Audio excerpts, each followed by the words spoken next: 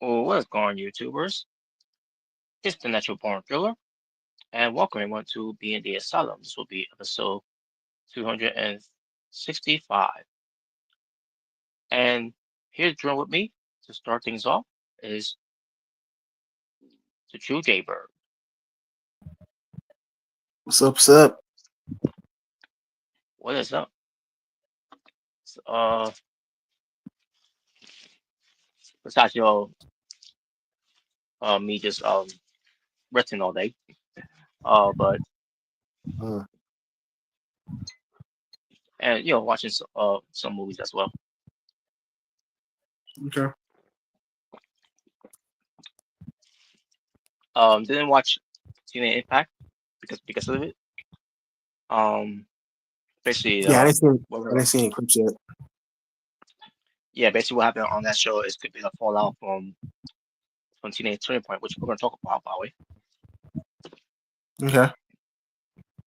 But yeah, folks, we got some discussions to talk about as well. We're also going to talk about what comes to NXT Gold Rush of the first week because they're going to continue on with next week with the second week of Gold Rush, Mm-hmm. and also we'll talk about a little bit what happened on Dynamite. Not all of it. The 3 hour great show that they claimed that was.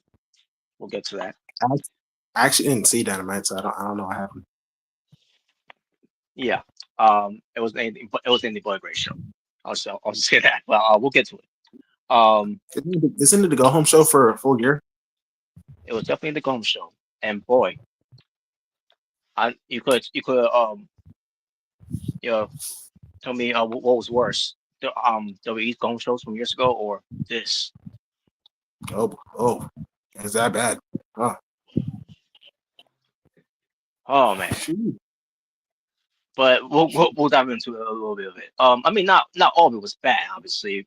I'll point out something. Surprisingly, I'm gonna point out something that was positive of the show, but we'll get to that.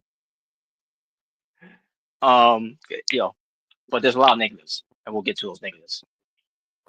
Uh, So yeah, and then we'll do some, we'll talk about some other things, and we'll do some fun topics. You know, now I don't know if Make a Red will be available. I sent the link out. Um, if he's not, I was like, you know what, let's get this out of the way because we got full gears coming up because we're gonna do a preview for uh full gear or based on how the show with the stipulations going on, you might as well just call it full extreme gear or whoever when it comes to the stipulations that they add on the show. We'll dive into that as well when we get to it. all right. So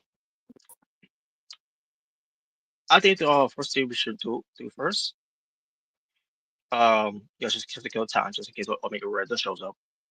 Um, maybe first check something out for you first before I do anything. Just make sure everything's all good. All right. Okay.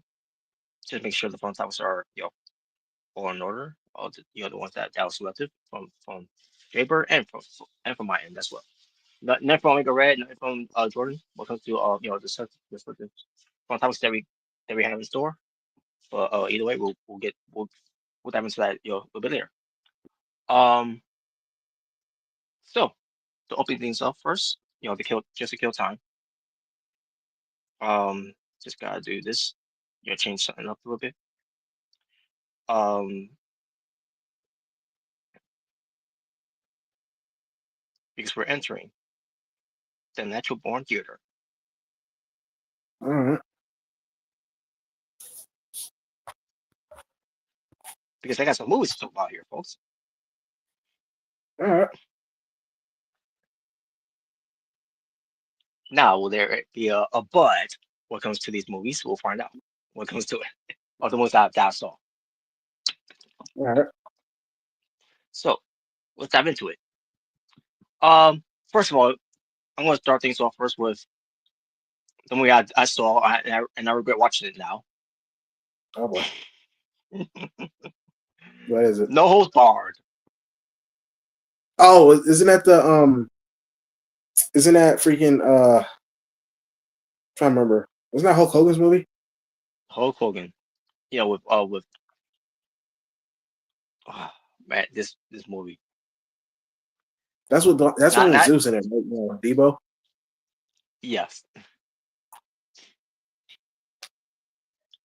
Okay. Oh my God. Where do I start? Well, first off, the whole the infamous line in that movie. You know, what's that smell? Yeah. Oh yeah. Dookie. Dookie. Now that was supposed to be funny. That's supposed to be the punchline of the whole movie. You know, Hogan saying what's that smell because this is obviously he smelled something that's very stinky. Mm-hmm. And the crim and this guy, who was basically how it started, how this whole thing started, how we got to that point of that scene. So Hulk Hogan was played by this guy named Rip. Mm-hmm. That's his character named Rip. I don't remember if he has the last name when it comes to him being Rip. And he's got this whole hand gesture that he does the Rip thing instead of doing the cop in the ear because this is not Hulk Hogan. This even though they had Jesse the Bob Ventura and Mean Gene Okerlund and Howard Finkel, and they talk about him him as being Rip, that he's in the WWF World Wrestling Federation, Mm-hmm. and you got this corporate guy, with his stooges. Um, but he has two stooges. By the way, when it comes to Pat, um, Pat Patterson and Jerry Briscoe. but no, um, none, they're not from wrestling. I really don't know what they were from. To be honest with you, and I don't think I care to be honest with you. But Yeah, he did. so we get to a part, Hulk Hogan's meeting this guy, and his two stooges are there to basically sign with him that he wants him because he's a big name, he's you know a draw. Mm-hmm. They want someone like a Rip. So he refused, even though he's offering more money than he's earning right now with WWF, but he still turned him down. He's still he's loyal to WWF, and the boss man keep pushing him, and try to bully his way from the sign with him, whatever. Rip couldn't take it anymore, you know, and then he got away from him. Then he had his goons go after him. So he had so, 'cause, he was in a limbo. Just to go to the place in the first to that place that building in the first place, and then he left with Mm-hmm. that same limbo with one of his goons driving, and obviously his boss is telling him to I don't know, take him somewhere to convince him otherwise. I don't know, something like that. So that's what happened. Um, he knows what's going on. Rip Hulk Hogan's character, and then he starts finding they get to some warehouse, wherever. I can't remember if it was warehouse or like some type of um I don't know. Anyways, he started beating them up, and they got to that goon that was driving him, you know, and he was ripping the. I think he ripped the car door open, whatever. And I All guess right. this whole time I guess this whole time this goon was it was scared shitless, which we get to the point where he grabs him and he picks him up, hoists him up, you know. Then the smell of what's that smell? Then he says Dookie. Yes, because Dookie. when someone shits their pants, the first thing they'll say is Dookie. Yeah, that's realistic, bro. Yeah, that happens.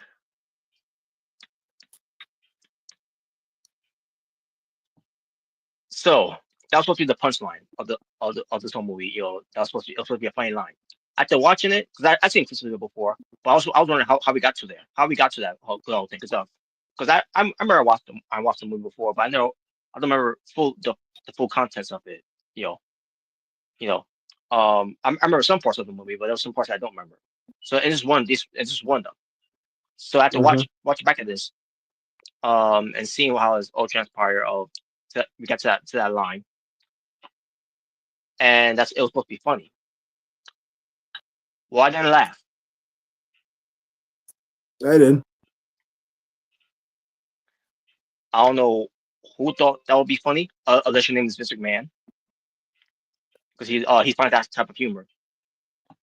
Because again, this is not um no ordinary film that was being produced and all that and everything, because this was a film when it comes to WWE, or at that time WWF Studios, WWF Films, whatever you want to prefer at the time, and Vince McMahon obviously had a hand in it. Mm-hmm. And then seeing the rest of the movie, yeah, this movie was shit. You mean it was? You And mean it no, was Dookie? not using, not Dookie. I mean like shit. It was fucking shit. It was Dookie. My God, this was terrible. And the fight scenes were terrible. And the whole hold on, all these brawlers were going oh, every time, like every 5 seconds, they do, like, no one does that, in wrestling. Was he trying to be the Incredible Hulk? Like,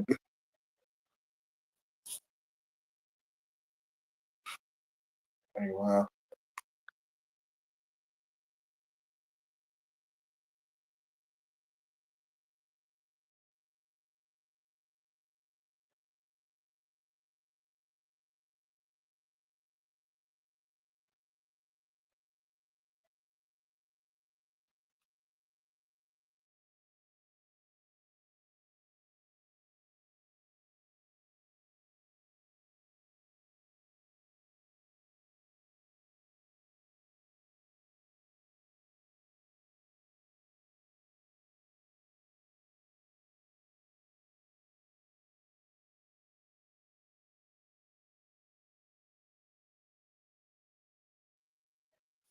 Oh, what's that representing that went off?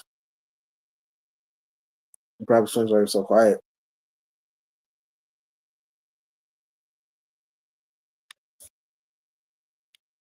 But yeah, I've seen that part. That's a infamous part of that movie. Dick. Yeah, I'm gonna look at that scene because I kind of forgot. I look, forgot about that movie.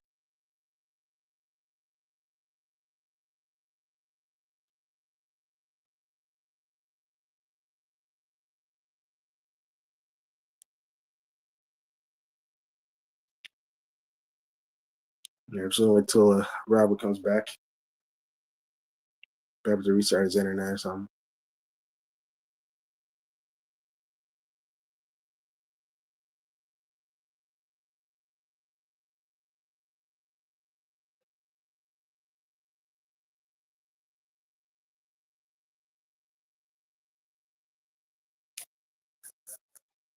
Yeah, I gotta look at that because I forgot how it happens. I just remember what Hogan said. Dookie.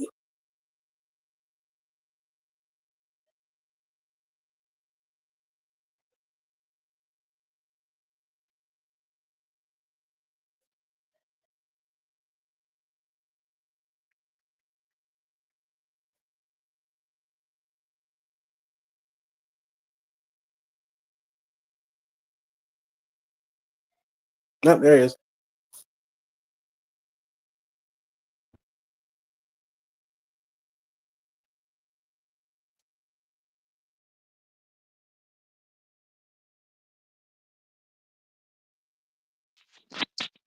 All right, can you hear me? Yeah, you know. But You know. am I Yeah, I having guess technical difficulties? you sound good now. Okay.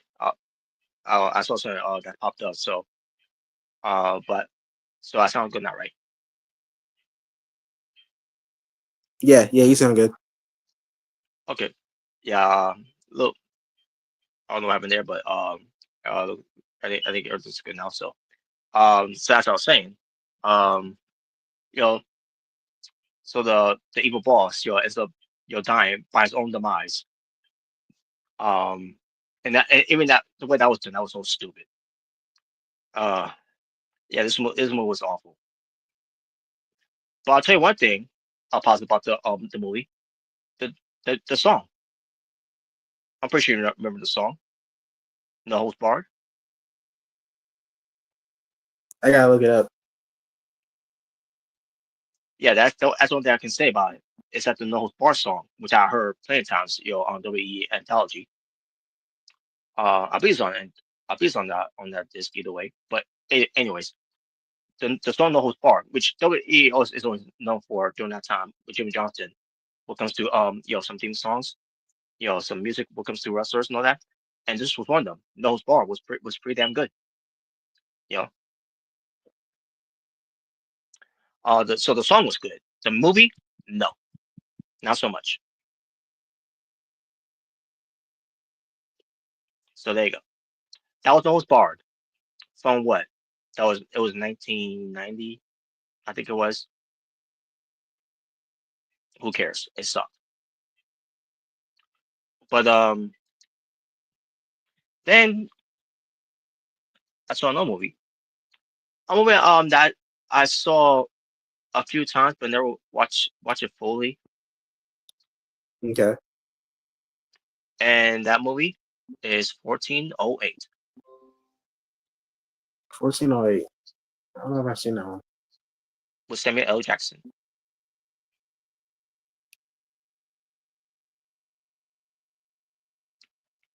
And basically, it's supposed to be a horror movie in a way.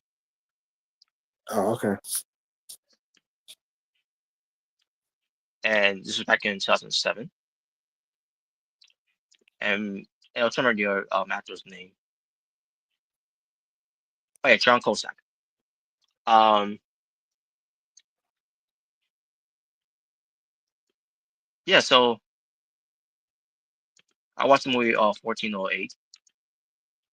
And I was wondering what is what's so special about this movie? Because so 1408, which by the way, it was it's one of you know Stephen King's book. And after watching it, I'm like, all right, I enjoyed this movie. This movie was okay, was very good.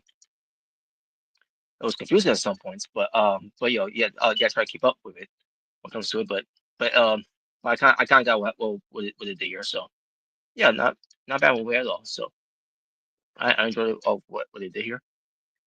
Um, and if you ask me if I will watch it again, not really. Unless I have an interest of what oh watching it. Sometimes if guys in case I feel bored, whatever. I don't know. We shall see. Um, but yeah, not any brown grading when it comes to it, but yeah, I thought it was alright for what it was.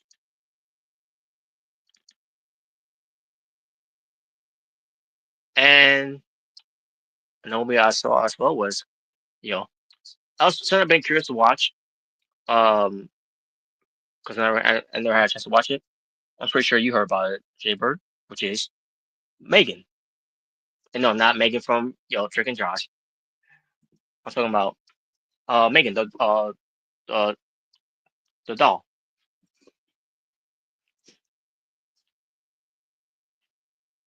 So so I watched Megan, And Megan was basically started off at first as a horror movie.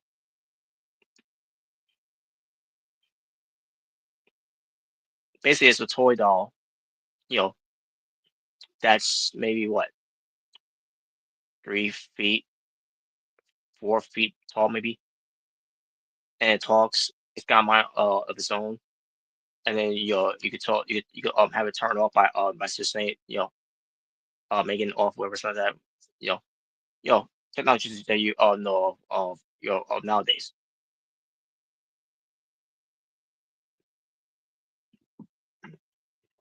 So yeah, so Megan, oh sorry about the horror movie because they made part 2 of it, which I'll tell more than two. I did watch that too. And my first thoughts about Megan, basically what they try to do here is to make their female Terminator. excuse me, sorry. Not really. I was going with that. I didn't think of that actually. Um, it was it basically they're trying to now here's the thing.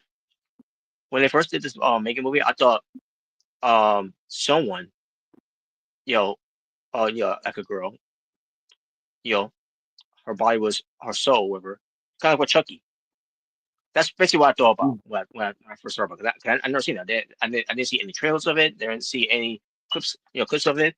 Or all I see is or should I say, or I just heard about people is you know people talking about Megan and I see posters and bit over and I noticed that they had part 2. Like, oh, is it part 2? So so probably must be a very good movie. That they made part 2. So let me check this out.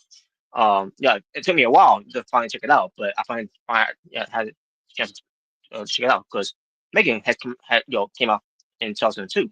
I mean, I said 2022. I meant to say. Sorry. Um, so it came out during that time. Megan, and they made part 2 of it, which I'll get into Megan. that a little bit as well.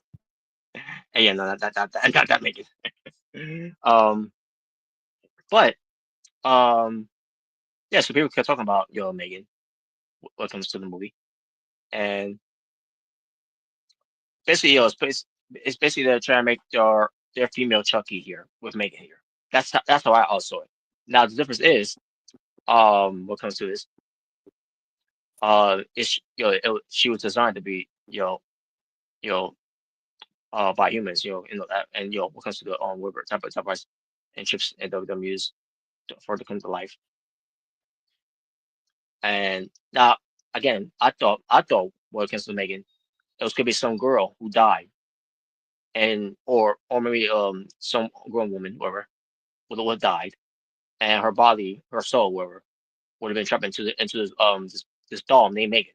That's what I thought. That was gonna be the case, because the opening of this movie here for Megan is the parents and this little girl.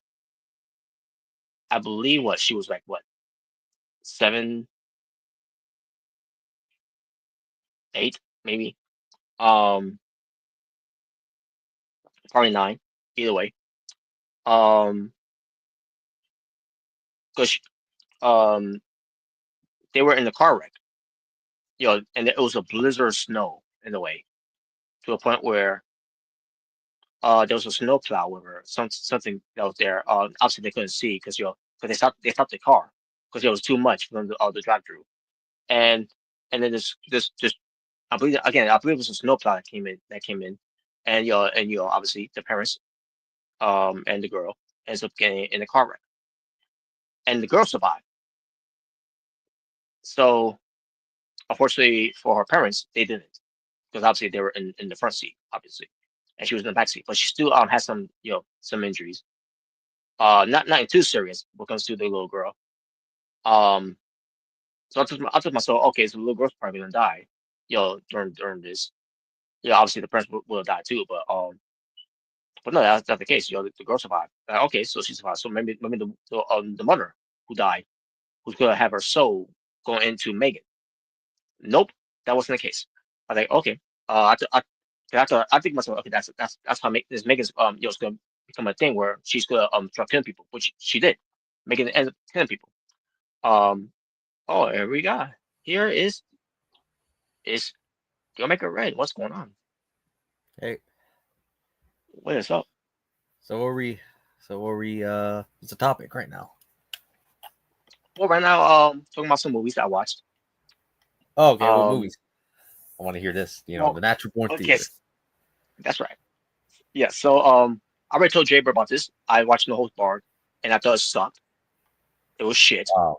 What movie was that again? with Hulk Hogan. The one that this man made. Oh, yeah. Well, yeah, that one was garbage. Yeah. Yes, it was shit, not Dookie. No. It was Dookie. Oh man. So yeah, that's one movie I saw, and I regret watching it. Yeah, the entire thing sucked. It sucked. Um, and then I watched 1408. I If you don't see, believe I've ever watched that one either. it's Samuel L. Jackson and um, what was his name? I can't remember his name again. I know it was John. John Cena? No. Okay, Cusack. John Cusack. Um, and that movie was good. I thought that was good. And no, not gonna Oh, not gonna hear any but from it. I thought it was good. okay. Cool. So yeah. Uh, So now what movie yeah, are you watching? Are you talking and about? and another movie I'll talk about here is Megan. And no, not Megan Megan from not Megan from Drake and Josh. or Megan Fox? Wow. Um, But yeah, I know Megan. Yeah, I've seen that movie. I've seen it. yeah, yeah. Basically, I was explaining how Megan ends up being this whole thing, right? I thought it was gonna be like with Chucky, with Child's Play, It where was a little. It's a little different.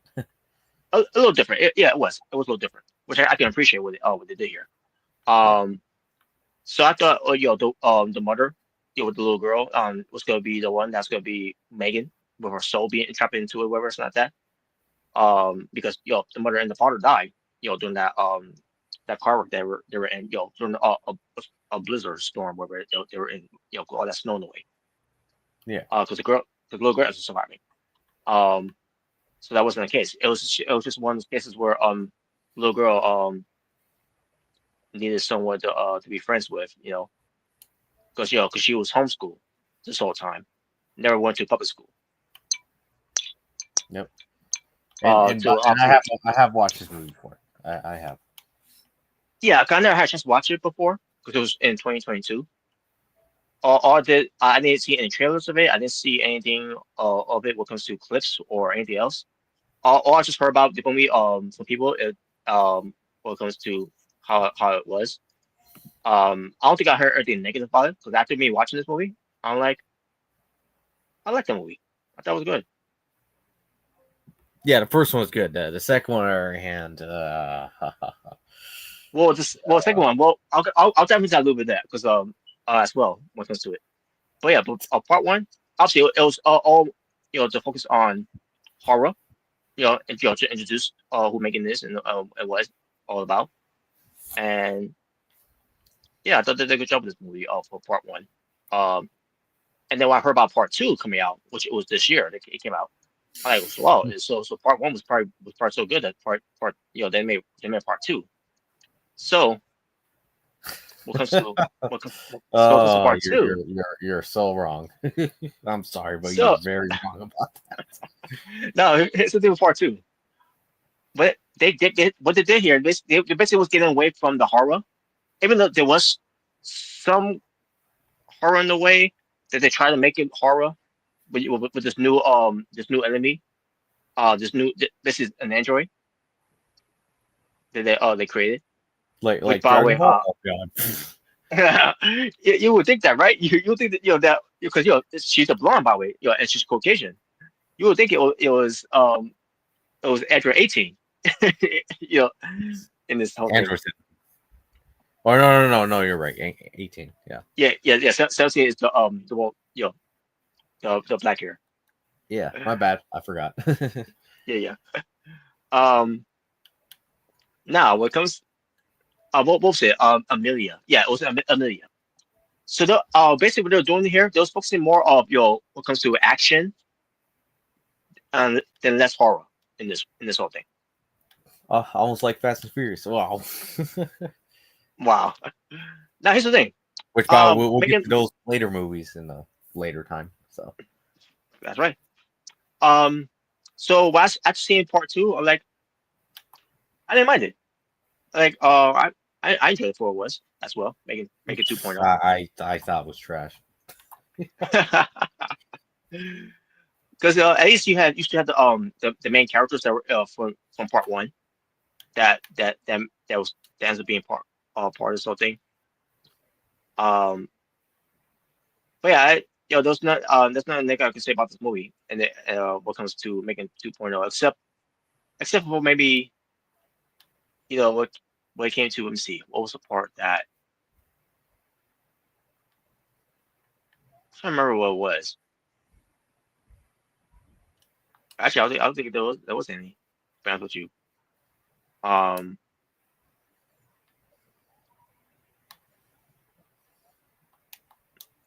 guess the whole thing with making singing. Oh God. I get that she kept on singing and all and everything. Like, okay, like what was it going to turn to musical now? maybe make it 3.0 could be because focus on musicals now. When it comes to it, like they do No. with Joker 2. Now obviously that make it did that too, by the way, in part one. But it was more so singing to the little girl who recently had a tragedy in her life. So you can understand that. I didn't understand why she was singing to her aunt. He was just that she was freaking out in the way and try to leave the room, but Megan kept have her stay there. So yeah, by this way, they look at I guess they're gonna try to make a part three. Making 3.0 based on a cliffhanger they did from, at the end. I don't know. I don't know if that's what they're doing or not, but I don't know. We shall see. But yeah, So despite how Omega Red felt about the movie, what came to 2.0. What did you like about the movie? What came to it? What Well, what can you what say about 2.0? this? What can you say about that? Was it like NXT? Was it like NXT 2.0? Well, I mean, it felt like they just PG the whole movie, so that's pretty much all I got to say. You know what?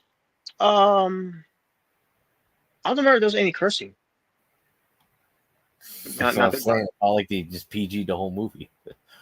I remember there's some profanities from part one, and there was a lot of blood, obviously, and obviously this has some blood too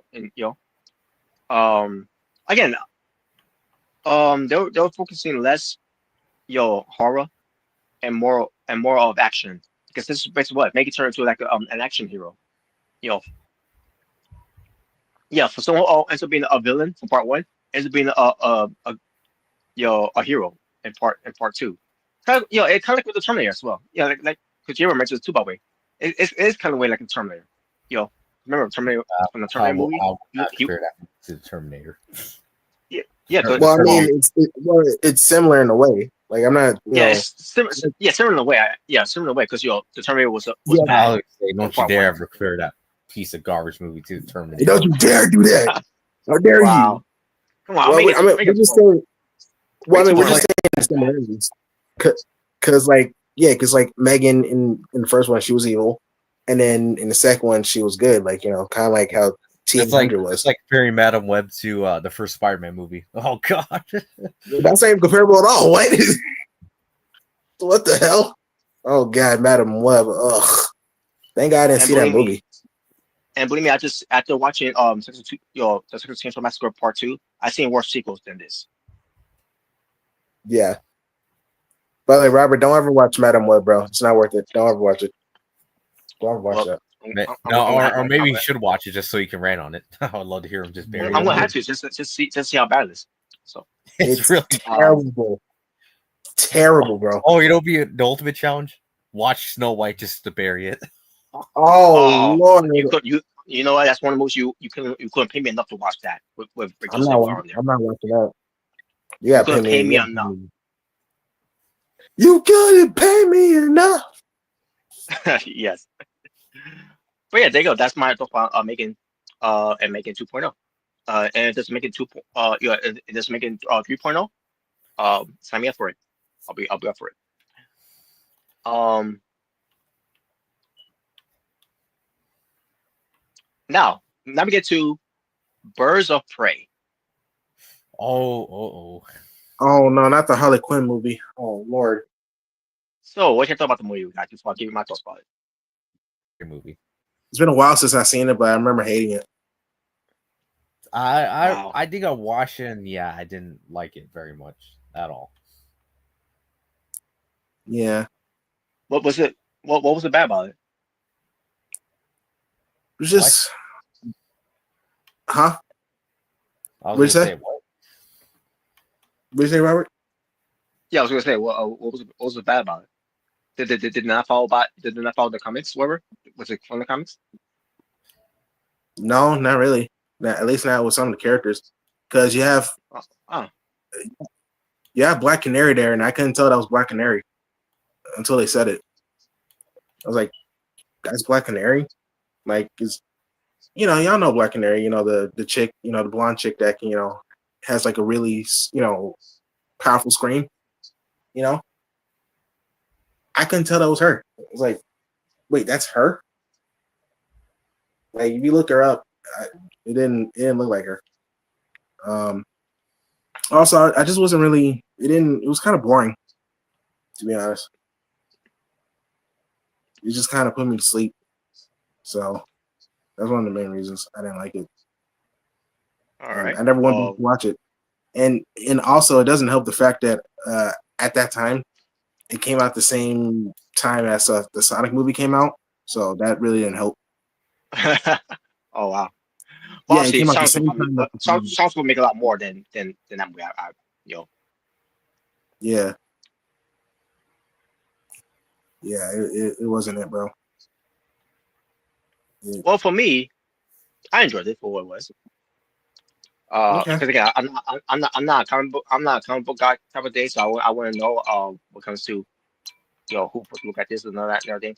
Um, all I do is just watch shows and all that what comes to it, and I get it. I get people what comes to it. If you don't do it right, then don't do it at all. Like for example, Fantastic Four, or what comes to Lord. Galactus from what comes to Oh, Galactus, which is that too. just a sky. Yeah, that too. That that would I guess understand because that's not that's not Galactus. What you fucking doing?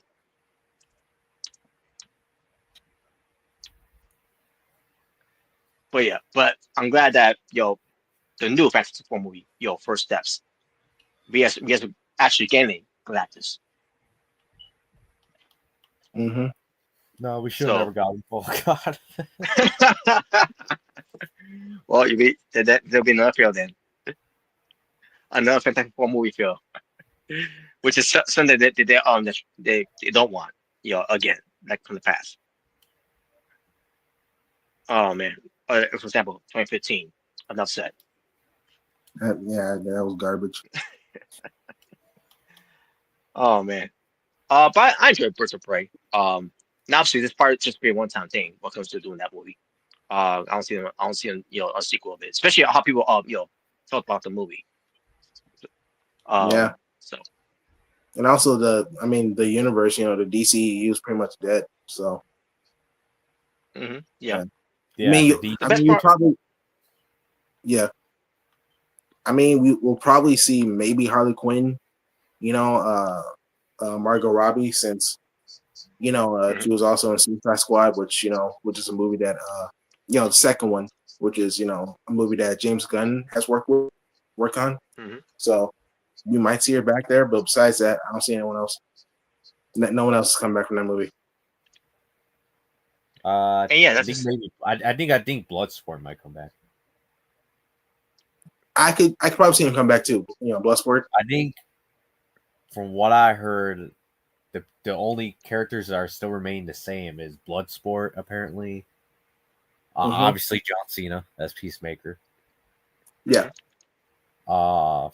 And I believe, surprisingly, the guy who played Blue Beetle in that one in the Blue Beetle movie. Yeah, apparently. The guy from Cobra Kai. Yeah. Yeah, and then I forgot who else. That might have been it, but I forgot who else was remaining.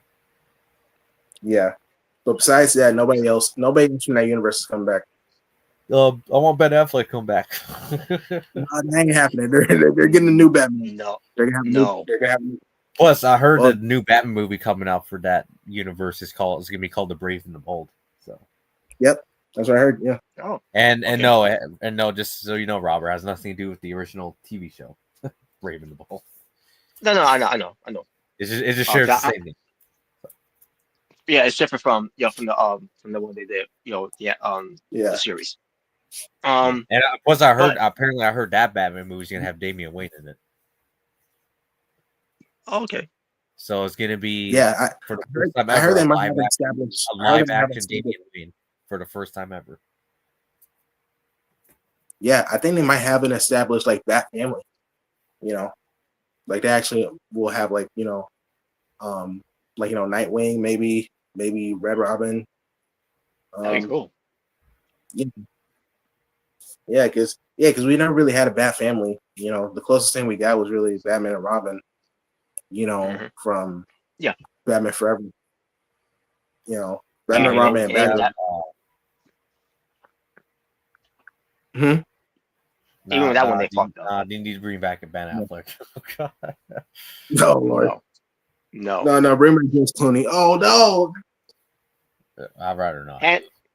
Hans Zimmer was on something with that. Ben Affleck is nowhere near the Batman that Christian Bale was. Do you bleed? You will. Come on, you didn't like that? You didn't like the scene with Ben Affleck as Batman was beating up all those guys? You didn't like it? I mean, it was cool. It was all right, but it don't compare to Christian Bale. Come on, Christian Bale was more ass kicker. Yeah, he was. Did Christian Bale ever shoot a machine gun to a guy flamethrower? Think of it like that. You don't kill people. Yeah. Well, come on, Christian Bale ever take on Superman? Wow. I mean, he lost the Bane for crying out loud. Wow. And then he has no game back in him. There you go.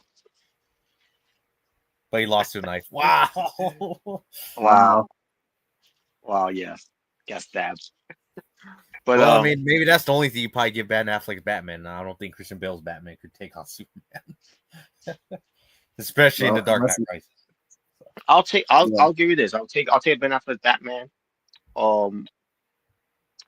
At over that George Clooney. Even though he didn't play that bad as a Batman, but as Bruce Wayne, he was trying to be that guy that was Batman, and it just didn't work. That's why Superman works alone.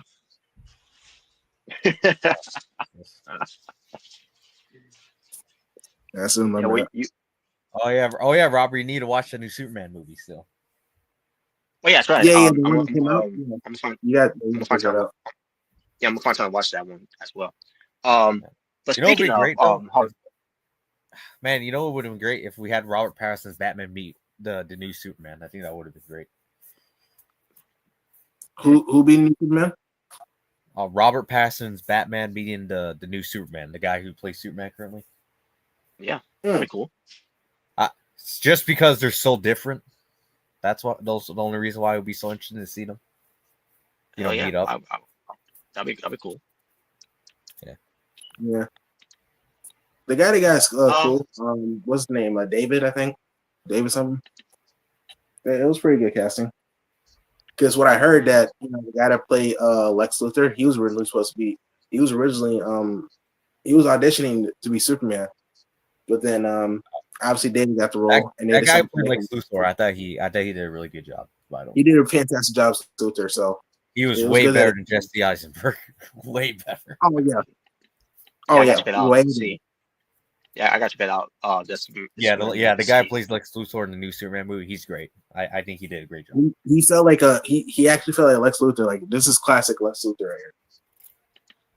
Yeah, it's like a mix. It's kind of like the old DC the DC shows Lex Luthor. You know, the anime shows. Yeah, anime shows It's like that Lex Luthor got brought to life, pretty much. That's what I kind of felt about his Lex Luthor. Yeah. All right, I could relate to that. Yeah, you know, from Superman anime series, Justice League Unlimited. Yeah, that version of Lex Luthor. Hell yeah. Yeah. Which in my opinion is the best Lex Luthor, you know, ever in terms of just any, you know, DC media, in my opinion. So. Hell yeah. But I was gonna say before Quinn was movie Birds of Prey because it's about the news that her and Joker broke up. The best part I could say about that movie is that at least we didn't see the yellow Joker with the tattoo Jared Leto, yeah. There's part of me feels like they just pretend he doesn't exist in the movie. Yeah, pretty much. Yeah, they can mention the name, but all of that they basically want to not acknowledge it that much because they knew that they fucked up. Yeah, he's fucking terrible. He was terrible. And then again, I mean, it's Jared Leto. Jared Leto's just trash, anyways. I don't get the appeal. But I'll tell you one thing. What? The Suicide Squad movie. I did see that one. The 2016 one? Yep. Okay. What's your thoughts on it? You talking about 2016 or 2021? Yeah. I mean, 2021, man. I think. Okay. You saw it? Yes. Yeah. John Cena. Because after seeing the first one from 2016, I thought it was alright. Then I didn't think anything that's anything of it. Then the garbage Joker, that they chose.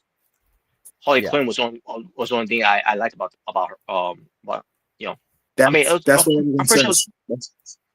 pretty sure there's some other people I enjoy too. Will Smith, El Diablo, I like. You know the Will Smith, the fire guy, El Diablo. I liked him. I liked him too. Right. Will Smith, being in that film, didn't really convince me. He was playing that role. Because he always sounds the same in the movies. Yeah, it just felt like Will Smith cosplaying as Deadshot to me. He didn't feel like Deadshot. He's kind of like The Rock to a certain degree, where The Rock just plays the same character. Mm-hmm. Yeah, most of the time now. I didn't like what they did with Killer Croc. I didn't like what they did with him. I can't remember what it is. How he came out. He just looked like a regular guy, just with the crocodile skin. Like because usually like Killer Croc's like big, huge, but did Killer Croc look like even? Did he even? All I'm gonna say is this. Yeah, I can see why Ben Affleck's Batman kicked his ass so easily. He did not. Yeah.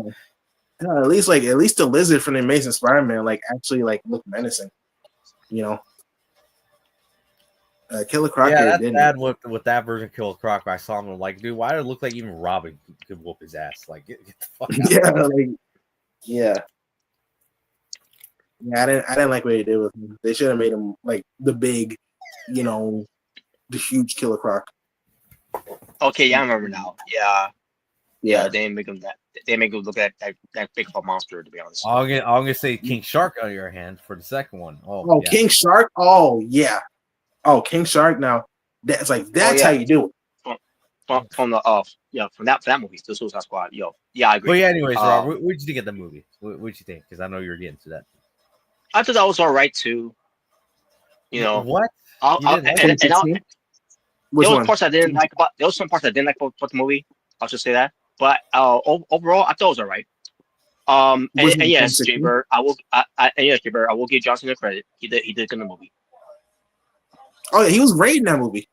Yeah, he was great. He convinced me. How much of a villain he was. Yeah. So now, Rob, are you actually going to give Peacemaker a watch now? because you like John Cena's I am. performance. You gotta watch. Yeah, I am. You gotta watch it, Yeah, I bro. am. It's so good. It's You gotta watch it. I want to do just like I want to do with the Penguin from from the Batman. I still gotta check it out. I haven't seen the Penguin yet. Yeah, Colin Farrell's Penguin. He's great. By the way, he He did a is great really good. Yeah, bro. He looks so different when he's the Penguin, bro. Like he looks so unrecognizable. Yeah. But yeah, John So Cena, yeah, he did a great job too as Peacemaker. Definitely. Yeah. so I did. It's some parts I didn't enjoy about the Suicide Squad movie. I'll say this. It was it was a lot better than part one. I'll say that. Oh yeah. Big facts. I like Bloodsport in that movie too. I thought he was pretty good. Bloodsport was great. He was great. Then I again, actually did. the actor who plays him is great too. He's Yeah, just he great is. overall. Yes, he is. That's why Yeah. you act that way, Will Smith. Yeah. Yeah, that's basically what it was. That's basically what he was. He's basically what Will Smith was supposed to be. That's basically what it was. Mm-hmm. But at least we'll give Will Smith this. At least he didn't try to play politics on the movie like The Rock did with Black Adam. Yeah. I know. Yeah. Yeah. That. I did like Polka Dot Man. With fun fact, he is an old Batman villain. Like, Yes, from like back in the day. So that was really cool that they actually, had him, they actually brought him to life. Mm-hmm. And, because obviously his powers is, polka dots. And they actually really did a good job with it. Mm-hmm. But then they kill him off. Yeah, I was kind of like, dang, man, I wanted to see it. I want to see more of What it. the hell? Yeah, I want to see more. Especially when he said, "I'm a superhero." He dies. And, the funny part was like, when Bloodsport's like, "Do you know who that is? It's your mom." Because he hates his mom because I mean that's the reason why he is what he is with the polka dots is because of his mom. That's right. Because she worked at Star Labs. Yeah. So. Yeah, that movie was so. All I can say is, Robert, aren't you glad they rebooted the DC universe for the movies? Aren't you just glad? So far, I'm enjoying it. Because they haven't been doing much justice of it, Yeah. No So point apparently, in, if you want to go in order with the current DC universe now, the new movies. Mm-hmm. So apparently, you have to watch Creature Commandos first. Then it's the Superman movie, and then it's Peacemaker. Season 2. Well, I guess season 1 technically be first, right? Wouldn't it? Well, yeah, it's right. Yeah, season 1 technically be first. Then Creature Commandos, then Superman, and then obviously Peacemaker season 2 will be after that. Now for Peacemaker, the series of it, Peacemaker's gonna have to, they need him to save the world. What? Basically what they did from Suicide Squad, cliffhanger there, comes to going into the series. They need him to save the world. Yeah, the end credit scene. Yeah. That was pretty much just setting up the series for season 1. Yeah. Because when I saw the part where Peacemaker was shot, I thought he was I was thinking, wait a minute, he can't die, because they made a series of him, like how he survived.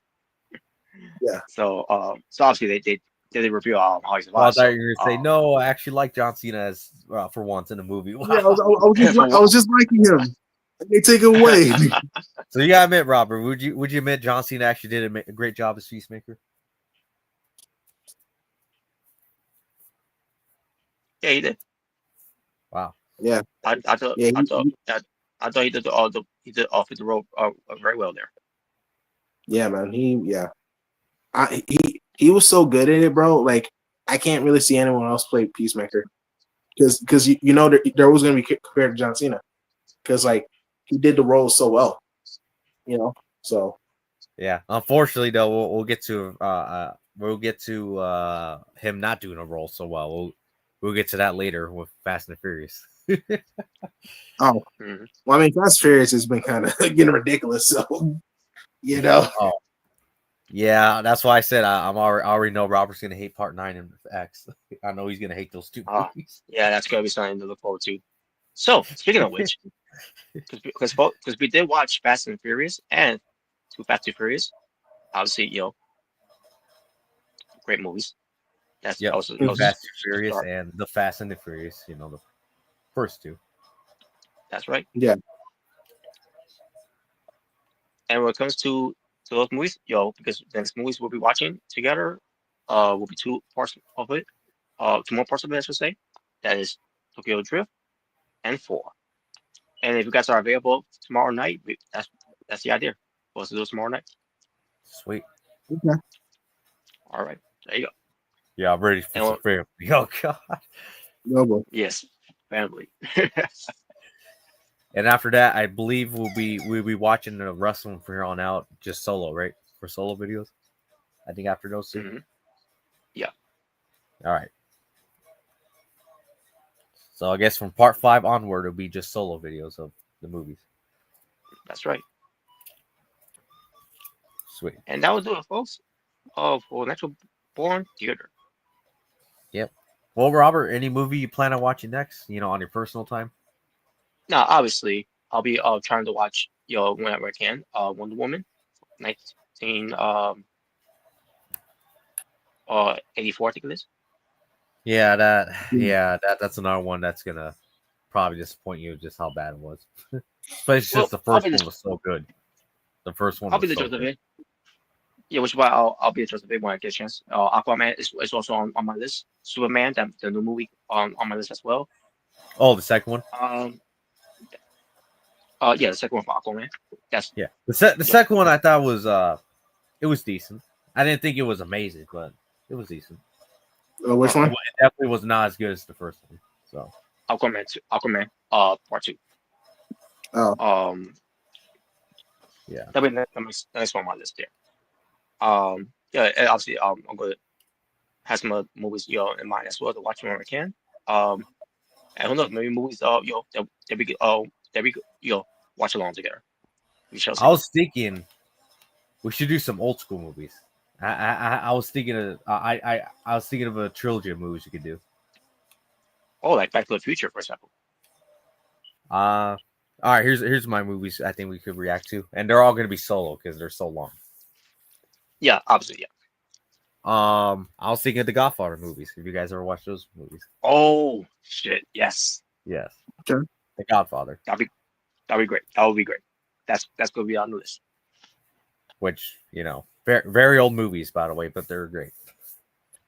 And just to let you guys know, I've seen clips. I've never seen the entirety of all three. You have never seen the Godfather? No. Only thing I saw during that time is when it comes to all those type of movies is Goodfellas, Scarface, maybe Casino if I did or not. I can't remember if I did or not, but Oh yeah, Goodfellas is really good. yeah. But I just never had time to watch all Godfather. I mean, I heard some great. Obviously, I heard great stuff. Again, I saw clips. Well, I mean, the first one is Godfather. considered one of the greatest movies of all time. So Yeah, think of it like that. yes, it is. Yes. I mean, especially when you got the legendary Marlon Brando and as far hard to cast. Yep. And I believe Al Pacino. I think that was one of his first movies too. So Yeah. Obviously, Al Pacino was involved too. Yeah. Also, Scarface. That's classic right there. Oh yeah, Yeah. that's another one we should react to. That's what gave us Razor Ramon in the first one. Say hello That's to right. my little friend. Chico. Yeah, that's one of the most iconic scenes there. Another Queen Loon. She loved me in the morning. Or since holidays is coming up, Home Alone. Yes. Oh, yeah. I agree because it was the holidays. Edition as well. Or the Santa Claus movies. I don't know if you guys ever watched those movies, but yeah. Oh, yeah. Yeah. Oh, yeah. Yeah. You killed him. Christopher Reeve boy. Wow. Yeah, wow. All right. All right. I guess it's fun topics. Man, fuck your fun In fact, topics. Wow. let's get. Yeah, in fact, let's get that way right now. I'm going to start right now. Hurry up. Also, did you guys talk about any wrestling yet, or were you guys just talking about movies? Not yet. not yet.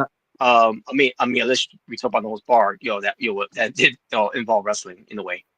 But Yeah. but what comes to wrestling, nowadays, we didn't get to that yet. Oh, But we will, but we will. Um, yeah. yeah. So it's the fun topics are away, and then once we're done with the fun topics, we'll get to some previews for Full Gear. Which I'll be live for. So Saturday night. hmm Okay. just need a team. No, not Saturday Night Collision. Just a Saturday night for Full Gear. Well, Now I don't know if I'll be available, but we'll see. If I will be. Um, Well, you don't want to watch it? but, Wow. uh, we'll see. We'll see. Because I got some things to do. In the middle of the day from there. But we'll see if because it's sort of starts at 8 o'clock. So, which by the way, because too much matches. Well, I don't know. We'll get. Well, I mean, I We'll could get put to it in the back burner. I might just put it in the back burner and be like, yeah, I could just watch on my own personal time. Fuck it. We'll get to how the matches as well. Yeah, we'll see how long the show is. Probably until like 12, either 12 in the morning or 11 o'clock at night. Oh Lord. Damn it, man! God dang it! Well, come on, you guys don't like staying up that late? Oh God. I don't want to stay up late, but holy shit, man! Like, You know what? This show should have 20 matches. Oh God. Oh Lord. in fact, because me staying up late, I'll skip until like until the sun rises.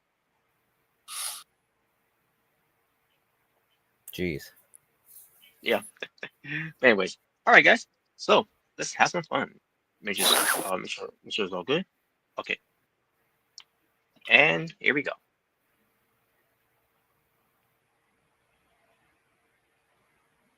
I don't see anything. Oh, there it is. No. There it is. Yeah, there you go. All right. So here we got Eddie Guerrero right here. Viva la raza. Yep. We got his WWE rivalries right here. Yeah, we got him, facing Edge. Got him, feuding with Big Show. Eddie feuding with Cena. Eddie feuding with Chavo. Eddie feuding with Brock. Eddie feuding with Kurt. JBL. And Rey Mysterio. So basically, this one, you can basically pick your top 3 favorite feuds of Eddie Guerrero from WWE. Top 3? Yeah, top 3. I'll go with the bottom 3. Kurt Angle, JBL, and Rey Mysterio. All right. Sam. For me, it'll be Eddie and Edge, Eddie and Angle, and Eddie and Ray. My honorable will be JBL. And there you go. No, this honorable? No. Yeah, everyone else sucked well. Chavo Girl sucked. Wow. Yeah. I pretty forgot him and Cena even feuded, to be honest. Yeah, they definitely did. It's pretty All good right, style. here we go. Next one. All right, here we got Dr. Octopus. I don't think. Yeah. Who cares? So basically, wow. What? yeah, who cares? Green Goblin's better. Wow. But yeah, for this one, you can basically whoop his ass. Wow. Wow. But yeah, everyone say that won't even be a fair fight. Okay. Yeah, it wouldn't be a fair fight. Man. So basically, what's your top 4 favorite versions of Doc Ock? Right here, basically. Okay. Let's see. I'll go with the Spider-Man the anime series, Dr. Octopus. I'll go with Spider-Man 2's Dr. Octopus, from the movie. Mm-hmm. I'll go Spectacular Spider-Man, Dr. Octopus. And finally,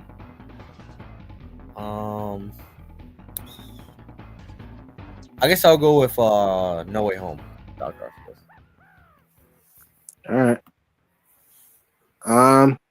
For me, I go with the animated series. Doc Ock from the 90s. I'll go with the Raimi Spider-Man 2 Doc Ock. I'll go with Doc Ock from Spider-Man PS4. And I'll go with Dr. Octopus from Spider-Man No Way Home. All right. Okay, for me, the first three from the top, and the last one from the bottom. My honorable will be from far from. I mean, not No Way Home. Well, No Way Home. Say yeah. All right. And my dishonorable will be this guy, with no hair, whatever. Like really. What kind of octopus is that? I think it's great. It is hated. Well. But anyways, next one. All right. So here we got all the cameos from the animated series Spider-Man from the 90s. Yay! We got the heroes. So basically for this one, you can pick like your top 3 favorite cameos from the anime series. Your top what? Top 3. Okay, top 3. All right. Okay. I'll go with Iron Man. I'll go Daredevil, and finally I'll go with the X-Men. Which same. There you go. for those who don't know, X-Men the animated series and Spider-Man the animated series, and in conclusion, X-Men 97 are all in the same universe. For those who don't know. Yeah. Mm-hmm. Which I'm surprised they haven't made a Spider-Man 98 yet, or Spider-Man 97 or anything like that. I'm really surprised. Yeah, they definitely should. They definitely should. Right? Or hell, make a season 3 to Spectacular Spider-Man. That would even be better. Yeah. That story hasn't ended yet. and I know the whole media finishes the story, but still. Finish the story. All right. For me, my album will be Fantastic Four. All right. For me, I'll go with Daredevil. I'll go with the X-Men. And I'll go with Punisher. All right. Which I did hear John Berthal's Punisher is going to be in Brand New Day. Yeah, he is. Spider-Man Brand New Day. Yeah. Mm-hmm. Yep. Fun fact, Punisher was actually. I can't wait to see him kick the shit out of Tom Holland's Spider-Man. Wow. He's going to beat the crap out of him, right? Oh, yeah, they're definitely going to fight. Yeah, Tom Holland's going to lose. Wow. You want to why? Because he's a bitch. He's done. So. Spider-Man super strong, so yeah, but it's Tom Holland we're talking about. His Spider-Man's a bitch. All right. Wow. Hello. Wow.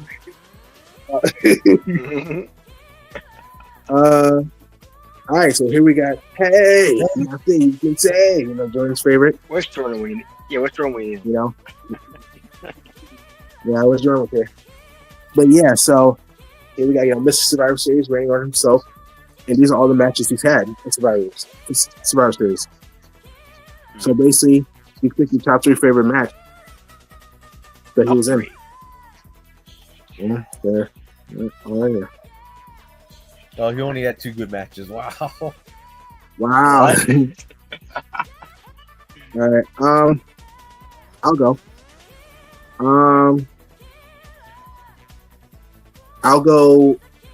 I'll go with him when he was in Team Austin. When he faced Team Austin. When he was part of Team Eric Bischoff. I'll go when he was in Team SmackDown in 2005. And I'll go when he was in Team SmackDown in 2016. So yeah. All right. Same here. All right. Robert. All right. For me, it will have to be 2003, 2004, 2005. And there you go. All right. Ooh. My Iron Bowl will be 2011. Especially I was there live. So, Oh yeah, you were there. Yeah. That was Were the you? Survivor Series. You know, the Never Before, Never Again. Yep. Wait, Robert, were you actually there in attendance? yeah, Yeah, he was there because there's a video. He has a video. and I was born there. Oh yeah, I do. Yeah, and I was born Oh, there. wow, we actually saw The Rock live in person. Holy shit.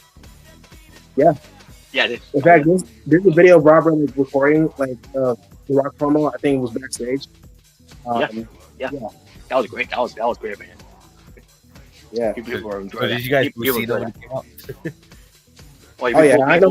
We blew the hell out of Eli.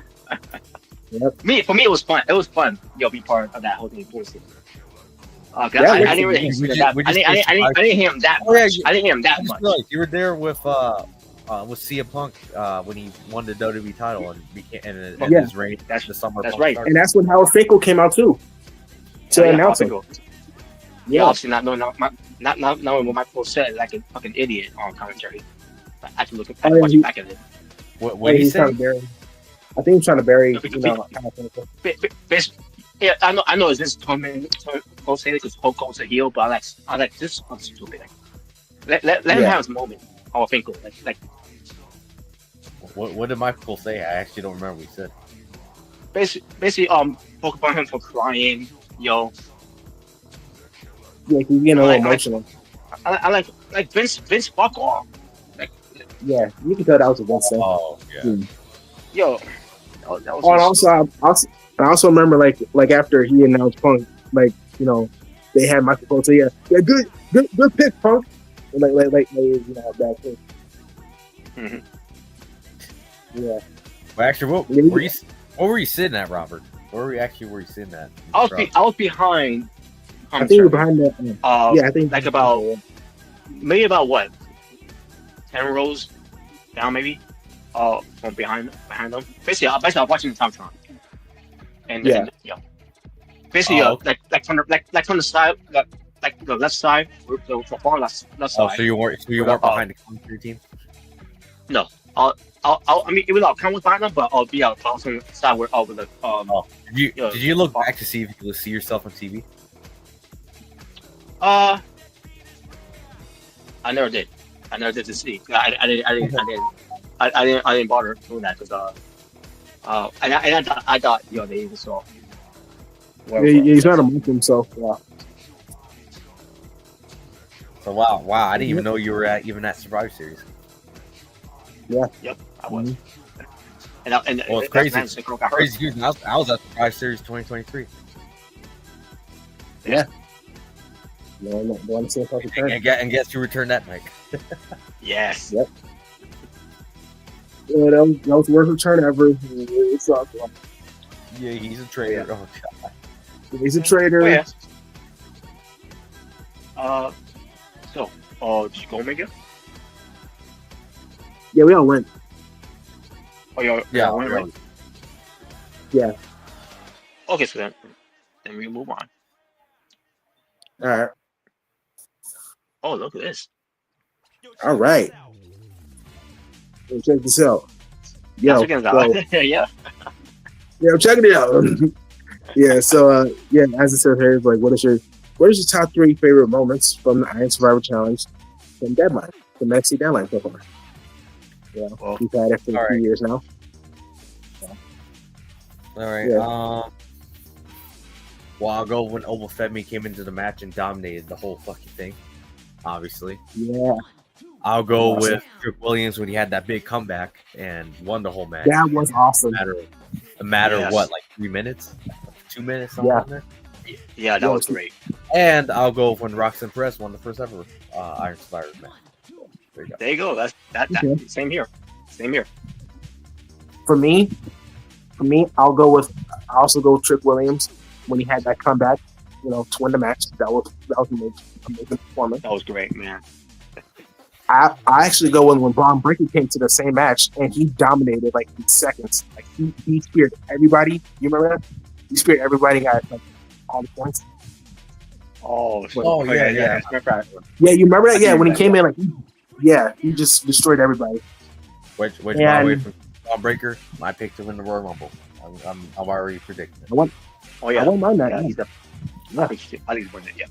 Yeah. Because I could see him I can see it being Braun Breaker for CM Punk at WrestleMania, and Punk drops the belt to Braun. Yeah, that'd be perfect. And one more thing, and Robert's gonna enjoy this. I'm gonna go with when Obafemi was attacking Ethan Page in the penalty box. Like, you remember that? Right. Like, yeah, he was trying to get away. He's like, "No, help me, no!" Robert, how would you feel if Ethan Page actually won that Iron Survivor Challenge? He would have been pissed. Well, that's more of Abraham than anything. You know, worse. Imagine Ethan Page gets in the match this year and he actually wins it. Oh boy, He probably would have to win it. Yeah, we'll see. Just piss me off. No boy. Ego. I wonder who's going to be in it. Because I heard apparently they're going to have John Cena announce who's going to be in it. Yeah, they're gonna have him. You know, John Cena's what we did Elimination Chamber. I'm gonna put myself in it. Oh no! Oh no! Wow! He's gonna bury it. He's gonna bury it.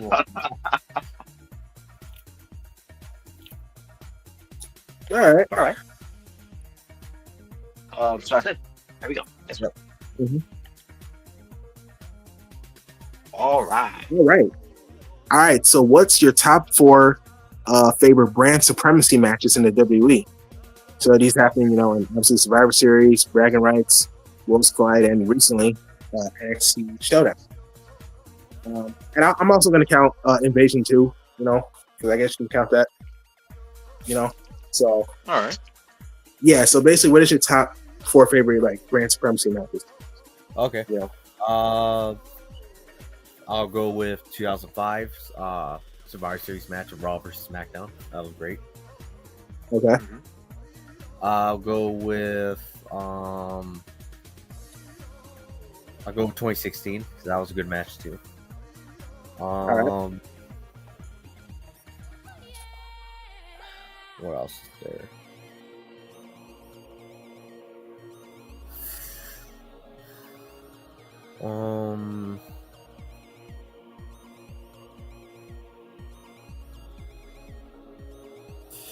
Let's see. I'll go 2006, the Survivor Series match. I'll go with that one. All right. And finally,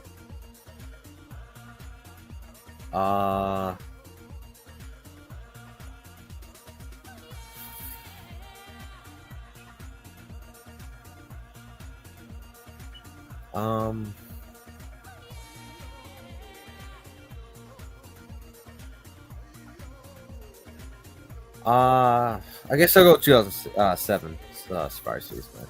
I guess I'll go that one. Okay.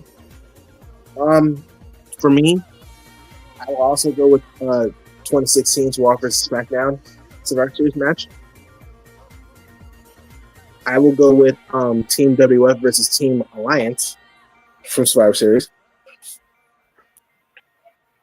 I'll go with Imperium versus Undisputed Era in Worlds Collide 2020.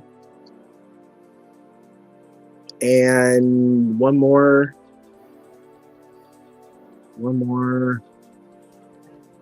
Oh,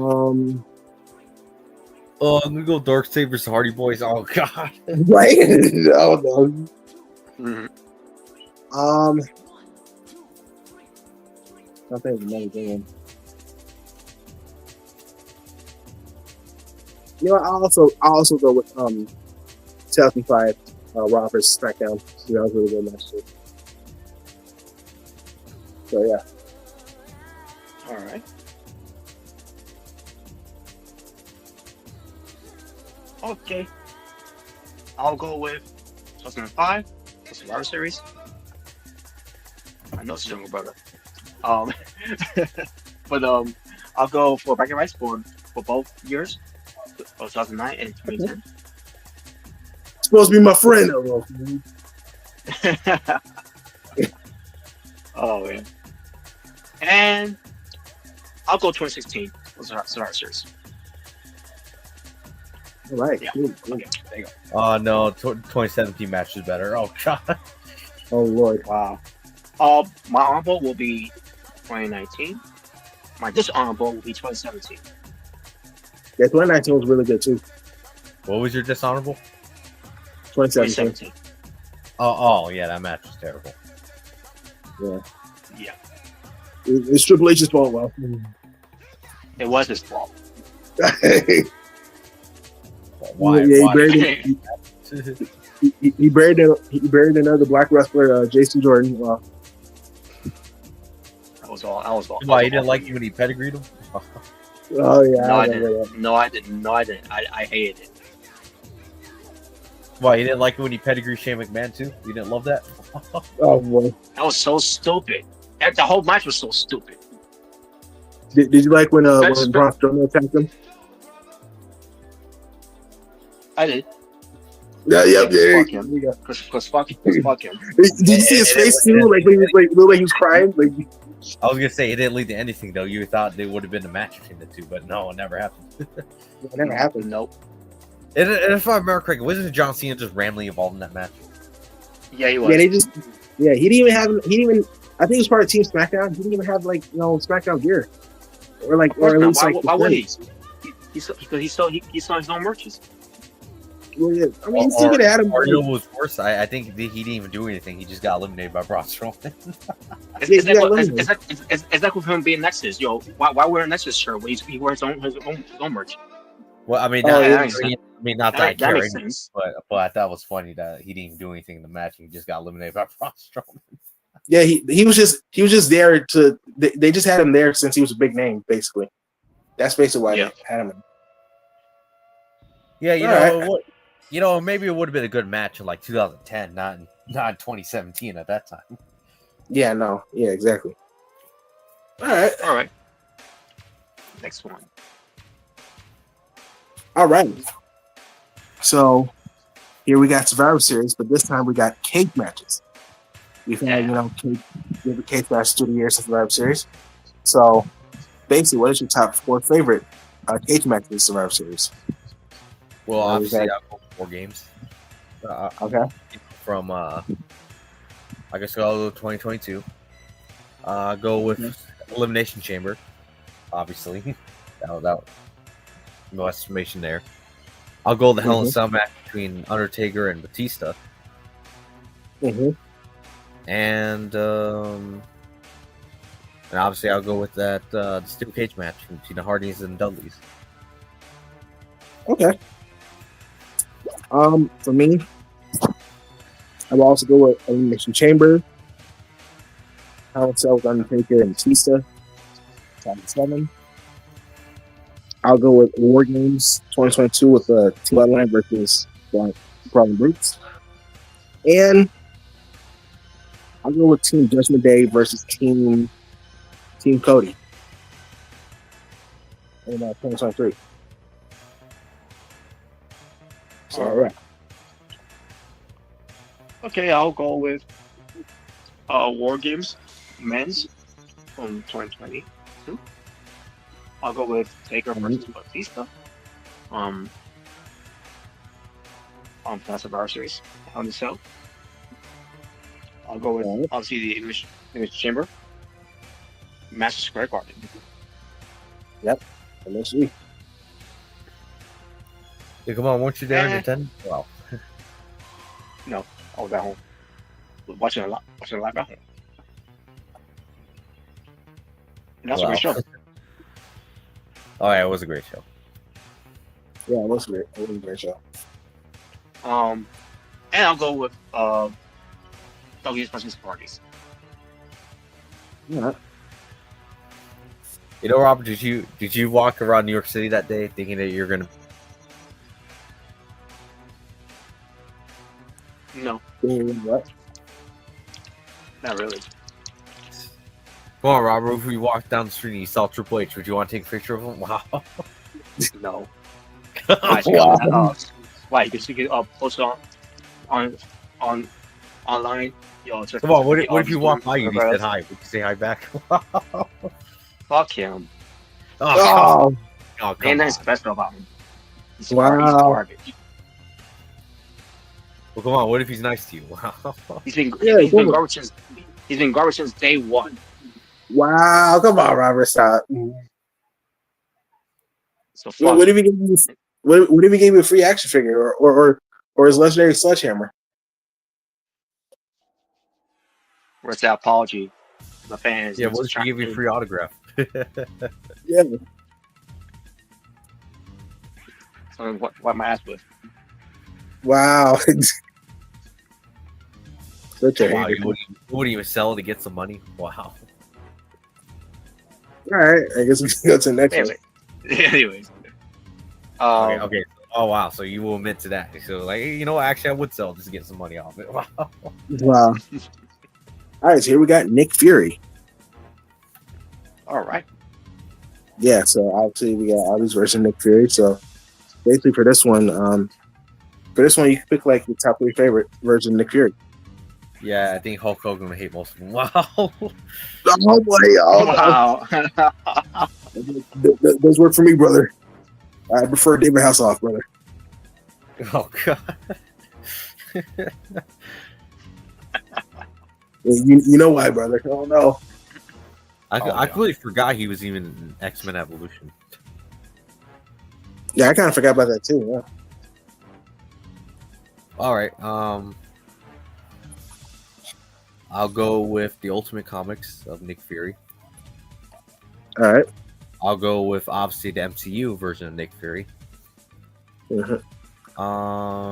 You said 4, right, or 3? 3. Okay. And I'll go with the Ultimate Avengers Nick Fury because I remember watching those movies when I was little. So. Yeah, I remember watching that too. Yeah.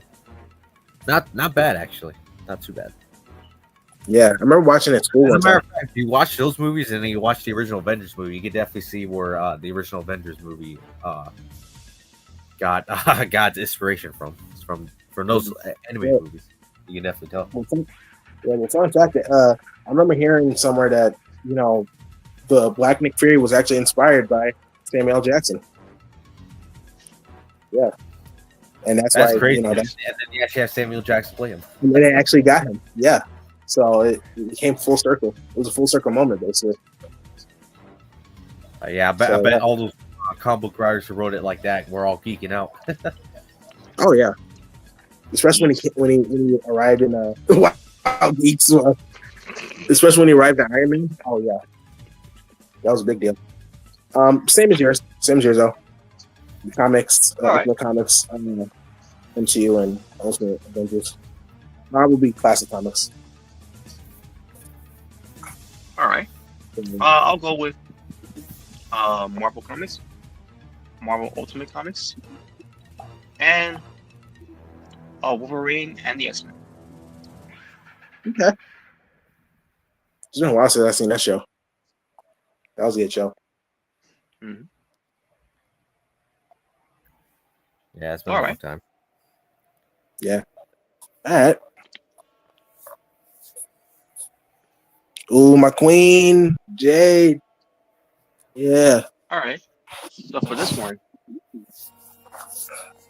these were Jay Cargill and Charles Flair confront each other 4 different times. So out of these 4, which 2 were more impactful? I'll go. You go. The first You go. interaction, obviously. Mm-hmm. The first ever interaction, obviously, was probably the most important one. And I guess I'll go with the recent one because obviously that's probably going to set up a match down the line, more than likely. I would assume so. So Yeah, same. Same. The first one and the last one. Yeah. All right. I did like when Jade had the Shago, from Kim Possible outfit. I thought it was pretty good. The second one. Yeah. All right, but seems really nice. That was the best part. Okay. Oh, I heard that that's guy even about. like. Oh wait, did you? I don't know if you guys seen it. You guys might have, but I shared the video of Tony Khan actually going on the Era Hawani show recently.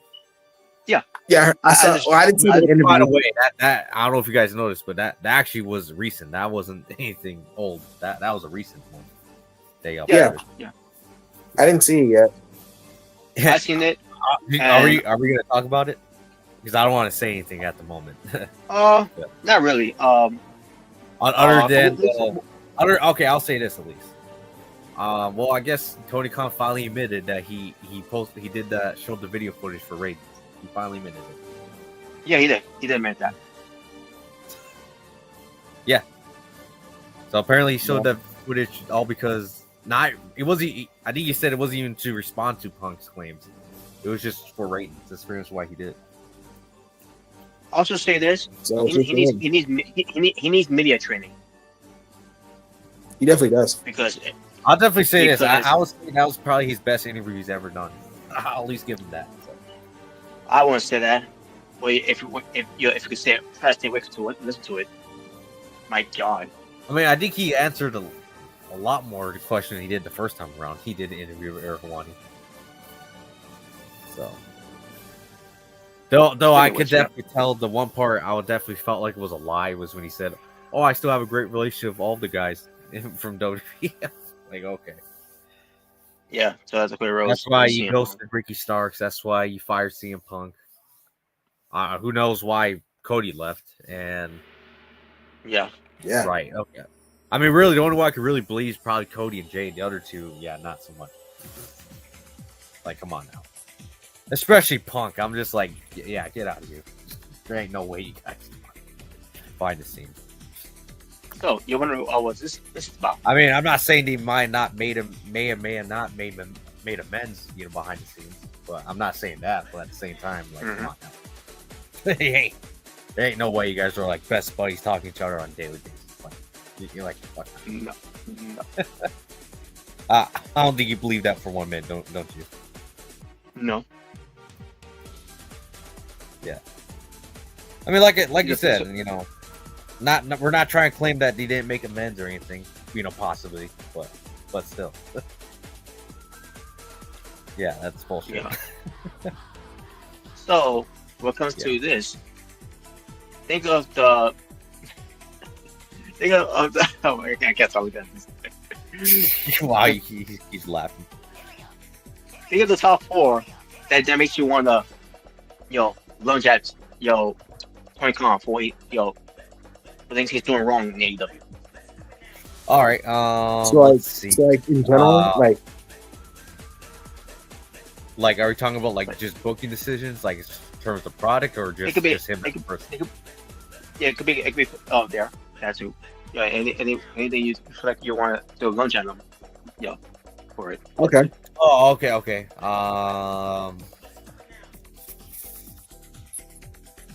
Okay, giving people who don't deserve TV time, like people who do not deserve it.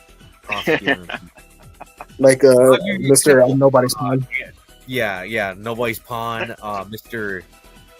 Think I'm stupid? Yeah, you think I'm stupid?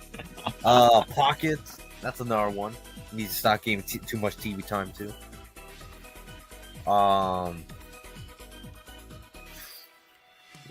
Who else? I mean, there's plenty of people, honestly. MXM Collection. He needs to stop giving those fucking guys TV time. When it comes to Collision. Well, I don't think anyone cares watching for his anyways. Yeah, I mean that's his own fault. Damage too much done already, but still. But for the people who possibly do and want it to be a better show, stop giving those guys TV time. There you go. End of story. Let's see what else. Oh yeah, give Ring of Honor an actual TV deal. Because I don't understand why you have TV titles when Ring of Honor is not even on TV. That makes no sense. Well, we'll get to more of that one. And finally,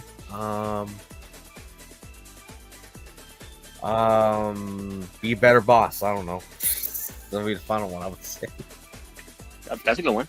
Yeah. Be the final boss. Well, I ain't telling him to beat Dwayne. I'm just saying. Look at you now.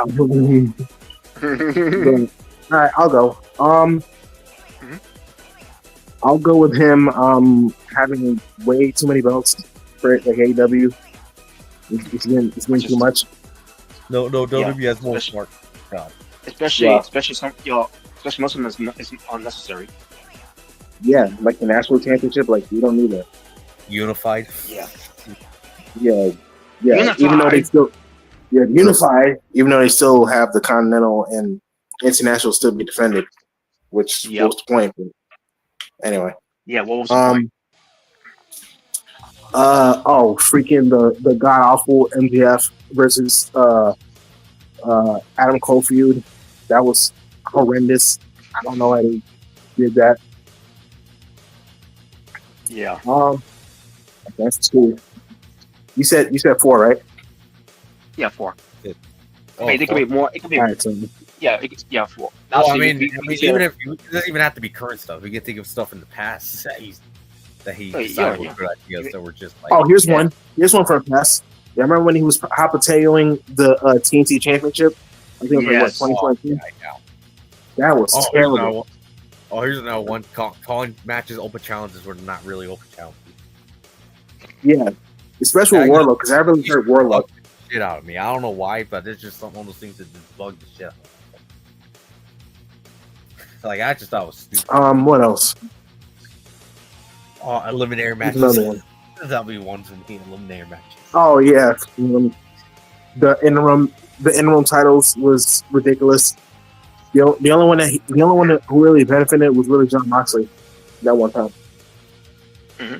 Yeah, and I guess Tony Storm too. Were for first woman's. And Tony Storm too. Yeah, Tony Storm too. But that's about it. All right. Yeah. One more. Yeah. I forgot one important one. What's that? What? Unsanctioned. There you go. Yeah. Oh yeah. Yep. Here's one that really pissed me off. It was World's End, and it was Adam Copeland versus Christian Cage for the TNT title. Oh yeah. Yeah, Adam Copeland wins it. He wins the belt, right? And then freaking Luchasaurus comes in, chokeslams him, and he gives the contract to Christian Cage just for him to sign it and win his title back. So it basically ended his title reign just to get it back in seconds. What was the point of him? Then what was the point of him losing? Oh, I know what. I know. That was garbage. Go ahead. Him signing Marco Stunt thinking it was a great idea. There you go. Yeah. Yeah, the fun size. And Sonny Kiss too. You can add Sonny Kiss to that list too. And Jenny and Excalibur. Him having Excalibur as lead commentator is just terrible. Picture. Oh, obviously the corporate elite. You know when they were doing that. You know the Death Riders. Oh yeah, terrible. Oh, remember the Firm? No, me neither. Oh, that big is more to worry about than the Firm. You know what? You know what's one I really didn't like? Because there was remember when Scorpio Sky and Ethan Page were the men of the year? Like they were a team. Yeah, and they did absolutely nothing. Yeah, it was good, but they did absolutely nothing. Yeah. Yeah. Yeah, fuck off. Yeah, and also remember when Action never drew a dime, so fuck it. And also remember when Action Andretti actually beat Chris Jericho in the match in Dynamite? Yeah, they pulled the 1-2-3 kick moment, and then what did they do with it? Did they capitalize on it? No. It didn't. No, it did nothing. It did nothing. It really did nothing. Nothing from. Yeah. Yeah. Obviously, Undisputed Kingdom, that was trash. You know? Mm-hmm. Yeah, just. Yeah, there's some things that, Tony Khan's got wrong, bro. Yeah. I guess Mercedes Moné. Oh, I just remember one. Title thing. Mercedes Moné. Yeah, that too. I just remember one. Freaking remember Jay Cargill versus Nyla Rose? That whole thing? That was terrible. Awful. That was garbage. Remember, because didn't like Nyla Rose like take the title and then they were calling her the TV. They were calling Nyla TV champion. Hey, you know, we forgot something. The whole Don Callis' existence. Oh yeah, yeah. We forgot about that one. Yeah. Oh, you remember the freaking 6ix9ine moment? Oh Lord. Yeah, 6ix9ine be done. 6ix9ine. Oh god. Oh god. Yeah, actually, you know what? Just put Don Callis' whole existence in AEW. There you go. I have never liked that fucking guy. Never. Well, also, I have never liked him at all. Well, near the Scarpado. Who? Oh, Scarpado. She don't like him. Well, I mean, apparently he was being a creep to her. So I don't know. Yeah. Also, I also remember the whole like Sparkler moment, you know, with Kenny Omega and Jon Moxley. Oh my god! People get upset. Sparks fly. You know. Yeah, remember Jim Max made a reference to that. Yeah. Yeah. All right. Yeah. Yeah. Was that all? Him bringing in Big Boom AJ. There you go. We bring the boom. That's what we do. You know that's bad when even that's minor compared to all the other stuff we mentioned. Yeah, well, that's I can worry. We don't want to worry about. As long as we don't watch that, we don't worry about it that much. What was that? Yeah, at least it's mostly in the pre-show. And plus, he's on Ring of Honor. For now, until they put on Continental Classic. Oh. Yeah. I cannot see that be a thing. But then TornCon, it will not surprise me. Yeah, you know, imagine have Big Boom AJ in the Continental Classic, and he's gonna beat Jon Moxley in his first battle. Bro, imagine he cuts a promo on like Okada, like Okada as a Continental champion is a big doom. Oh Jesus! Oh God! Freaking JD will lose his mind. Like, why is this allowed? No, it would be a horrible match. We're gonna have Big Boom AJ versus Daniel Garcia. Oh God! Oh Lord! Worse, it'll be the thrust Daniel Garcia. Oh Jesus! All right. Which I heard All December. right. I think they're gonna start doing the Continental Classic tournament again, right? It's around the time. Yeah, they are. Yeah, they are. Well, Which like I said, my prediction, I think after what they're doing recently with Kyle O'Reilly, I think he should be the one winning it, in my opinion. I agree. Yeah, he should win. Okay. Sorry, Okada. It's time for you to drop that title to Kyle O'Reilly. There you go. Well, it's going to lead to Kyle O'Reilly. Kyle O'Reilly. I mean, I would hope it would lead to a push, especially how they've been doing him and Jon Moxley recently. Mm-hmm. I mean, you would think it would at least be a push, but I don't know. We'll see. We'll talk about it. We'll do a preview of it. No, you know, we should have Kyle O'Reilly beat Jon Moxley, and then we never do anything about it. Oh God. I mean, that's their go-to thing. But all right. So for me here, the uses of Warlow. Yeah. Okay. The elite stuff that they do on TV because of their stupid shows. BTE. The elite.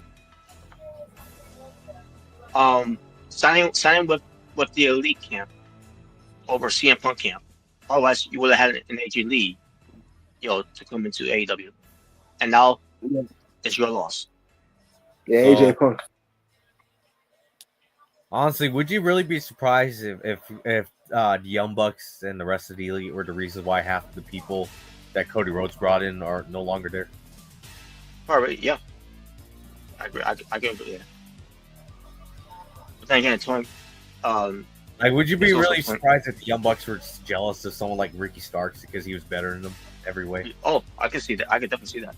I could definitely see that. I wouldn't start.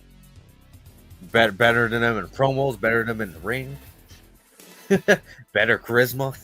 Exactly. You're haters. Yeah, that's what we're doing. Just for haters. Because they could do no wrong. No, they can't. No. And the Hardy family office. Oh, I forgot about that. Oh, Lord. You know, as bad as that was, unfortunately, that even looks pretty minor compared to all the other terrible stuff we gotten in the past years. But then That's then again, now we got the Don Callis family.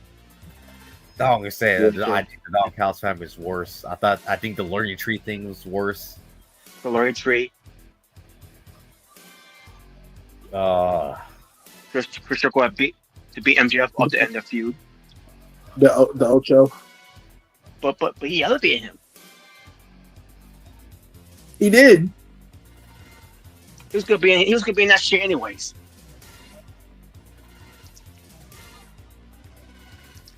We didn't need Jericho to from that level. He was going to be already that level anyways.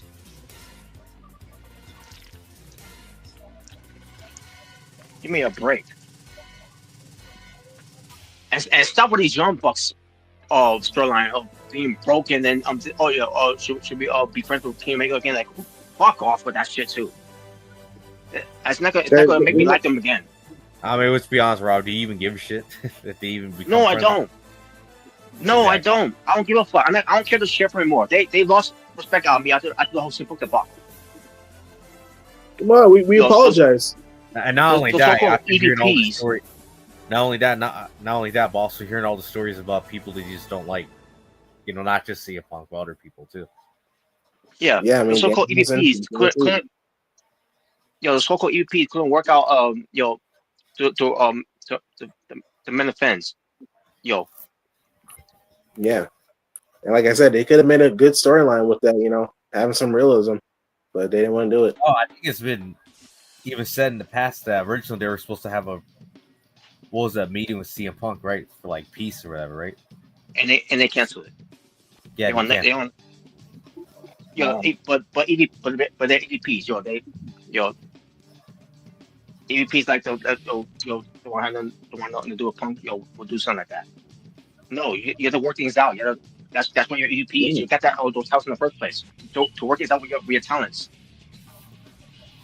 No. Yeah, I mean, bro, it's that's the Triple H problem. and CM Punk.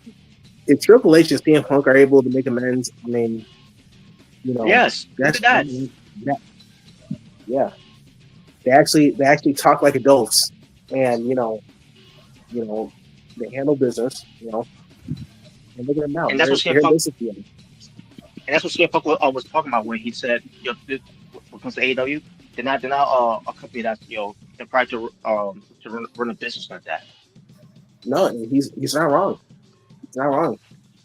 Yes, he is. You guys love him too much. You guys are just Yeah. e-drones. You guys are just e-drones. He's a cancer. He's a cancer, yeah. But another thing, Punk kind of needs to be more of a boss. He does, man. He's trying to be everyone's friend, and that's the problem. You're one to talk smart. What? What? I mean, I don't All right. own a billion-dollar company. But I mean, there's a lot more to talk about because it's Tony Khan. We could do. Yeah. And Here's one thing, Robert. You know how we heard stories about the Bucks barging and the Bucks and Kenny Omega barging into the CM Punk's locker room, right? Yeah, And that's to me how it's more of the boss. happened, I guess. To me it's more of those two than Omega. What was that? Yeah, to me it was more of the Bucks than Omega was. He was just following suit. So yeah, Robert, if the Bucks barge into your house, would you beat them up? Wow. No, he's gonna be free for his wife. Wow. I'll be like, all right, Buck, say hello to my block. Oh no. Oh Yeah, I'm no. gonna be spent for my life for multiple all these super kick parties. No boy. Say hello to my little friend. Yeah, 'cause we're tough guys. Yeah, you ain't tough guys. Fuck off. It'd be like St. George and us tough guy. You know, when it comes to the Bucks, Robert, is it even to the point now where you're just like, you know, I think I even know people in real life who could probably kick these guys' ass. Wow. Yeah, and CM Punk was one of them. Yeah, CM Punk was wrong. Anyways, all right, next one. All right, what's up next? I can't even see that. God dang it! What?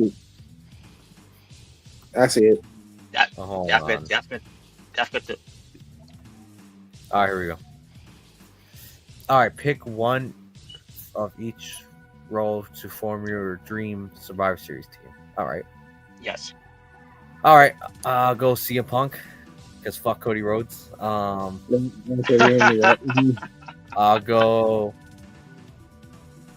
go Rey Mysterio because fuck John Cena. We didn't need to hear that.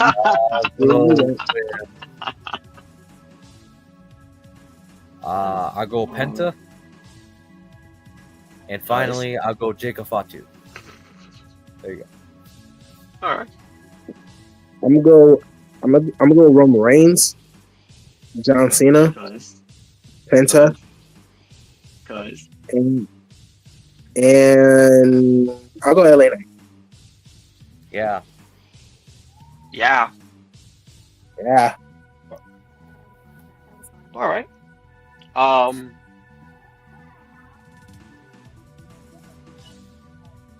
So I'm gonna go with CM Punk, Randy Orton, Okay. Penta, and Jacob Fatu. Yeah.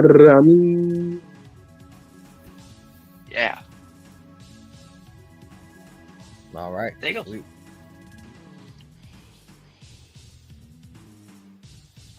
All right.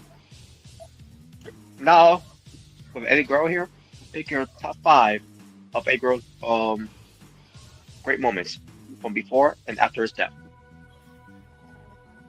Okay. Well, I'll go with when he won the. I'll go with when he won the United States title, or I think technically he became the first ever WWE US champion, didn't he? You know, as far as the WWE lineage goes. Yeah. Yes. Yeah. Yeah, I'll go with that one. That moment. I'll go when he first won the WWE championship. You know, against Brock Lesnar.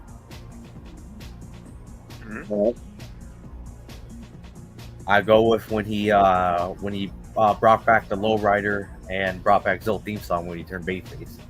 You know, 2005. Awesome. Mm-hmm. And finally, I'll go with his tribute, though, because I mean that was a very touching tribute, obviously. There you go.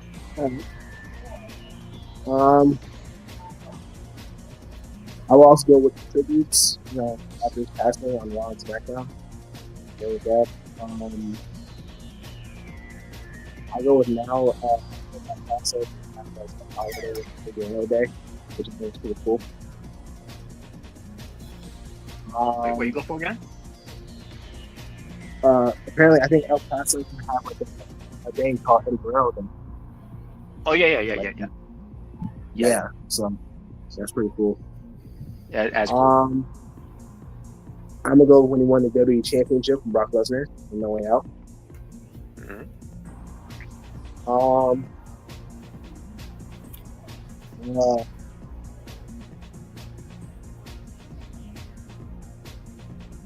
I'll go. I'll go with this Rock, the Rock and Eddie Guerrero promo from 2002 on Raw. when he called his mullet the People's Mullet, you know. And Jim Ross was like the People's Mullet, please. That was hilarious. I mean, where do you think Dominic learned how to grow a mullet from? Yeah, exactly. Yeah. And one more. I'll go when Eddie stole JBL's limo and was like, "Hey, we're not going to New York City, but we're not going for the ride. Hey, it's gonna be better than Disneyland." And I thought that was hilarious. Like, hey, does this thing have any hydraulics? That was hilarious, though. All right, cool. All right, for me, I'll go with Eddie winning the United States Championship in WWE. Like Omega said, the WWE lineage when they did the tournament. I'll go with Eddie Guerrero winning the WWE Championship. From Brock Lesnar No Way Out in 2004. I'll go with Eddie Guerrero headline WrestleMania from Madison Square Garden. Against Kurt Angle. Tremendous match. I'll go Eddie Guerrero. Yep. I'll go with Eddie going into the WWE Hall of Fame after his death. Okay. And I'll also go with Gilbert said about El Paso. They made a day after Eddie Guerrero recently. Yep. And Sherwin Guerrero. Yes. And Sherwin Guerrero, his daughter was there in his honor. Yeah. A day of lion shooting still. Yes. And by the way, his daughter soon to be wrestling in the ring. Yeah, I heard about that recently. Which you never know. She could get a WWE ID.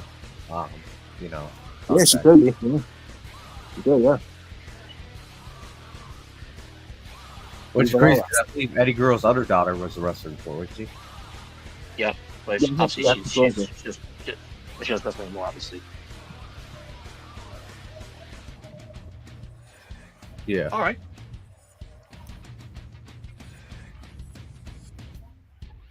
So you can only keep 3. Yeah, you're going to keep 3 of these high flyers. The other 3, gotta go. I'll go. So you got Jeff. So after you can see here, go right ahead. Mm-hmm. Okay. As far as high flyers go, I'll go with Rey Mysterio, Eddie Guerrero, and AJ Styles. I'm actually gonna go with Jeff Hardy, Shawn Michaels, and then Rey Mysterio. All right. I'll go with Rey Mysterio Jr., Jeff Hardy, and AJ Styles.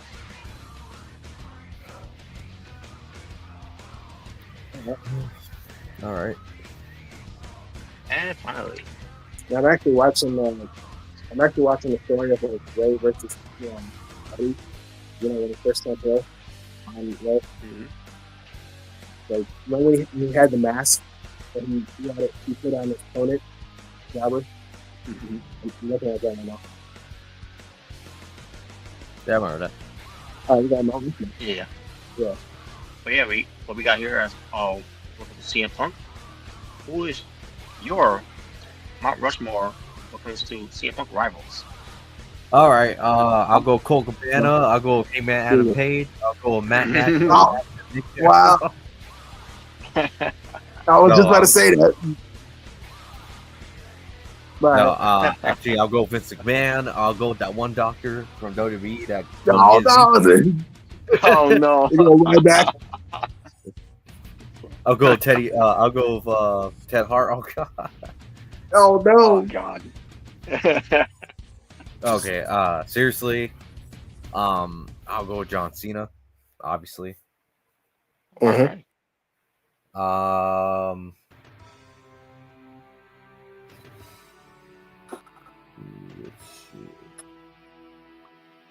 CM Punk live. Yeah, John Cena. I guess I'll go with Chris Jericho because they had a pretty good rivalry in 2012. Yeah. How's your father?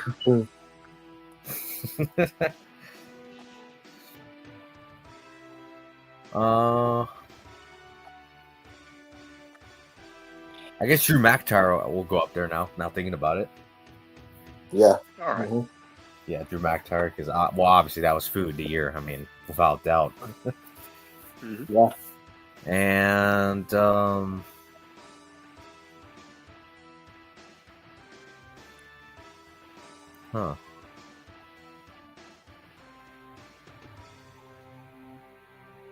I guess I'll go Rey Mysterio. 2010.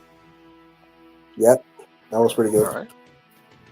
right. All right. For me, I'll go with John Cena. I'll go with Drew McIntyre. I'll go with. Oh, damn it. I'll go with. Oh, Oh, what Jordan. happened? What did I miss? You missed What's up, Jordan? you missed one of my fun topics. Damn. Well, I just got off work, so don't blame me, smart. Well, Yeah, all right, yes. Something you don't have. Hey. Mark. Wow. Hey, man. Wow. Do what you got. Yo, make your money, man, at the end of the day. So yes, Mount Rushmore of CM Punk rivals here, Jordan. So I already said Colt Cabana, Adam Page, Nick Jackson, Matt Jackson, the one doctor from WWE that told him to get a Z-Pack, Jack Perry, Vince McMahon, Add Jack Perry, Eddie Hart.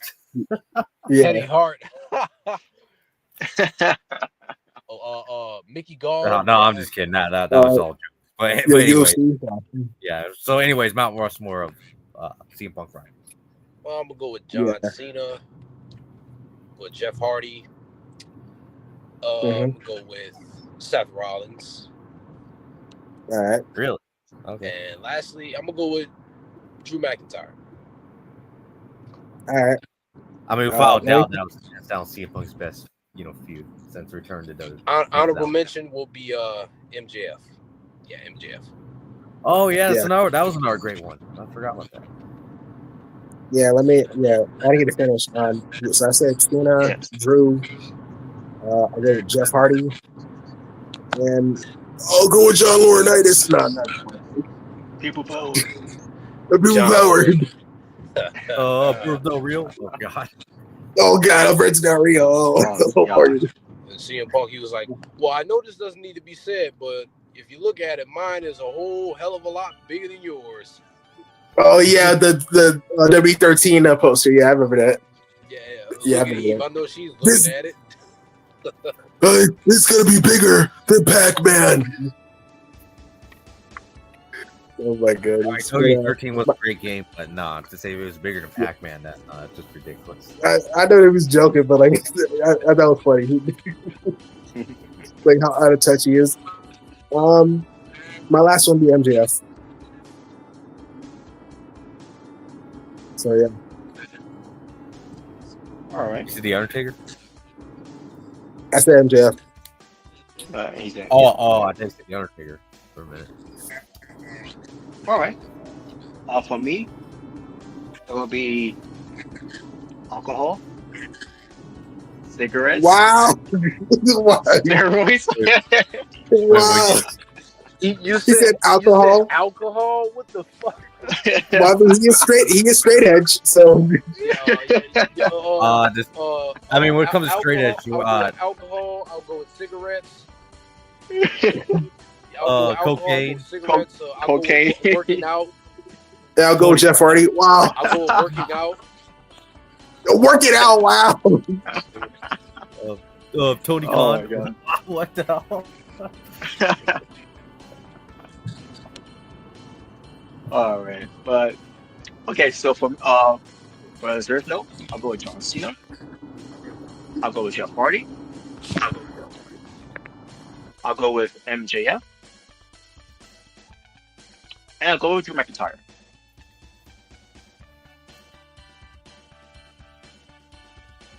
All right, sweet. Also, another honorable mention will be Daniel Bryan. Daniel Bryan. Oh yeah. Forgot about that.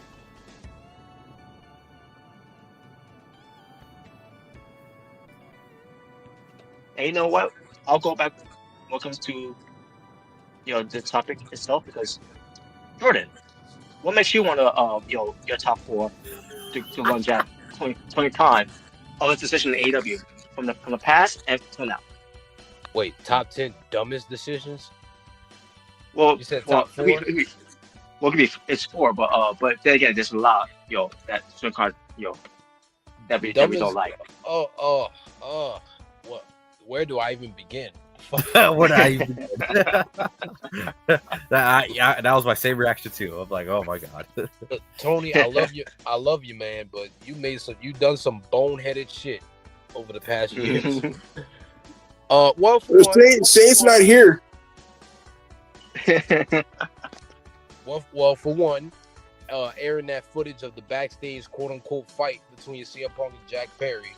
Oh yeah. Which I don't know if you heard, Jordan. I don't know if you heard Jordan. Tony Khan actually admitted on the Eric One show that he only did it for ratings. So he finally admitted that. Yeah, he admitted he did it for ratings. There you go. Did it for ratings, and yet you didn't. It didn't. Yeah. And in the process, it made him look stupid. Him and his company stupid. So. Well, actually, it did bring up the ratings a little, but at what cost? Because it just made you look stupid, just like you said, Omega. and plus, it kind of proved CM Punk was right about the whole time he was telling the truth. He kind of just validated what Punk said, so that didn't really help him out either. So, wow. Well, yeah. And then they reach above that ever again. Yeah. Then you gave CM Punk a reason to gloat, talking about some see, this is what I wanted. He posted that on his Instagram story. I'm like, yeah, Tony, I can't defend you on that one. You kind of did give him what he wanted.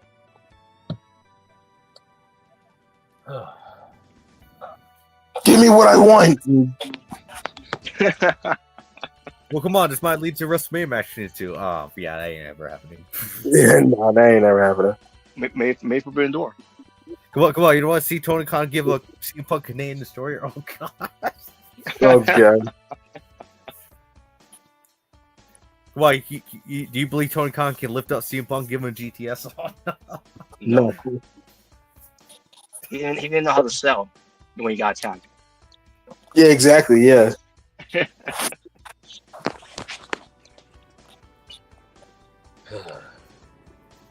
So is that it, Jordan?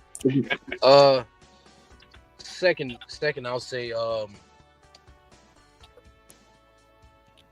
giving CM Punk, making a third show just for CM Punk, and then he's not even in the company anymore. That's awesome. Oh, are you talking about Shockwave? Or when you try to make Shockwave? Or are you talking about Collision? Is he talking about Collision? The whole existence? Third, I will say making Daniel Garcia third, the TNT champion. Well, I mean, that whole push didn't do anything at all. No, it didn't. And let's be honest, if you compare Daniel Garcia when he first debuted to now, has anything really changed? Exactly. No. No, he's still a sack of shit with no charisma, a very punchable face. Wow. Come on, bro. The thrust. The thrust was awesome. And more importantly, out of all of those, never drew a dime. He has a more punchable face than Sammy Guevara. Goddamn. Sammy Guevara. You. That's great. And by the way, fuck him too. So there you go. What, Sammy Guevara? Yeah, fuck him. You're just a hater. You're jealous. He injured himself for the 100th time anyway, so fuck him. Wow. That just tells you how much you suck.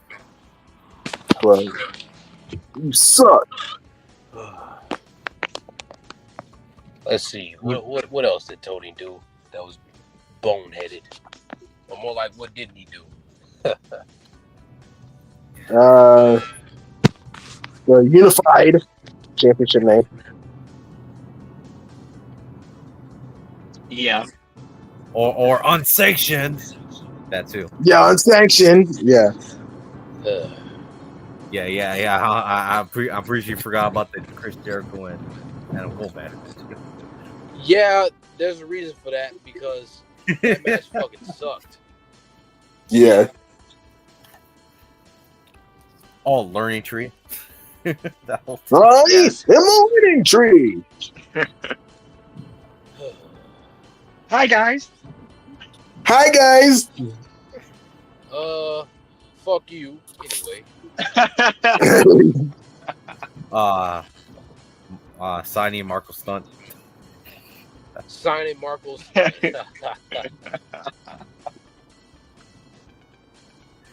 Bringing back Jack off It was Perry. awesome. I forgot to bring up that one. Bringing back Jack off Perry. Jack off Perry to the company. Come on, he's back to being Jungle Boy, you know? Oh, fuck him. even Awesome. that died down. I would say, making Orange Cassidy, who is a comedy character, and booking him like a fucking 2007 John Cena. Yeah.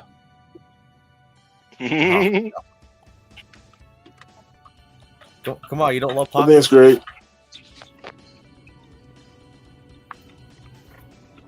I do. Come on, guys. It's only a matter of time for Pocket to what becomes the world champion.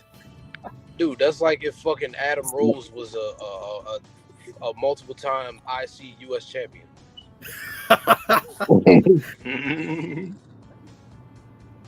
Don't be 11. David Rosebud. Yeah, you know what, guys? Yeah, let's make, you you know, Jordan, that's a great idea. Let's make Kira Tozawa the Intercontinental champion. That would definitely draw ratings. Yeah, He's Tozawa. Just gonna be Nasty. Oh god. I think it's great. But I think he's more of a speed champion. So That's nasty. Yeah, you know what? Yeah, we're. you know what? On SmackDown, we're just gonna have Berto beat Ilya Dragunov US title. That'll draw money. Oh god. Oh boy. I think it's great. yeah. So is that all of it, Jordan? What else? Because he's done some shit. It just I can't think of any off the top of my head right now. The open challenges, you remember that? I have some more left. On a match, an open challenge. absolutely. The big announcements. The big announcements. Oh yeah. Oh yeah. The weekly announcement. Yeah. The weekly. Yeah, he be doing too much of that. Yeah, because remember, when he does this, he has either as Cowboy or Twitch Money, commentary, we'll take it to Hong Kong with a big major announcement. And then once you go to Hong Kong, he there's that awkward look on his face, and he goes, "Thanks, guys." Thanks, guys. Maybe that's where Chris Jericho got the whole thing from. Thanks, guys. Hi guys. Right. Thanks, guys. Let's not forget about the golden time where he had an announcement about the announcement. I forgot about that. Wait, what happened? The announcement when he made the announcement about making an announcement. You don't remember that? Oh yeah, He yeah. literally came on Dynamite Television and made an announcement about his big announcement. So what the fuck? I don't really remember what it was. He was even announcing.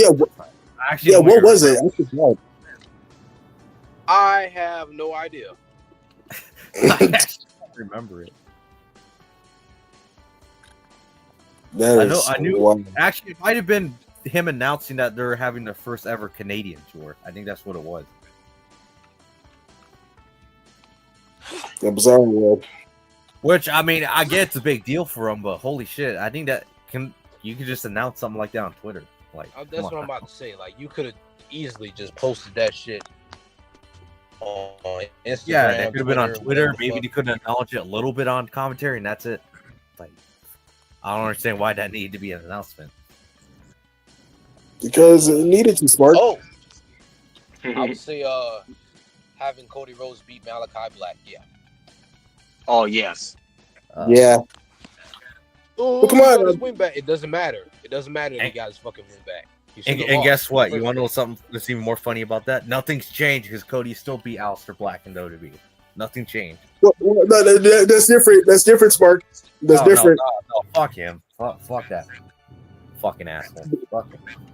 That Actually, was different. I don't think. Yeah, it actually ended in no contest because Drew McIntyre attacked referee. Yeah. So So, see, he didn't beat him. See, It was still a burial. We still can put him over. it's still a burial. yeah. He didn't beat him. Jalen, It's, Played politics. He the played only it's Cody politics. Rhodes. literally the Uh-huh. only difference is that instead of being in AEW, now it's in WWE. No, well, come on, he didn't pin him, so he didn't Yeah, pin him. So, you know this whole thing they're trying to do with Aleister. Yeah, it ain't gonna last long. Just watch until Cody beats him. Just watch. oh boy, Oh man. no, Another one I would gives say revenge? is repackaging Penta as Penta Oscuro just to get his ass kicked by Roosh.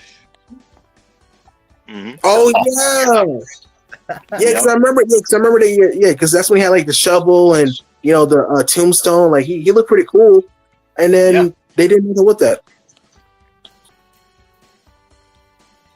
Yeah, we think we're about to Well, get, trust me. If you bring that gimmick to WWE, he's gonna lose to Cody Rhodes. It's gonna happen.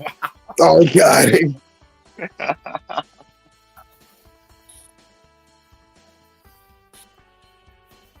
You know Anything how else, Jordan? Cody's gonna give him 9 crossroads, and that's how the burial. 9 crossroads. Yep. Is there anything else, Jordan?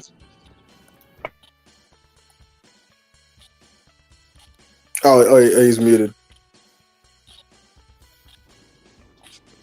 Yeah, there can he you is. guys hear me? Yeah, I hear you.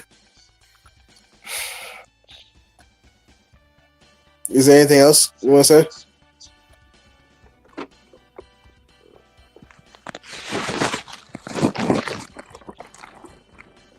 Again, it's Market Connect.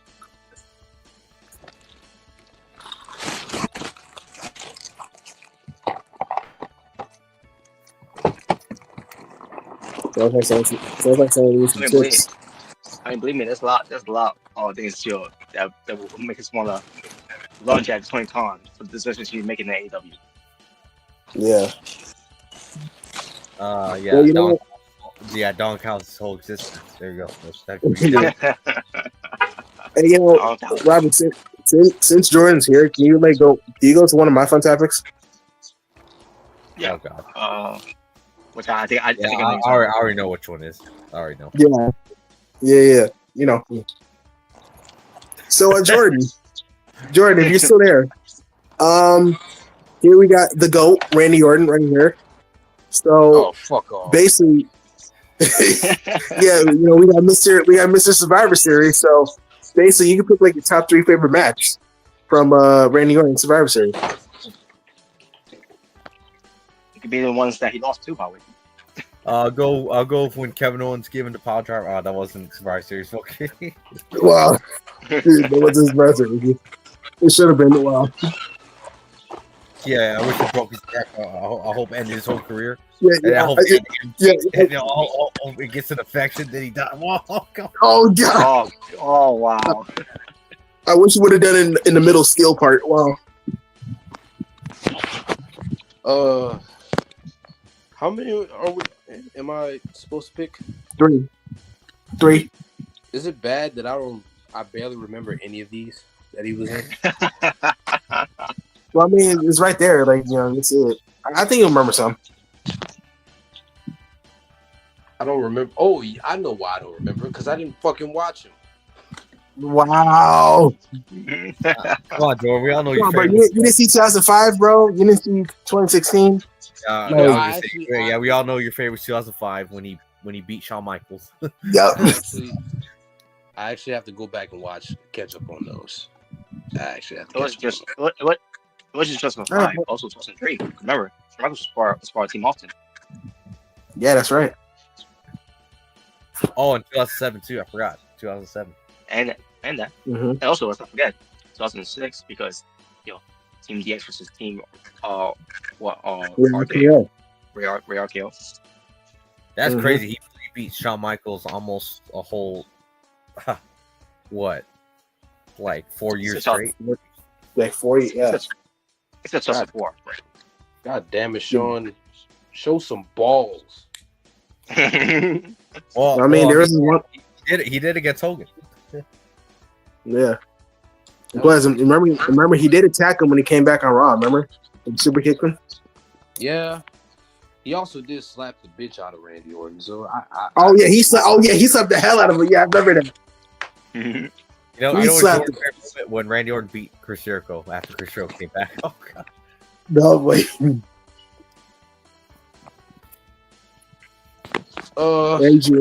Okay, you said 3, right?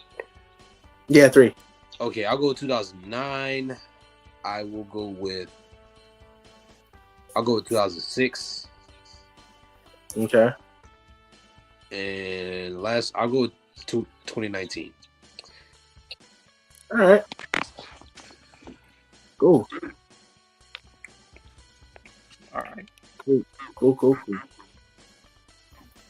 Yeah, you know what the best part of 2019 was? When Drew McIntyre eliminated Walter in like 2 minutes. Oh god. Don't remind me. I remember that. Well, don't worry, that was Walter, and that way we got Gunther, which, by the way, got his own theme song back, the Symphony. But she did. And by the way, the fact there's morons on the internet saying, "Oh, look at that! He copied that from Mercedes Moné." I'm like, "Oh fuck!" Oh my god! Oh no! I was worried. Someone was going to say that. They said they copied Mercedes. Saying, "Oh, he copied that from Mercedes Moné." Oh. Bro, I was worried people would actually say that. Oh no! Wait, who said that? People online. Probably some people on the internet. No. Correction. Retards on the internet. Yeah. Probably hello to 44 shooter 270. I'm assuming that's Otaku, or is that Roy? I don't know who it is. But yeah, what's up? Special sauce. What? All right, guys. Okay, this could be so I'm gonna play a video on YouTube, which I'm pretty sure not gonna be too fond of it, but when it comes to it. But I'll get that momentarily. But before I do, I want to play an audio here of this woman telling a promo, and I want you guys to guess before she says her name of who this could be. She appears. All right, so here we go. In 3, 2, what the? Wait, here we go. So in 3, 2, 1. To me, my fighting spirit is there's no quit. The only time I'm gonna quit is either if I'm dead or if you knock me completely out. Serena is somebody I respect, somebody I look up to, somebody I've watched for a long time. It's gonna be an honor to step up against her. I'm the underdog. No one thinks that I can beat the amazing veteran. But I've been backed up against the wall time and time again. So this will completely change the game for me to hold the NWA Women's Championship. It holds a lot of honor, respect, integrity. Every woman that's held that title has held it at such a high caliber. It's time to put everybody on notice. This is where I had to stop from there because this is what she says her name. So, I didn't hear that.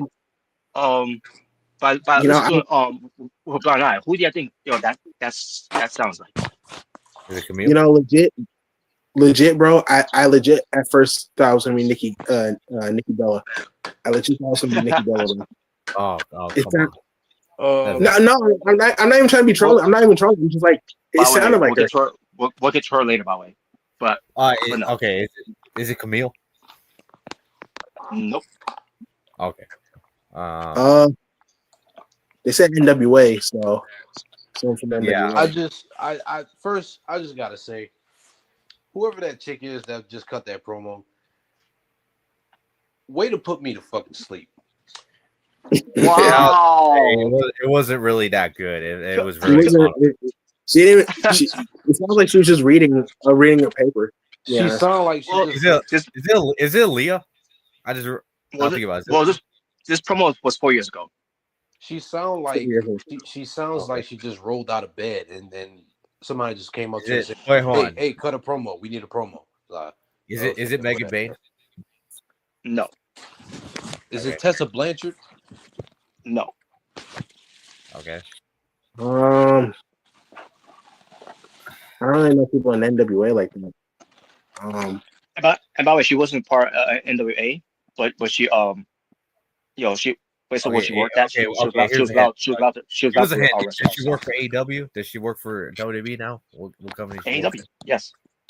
AEW. Oh, she works for AEW? Yes. Is it Deonna Purrazzo?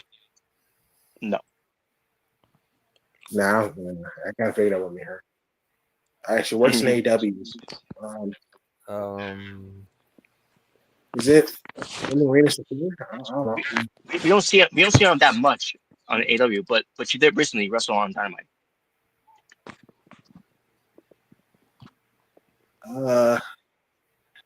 Okay, she recently wrestled. I mean, you could call it Dynamite. Again, I'll continue, guys. Because again, you got whoever wrote it, yeah, Red Velvet. Oh, it is Red Velvet. Oh, it's Red Velvet.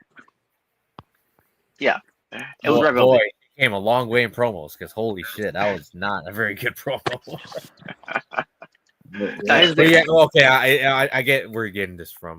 She lost recently. Yeah, but yeah, she lost recently, and I was not happy about it. I was not. Yeah, but we'll dive into that later on. But the reason I want to bring I did this was because there was someone that was talking during the review. I'm pretty sure it was like a Dynamite review, or whatever it was, on Solid Monsters channel, where basically was telling Solid Monster to listen to a promo from Red Velvet and close your eyes and visualize who that sounds like. And when you do that, I close my eyes and I hear a female Ricochet. Oh God! Come on, our promo was that bad. I get it. You're right, Robert. It was worse. Oh God! It was worse because Ricochet has actually gotten better. But yeah. Well, speaking of Ricochet, we'll get to him later too. I thought his promo was. Oh my God! I thought it was great.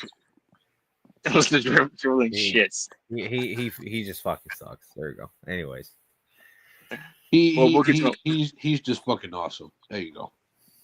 No. Yeah. No. By the way, he better not be the first national champion. That's just terrible. I hope he is. I hope not, because I honestly think he should be shot. I hope he wins, actually. So come on. Yeah. Well, he's not gonna do it much with anyways with that belt. That belt ain't gonna really mean shit. Well, I'm assuming they're gonna reveal what the belt looks like on Full Gear. I'm assuming. Yeah, they're gonna reveal on Full Gear. So yeah, it's just a giant AEW logo. Oh God. So if my memory serves me correct, this is the AEW National Heavyweight Championship, right? No, this is called the National Championship. Okay. Yeah, they're trying to pretend that the NWA National Champion doesn't exist currently. Well, yeah, I would too, because that belt is fucking hideous. Yeah, it's gonna be their own.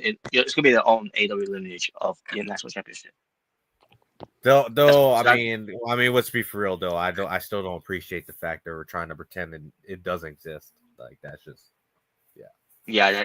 That's. They went about the wrong way at the time when they did that. Yeah. But they got this cleared up in another way. So whatever. Still don't like the idea of another championship. Yeah, we're gonna make AEW Junior Heavyweight Tag Team titles. Oh God. Oh God. Yeah. So AEW Cruiserweight titles. Oh yeah, we're gonna have AEW Cruiserweight champions. Well, I mean, how's that gonna work if half your roster is cruiserweights? I was about to say 80% of your roster is goddamn cruiserweights. Wow, even you have to agree with that. Yes, but yeah, but the point I was doing here was sharing that Red Velvet promo, because again, if you listen to our promo, and you have your eyes closed, you think that she sounds like Selena Vega. Did you get that feeling? No. Well, based on naming others. I wasn't even thinking of that. I was just trying to figure out who it was. Well, Maybe it the was the wrong thing is, promo. Robert, Maybe it was the wrong promo. I went to the news, because this was 4 years ago. the thing is, Robert, when Red Velvet was talking, she was like, I have the integrity and I have what it takes to be a champion. If it was Zelina Vega, she would be like, I have the integrity and what it takes to be the champion. You know what I I mean? mean, at least Selena puts more emotion into her promos. Unlike I mean, Red Velvet. she does put more emotion to it, unlike others. But I digress. All right. Whoa, Now we're not so gonna do others. now one more thing to do before we do some previews for Full Gear, and then talk about some stuff in the middle of it. What comes to what happened on Dynamite and Collision, because it was in a 3 hour spectacular. I thought it was anything but spectacular, that show. But we'll get to it. And surprise, folks. Spoiler. I'm going to say one thing that was positive about that show when we get to it. Okay. So, but before we do, let me, because we're more video, I'm gonna show you a video, and I like to call this segment. What went wrong with this promo? It sucked. Well, based on basically, I'm gonna call this segment called "What went wrong with this promo?" You're talking And based on about the promo, the yeah. one we just listened to, right?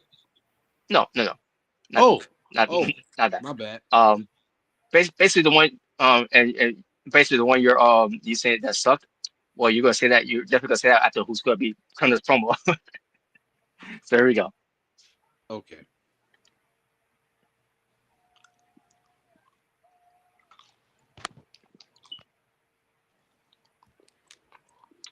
Oh Jesus!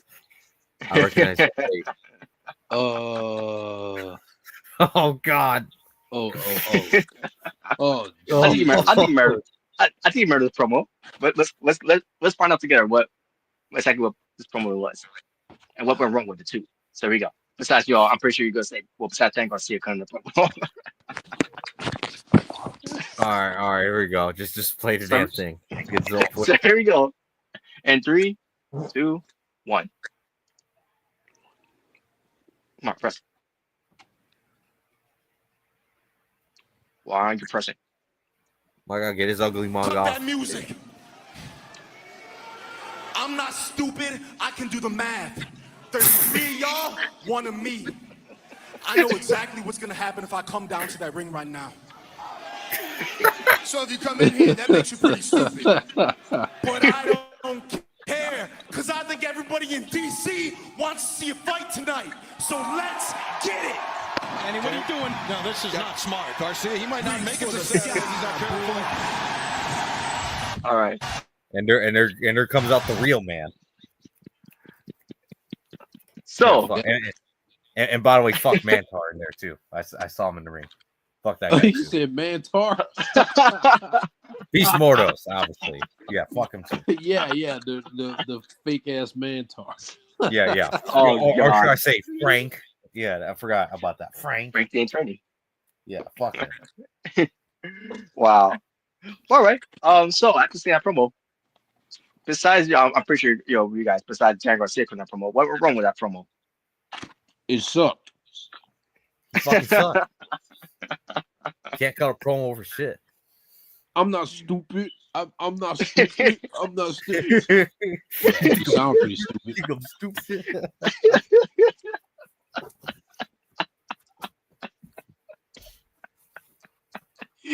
Oh my God. I'll tell you what wrong with this promo. Besides Dan Garcia coming promo too, by the way, in which I do agree that he didn't do a good job. He didn't do a great job with that promo. And I'll tell you why. because he came out, right? He see the numbers game. He's gonna turn the back, cut the music, and then he just randomly says, "I'm not stupid. I can do the math." Like what? I'm like what? So you just admitted you failed math class? What's that got to do with you fighting me, brother? I'm not stupid. Let's do the math. Boy. Well, Boy, that's definitely gonna make the her syndicate shake in their boots. Oh man, I bet they're fearing for their lives. Like what? Oh my god. I'm not stupid. Let me do the math. That's a new one. Man, where's the Rock where we need him just to roast his ass after he says something that fucking dumb. Now let me ask you guys with this. What do you think he should have said? It's still I saying. think he should have left the ring and got out of my sight. How about that?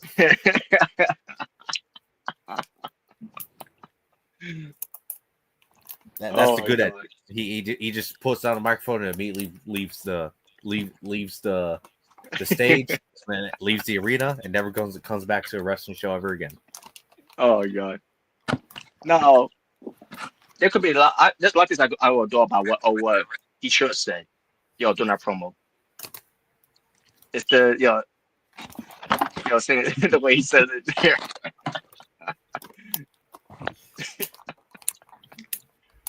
But yeah, at the same time he's not a great promo, obviously.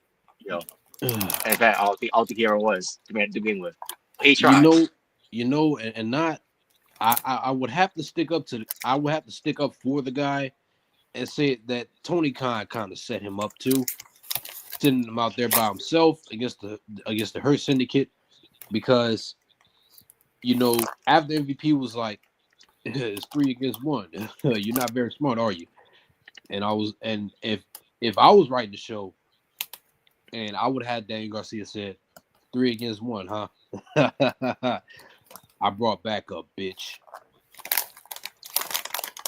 Yeah, you could have said obviously, whoever else was feuding with the Hurt Syndicate after that, they would have came to Daniel Garcia's aid.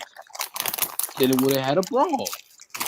Then he wouldn't have looked stupid running down to the ring by himself.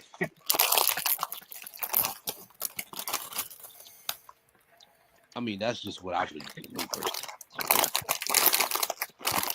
God damn, man.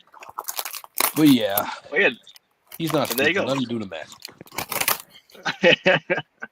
Wow, Robert. Wow, Jordan, you actually care about him. Wow. I mean, I'm just saying. I gotta. I mean, that's good advice there. Sometimes I gotta be fair, man. Like, as much I don't like Daniel Garcia as a wrestler, but I have to stick up for the guy on this one. Tony Khan did not do him any favors. Wow, that's great. That's great. So that means you're gonna give him a hug when you see him? Oh God. No. The fuck? You think I'm stupid? I'm not giving him a hug.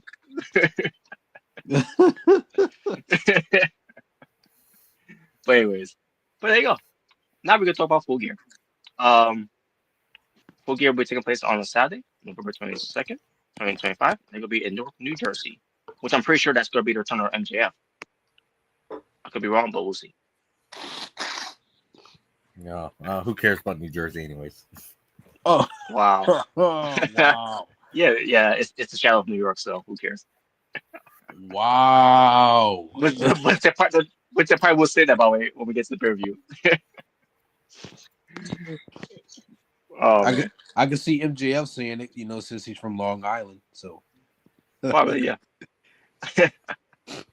All right, so here we go. We got 4 pre-show matches, folks. Yes, if you can believe it. Yes, 4 pre-show matches. Hey, why not? 4? No, that's too small. We need to have 10. Yeah, sure. At that point, yes.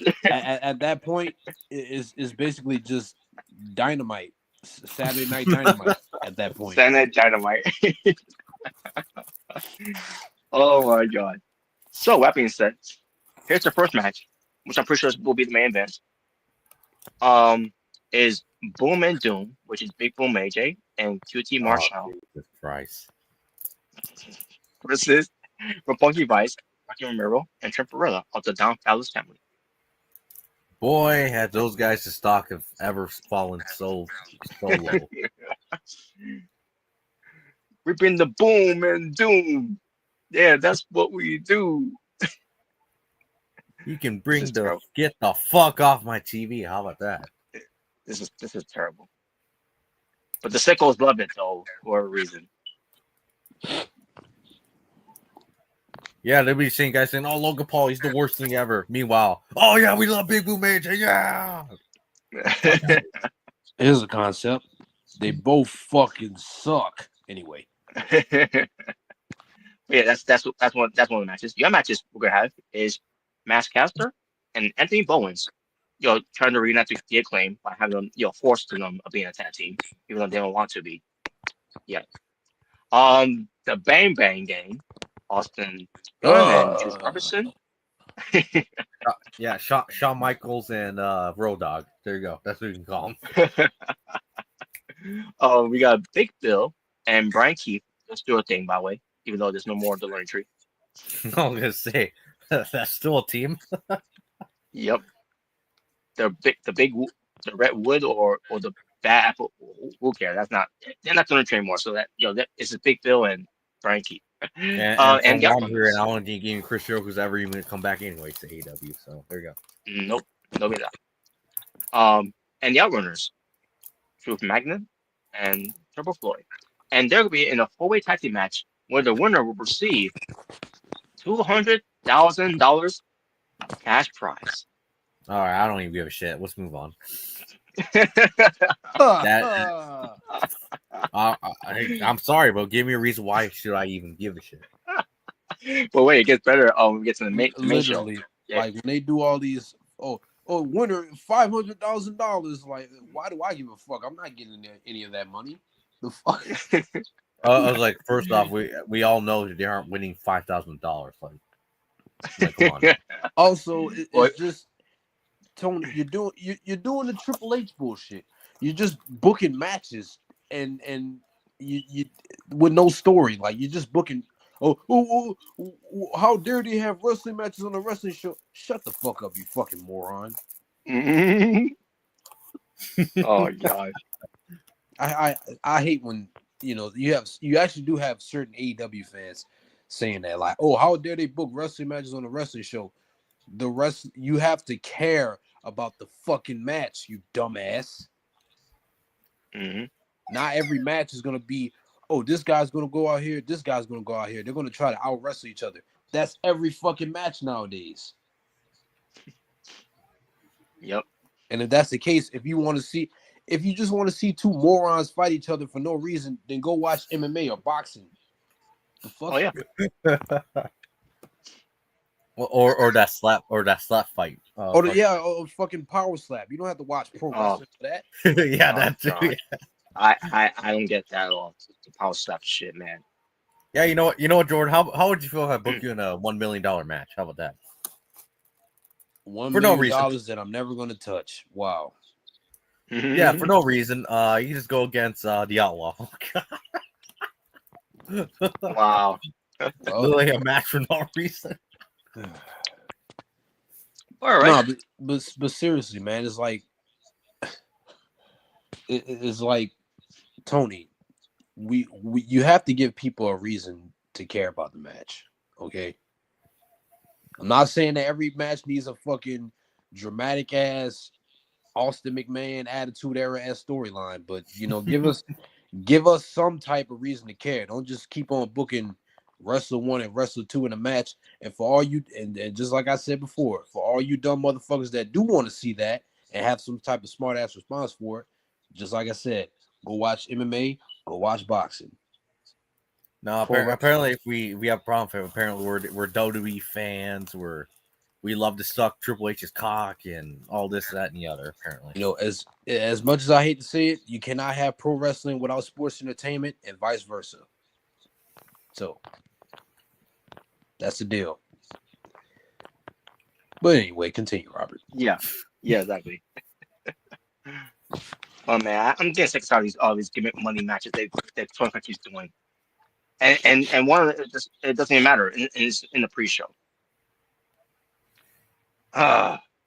Anyways, Oh, what's the other one? then we get a trio match. Trios match for the Okay. CMLL World Trios Championship. It's going to be the champions, El Sky Team, which is Mystico, Masquerada, and Neon. Okay. And they'll be taking on the Don Callis family of Yeah, I already don't give a shit. All right, move on. Well, you got to hear who's in it though. You got Hetrichia, Oh, Jesus Christ. All right, who else is the other two? Konosuke Tetsuka. Oh, yeah, Jordan's boy. You said Konosuke to testicles? Okay. and Kazuchika Okada.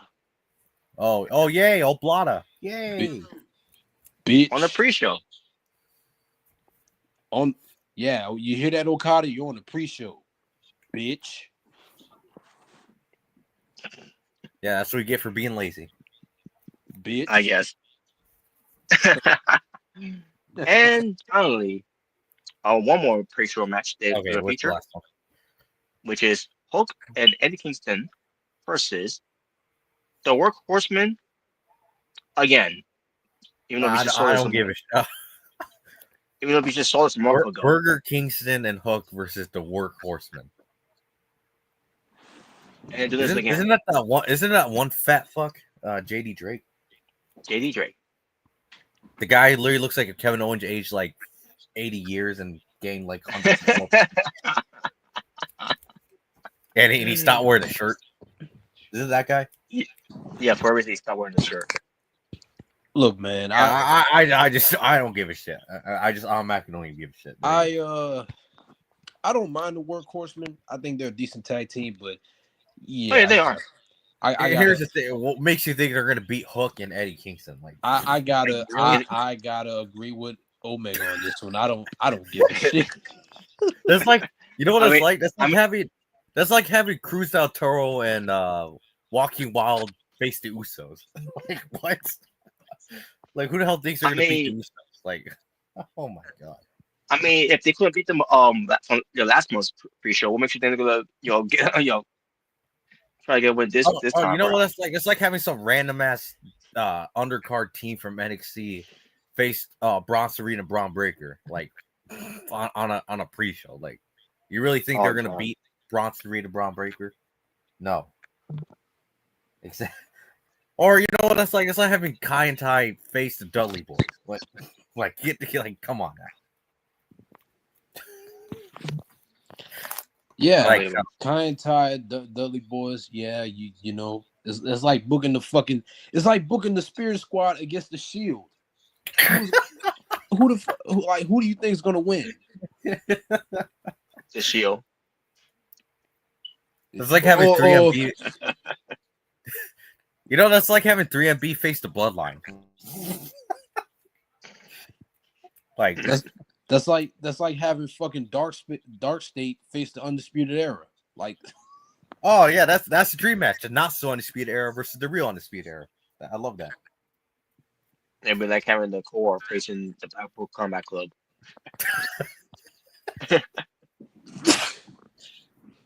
Yeah.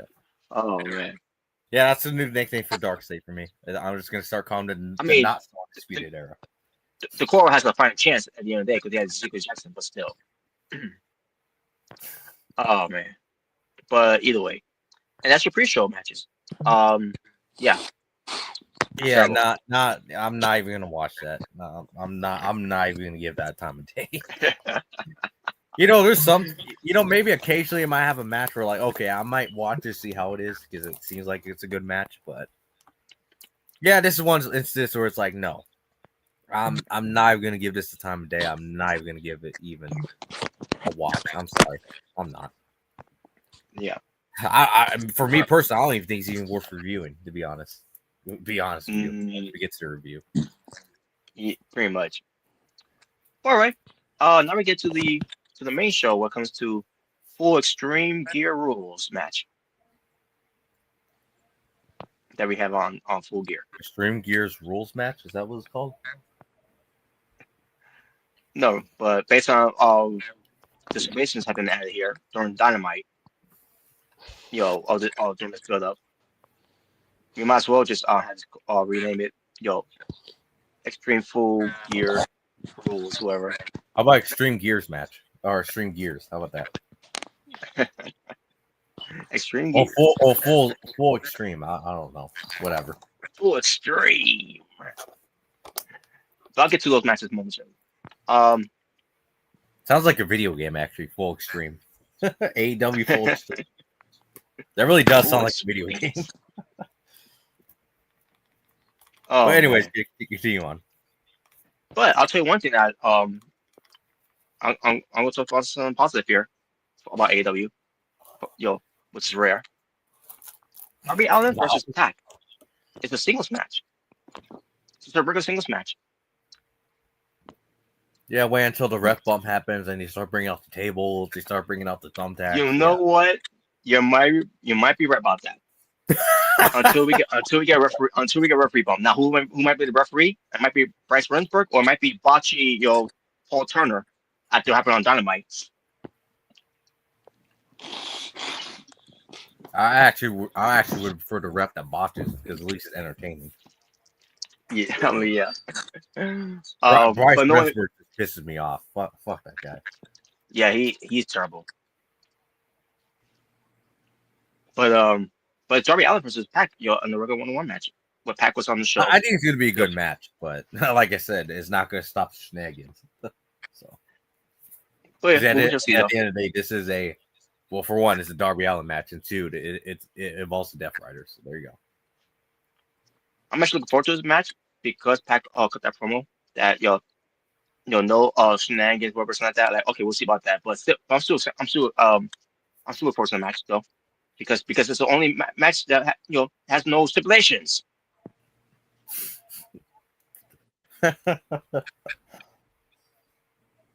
So, that being said, as far as who's going to win, I think Pac should win. And I'll get to why when we get to Moxley and Kyle. Oh, having Pac be the new leader of the Death Riders, I wouldn't mind that. Yeah, which I wouldn't mind that year.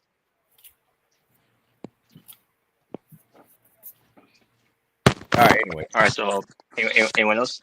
Wait, what? Anyone else want to say anything about this? Darby Allin and Pac. That should be a good match. I'm actually invested into that match. Yeah, I agree. Yeah, same here. I think it's gonna be a good match. Is it a regular match or is it like a hardcore? Yep. No, it's a regular. Okay. Well, like I told Robert, until we get a ref bump, and then the shenanigans will come into play. Yeah, they're bringing out tables and you know how it is. I swear, if they do that, I'm gonna be pissed. I will be pissed. Robert, I'm glad you already know. You should be preparing yourself because it's going to happen. You should know this by now. It's going to happen. Yeah, I know it's going to happen. Like I said, for one, it's a Darby Allin match, and two, it involves the Death Riders. So there you go. And you got every other match that's going to be shenanigans no matter what. So let this be let's not. Can we not have this be shenanigans? But it's too much to ask. Yes. No, they should go on. No, they should wrestle for 3 hours. Oh god. Wow. I'm pretty sure they will. But yeah, I'm gonna go Pac for the win here. Same here.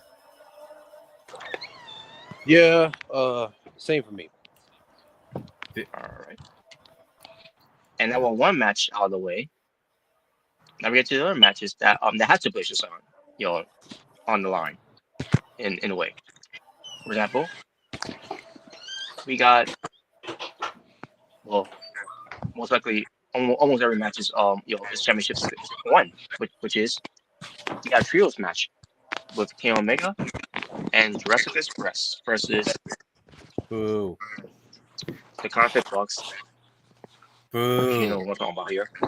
And Josh Alexander But the winner, Boy, oh boy, he definitely has. Stock went down way so hard since leaving TNA. yeah, yes, it has.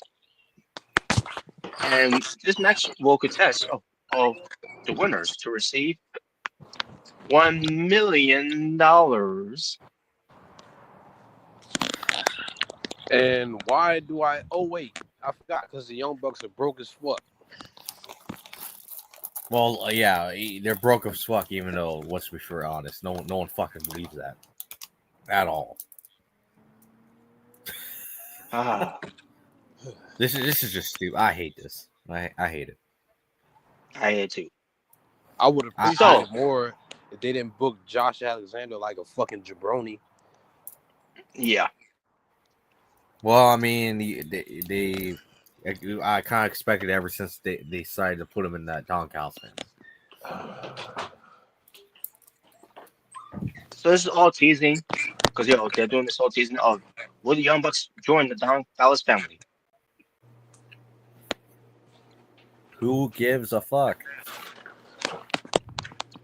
So we'll get that answer on Full Gear. We'll come to it. Either either after the match, well, what happened, or during the match, whatever. I don't give a shit.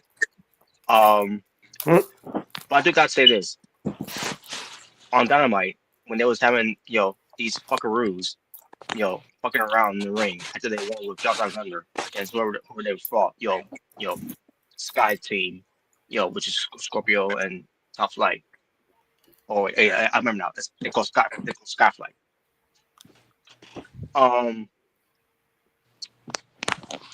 So Kenny Omega came out. Let's confront him. Whatever. Who cares? So went for that apology to kill Kim. And then Dresser Spread came out. Yeah, Jeff Perry had the shovel, and then Uso Stores came out with a vacuum cleaner.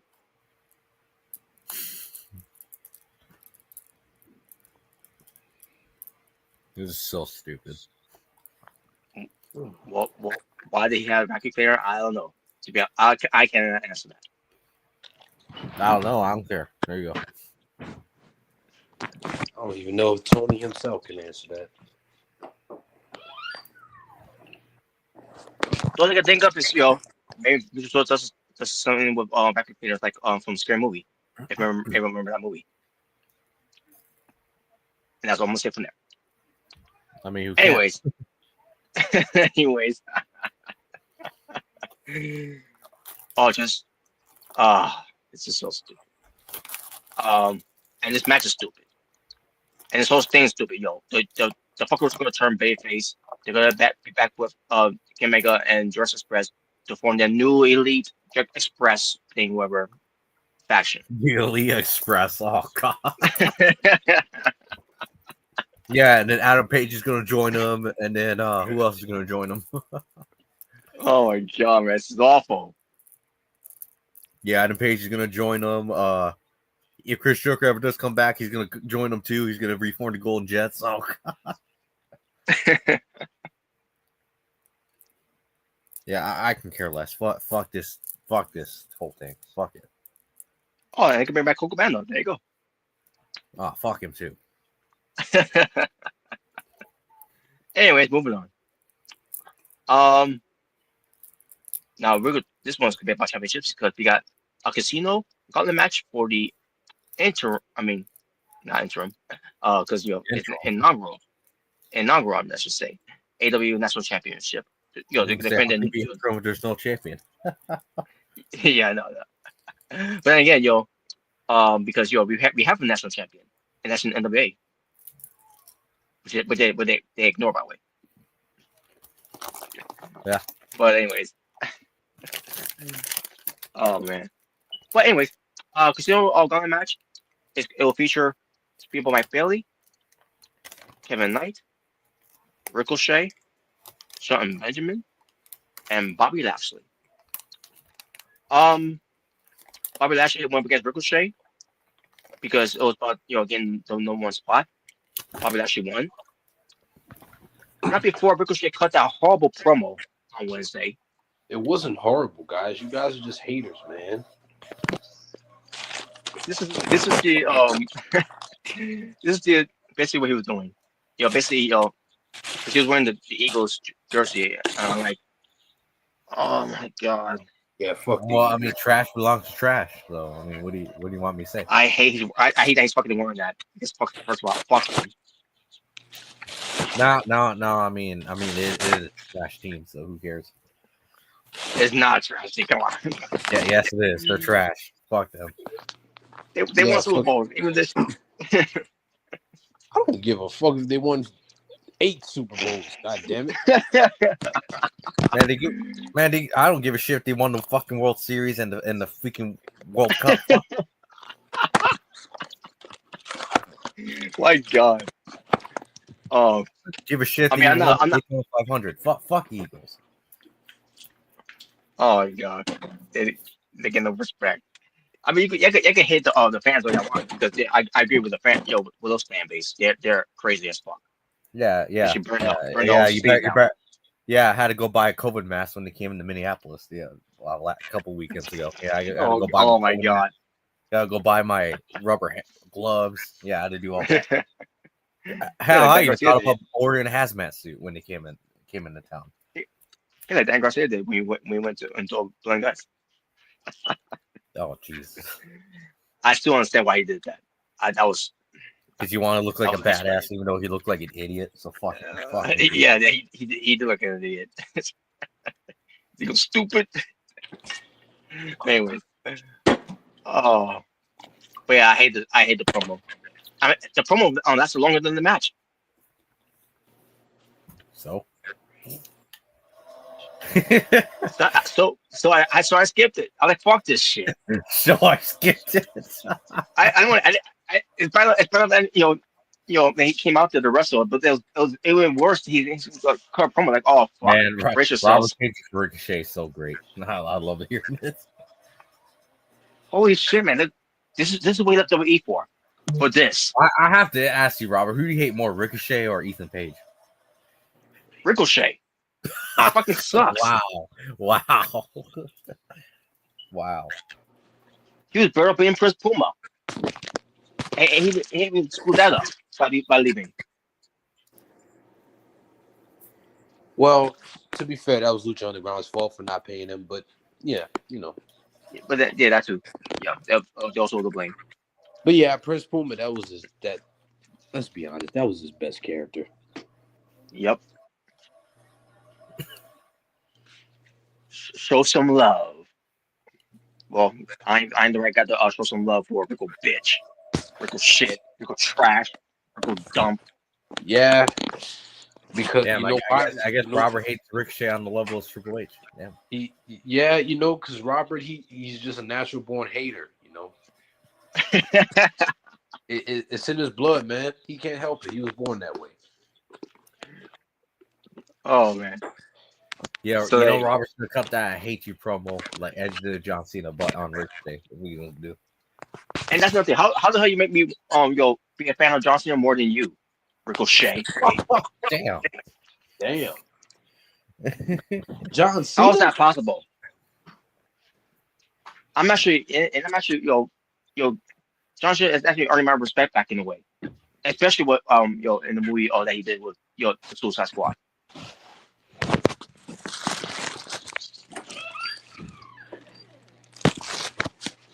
Yeah. Next thing we know, we're gonna see Ricochet in the Tyler Perry movie and try to earn my respect. Nope, never gonna happen. Anyway. Well, come on, you don't want to see Ricochet in a movie? Oh yeah, he's gonna do kicks and flips like we've never seen that before. He could be the stuntman for Spider-Man. Oh god. Yeah, he could actually. Yeah, he could. I mean, the only difference is, he's a little bit more muscular than Tom Holland. So there you go. Yeah. Anyways, so Lashley did win to to dispose of Rico's bitch, and he gets number 1 spot. Then we had Sean Benjamin and Mike Bailey, who wrestled to get the number 2 spot. And I think I said, okay, Mike Bailey wins one because why would they have Sean Benjamin? Yeah, Hong Kong. Yeah, Hong Kong food. So we had Shelton Benjamin versus Astro Boy. Gotcha. Yes, and match itself was good until the finish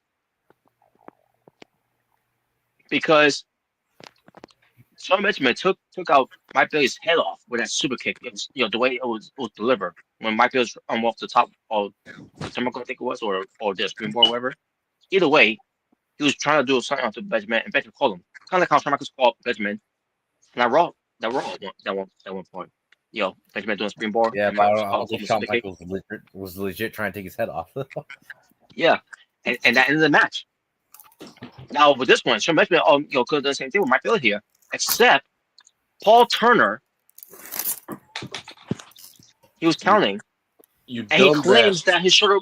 He claimed his shoulder was fucking up, which was what it wasn't. You could see right there with the camera right there. His shoulder was not up, and the crowd shit all over it because of that. So bad that MVP came off commentary because that was his cue to get off commentary because that was when the match was over. And he got in the ring, and then Paul turns out his match is over and leave. Like, you fucking idiot! What the fuck? You screwed up. See, I expect this type of tomfoolery from Bryce Remsburg, but you, Paul Turner. Oh my god, man! Yeah, that was bad. So That was really bad. So Benjamin had to do two more moves and then a super kick, to go with it as well. And then match was over from there. Like, you know what? I think he's great. Paul Turner, he's gonna be he needs a fine. Nah, if anything, he needs a raise.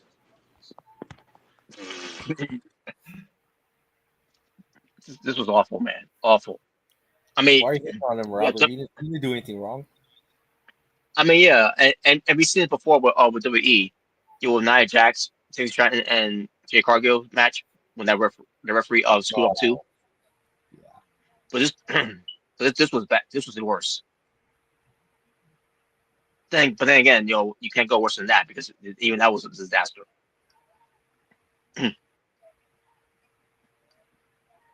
But the sickos, they'll come up with an excuse of why they could do no wrong. Is But that anyways, a shot at specific someone? Wow. Yeah, it is. Oh, damn. Oh no. I'll just leave it as that. So, that being said, who's going to win this belt? Let's not try to start any beefs now, Robert. No, obviously not. Okay, but don't worry, you guys are you guys gonna fight each other in an AEW Muscle match? Oh god. Well, we could, but we're not. We're different brands, so we're different brands. Wow. But anyways, so as far as this AEW National Championship belt that's going to be presented, who's just going to win? I think Shelton Benjamin should win. There you go. Well, we'll go through because some surprises here. I mean, not expecting it to happen. I'm assuming there's going to be more people. Obviously, we have the people already announced, but obviously there's going to be more people in that.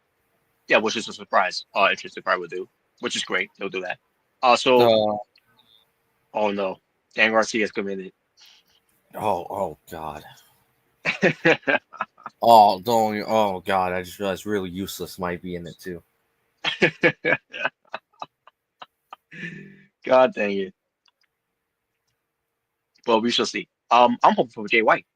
A Jay White return. Jay White. I don't know. You think the damage is too much done already, or you think he's savable? Well, it depends how he returns. Because he has been off the show for a while. But we shall see. Yeah, he should come back with his beard on. Oh god. Oh god. Well, I'll be telling you one thing. If he comes back, it should be some type of cool beard he's rocking. Then the last night. The last night. Okay, what if he shaves off his beard and cuts all his hair short? How would you feel about that? Oh, well, I don't think he'll cut his hair. But I wouldn't mind he cut his beard because again, I seen him with no beard before. When we was in Ring of Honor and in Japan.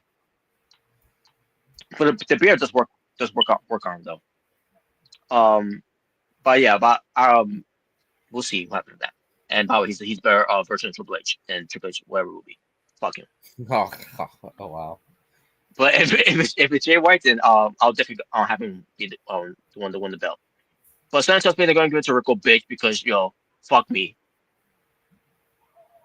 I feel like it should be Shelton Benjamin. So.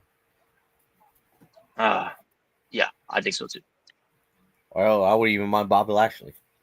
Just avoid any Paul Turner's refereeing his matches moving forward. Or Bryce Remsburg. That was ridiculous, man. Anyways, all right. Next match for the AEW World Tag Team Championships is Brodito defending against FTR. FTR. I think FTR's gonna win. Yeah, FTR. All right. Let me just say about this, I have not been liking the build up that much when it comes to it, because some of it was comical. And you could tell it's comical too because Renee Moxley Goods, Renee Burkett was laughing at one point when Brody was locked in the in their locker, when they're trying to confront FTR, just saying that when they were all confronting FTR confronting the family of Brodito, if his mom and his brother was there, which fuck his brother, his brother sucks. Wait, what? Damn. Gravity. Oh wait, Gravity is his oh yeah, Gravity fucking sucks. Oh, I thought you were talking about his other brother, because apparently he had another brother too. He's got another brother. Well, I don't think he's a wrestler, but there was another brother, dude. Oh, okay. Damn, Wait, you were about to say fuck him too? Well, I don't know who he is. I didn't know he had another brother. I'm just saying, I don't know if he's a wrestler or not, but okay. He wasn't wearing a mask, so I'm assuming he wasn't, but I don't know. But either way, but yeah, FTR will win. So there you go. That way they go to continue the program. Whenever Cope and Christian, Cope Cage comes back. Yeah, probably. All right. There we go. And we get to a 4-way tag team match that features the women's tag team in the tournament. Oh yeah. This was just stupid. Like, I don't see why this is needed. Yeah, which in case you're wondering who it is, it's the Babes of Wrath that features Will Nightingale and Holly Cameron, who advanced. You have the Sisters of Sin, Julia Hart and Scott Blue, who also advanced. You have the Timeless Love Bombs of Timeless Storm and Mia Shirakawa, who will also recently just advanced against. And by the way, I did love that entrance they had. Oh yeah, it was good. It was a very good entrance. Yeah. And they defeated Alex Windsor and Riho. Yes, Riho. Yeah, which I thought was good. Running wild. That's right. Which I thought was a good match, by the way. Yeah, they had. And the team of Megan Bain. What's it again? Yeah, I was gonna say I have not seen Alex Windsor in a minute until Lobster Dynamite. And by more but than then again, she's. But then what was that? And more than Ray, by the way. Well, I mean, she's taking care of Will Ospreay. That's probably why she was gone. So. Yeah, that's too. But Will Ospreay, he's what I'm saying, he's recovering good.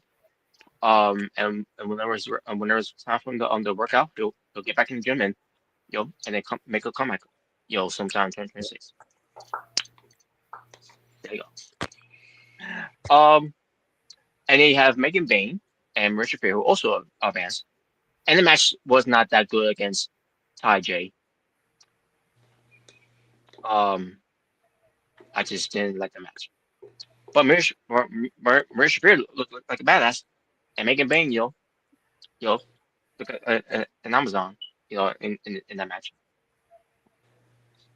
I mean, honestly, Anna Jay, I think Marie Shafir is the only one that's benefiting from the whole Death Riders thing. yes, she has. Yes, she has. And she has the badass theme, too. Oh yeah, the theme song is badass. Hell yeah. So, when it comes to these women, they get to be in this match where the winner will choose the stipulation for their semifinal match in the tournament. Why? Why is this even needed? That's why. I don't understand this. Just why? Is this literally just a match just to have a match? A match just to have a match to add a stipulation to the match. This is the dumbest thing. Uh, This is seriously just. This is just stupid. No, that is just. It Stupid. is stupid. It's dumb. But to get back to Well, I mean, we already know. Well, I mean, I would say Marie Shafir and Megan Bain, but I guess they're probably not going to win because obviously some other team's going to take the fall. But I don't know. I think they are. They probably are gonna win. Well, if they do that win, way, then that way, they could choose stipulation. Because they'll be it's facing going to be Thomas, some Love Bombs. show tag team extreme match more than likely. That's probably what it's going to be. Yeah. That way, they could get Thomas, the Thomas Love Bombs that wins back from, for War Games. I mean, Blood and Guts. Oh my God. Yeah. Well, I mean, pretty much it's the same match. So My the only God. difference is one actually has a roof and the other one doesn't. Yeah. Now I want to point out, that when the Thomas Love Bombs when they wrestled Alex Windsor and Riho, I heard on Collision they wrestle on there against the teams that that took that took the spot that next Nixon and Randall was supposed to be in because they went facing these women's in these tournaments, right? Where obviously they were gonna lose. These and which they did against when it came to who was the first one that they lose to? Was it? Oh yeah, it was Megan Bain and Richard Fair, and then they were supposed to lose um to Ty J, but then that's when they refused to not wrestle them because one thing they was going to lose, and another thing is because there was enough time, 3 minutes, right? And who was taking the spot was Maya World and Haina, and guess what? They not only took the spot against when it went up against Ty J, they lost, and they mind you know compete taking it for the team. And then the week after that, they wrestled against Alex Windsor and Riho, and that match lasted a while. Lasted about almost close to 8 minutes. And like, well, that could have been Nixon and Miranda, the lesbos. That could have been them in that spot, but they decided to throw that all the way, and now lose opportunities to outside of the company and other promotions to say. All both work for ladies. Anyways, well, I'm the only one here, folks. So bear with me. We still got a lot to go through here, folks. But yeah, Megan Bain and Rich Spear, I'm pretty sure they're gonna win, and I'm pretty sure that we wants to go get the win over on Thomas Love Bombs. That way, Thomas Love Bombs can get their wins back for whatever situation they'll choose. So Megan Bain and Rich Spear are my wins to win. All my picks to win, I should say.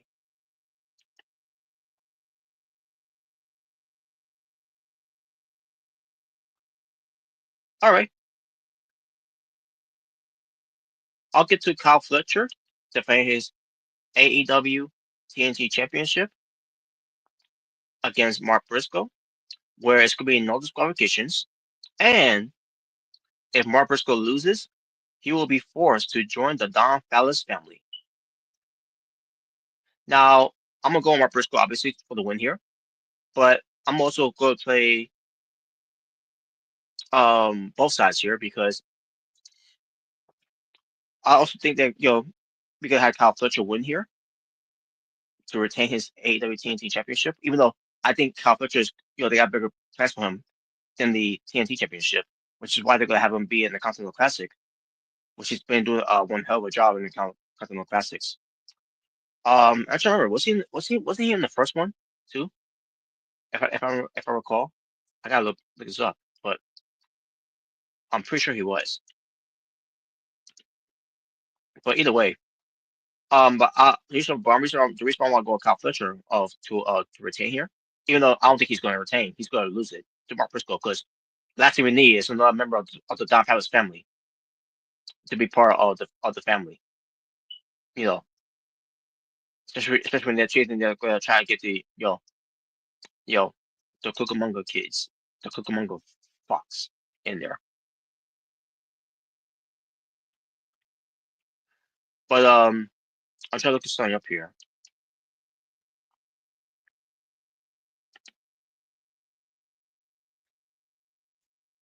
because I'm trying to remember if Kyle Fletcher was in the first one as well, of the Continental Classic. I could have swore he was.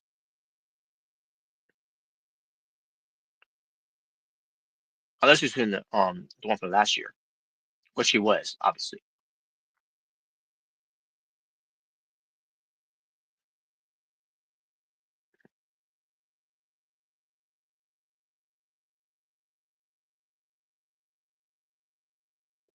Let me see. I wish there was something here for me to see when it comes to it, the Continental Classic. Where is the Continental Classic highlight? It should be here somewhere. Ah, here it is. I missed that. My fault, folks. All right, here we go. The Continental Classic.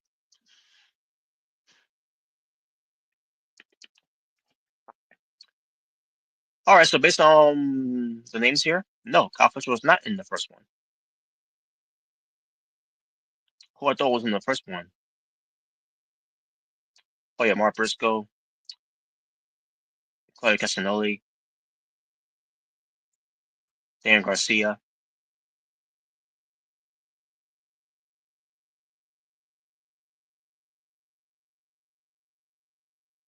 And yeah, especially that's all the people that were in the first time were in the again the second time, which it was again Claudio Castagnoli, Dan Garcia, and Mark Briscoe.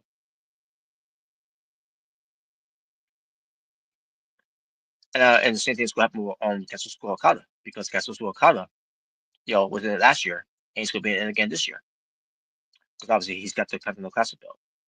I mean, the Continental Championship, I should say. The one belt they won't give rid of because the AEW Unified Championship, and they also claim at the time where after even though he's the AEW Unified Champion, he's still going to carry both belts of the International Championship and the Continental Championship, so that he could defend separate, which we never seen him do that yet since he won it, and then especially with introducing a new belt of the AEW National Championship, which is the same thing with the International Championship. Especially we got MVP and Excalibur, botching it, saying the International Championship at one point when they're introducing the National Championship, the new lineage of the belt, to ignore the end of National Championship lineage. What was the point of all that? When it comes to unifying it, just to give us a pointless match of Kazuchika Okada and Kenny Omega, which wasn't good anyways.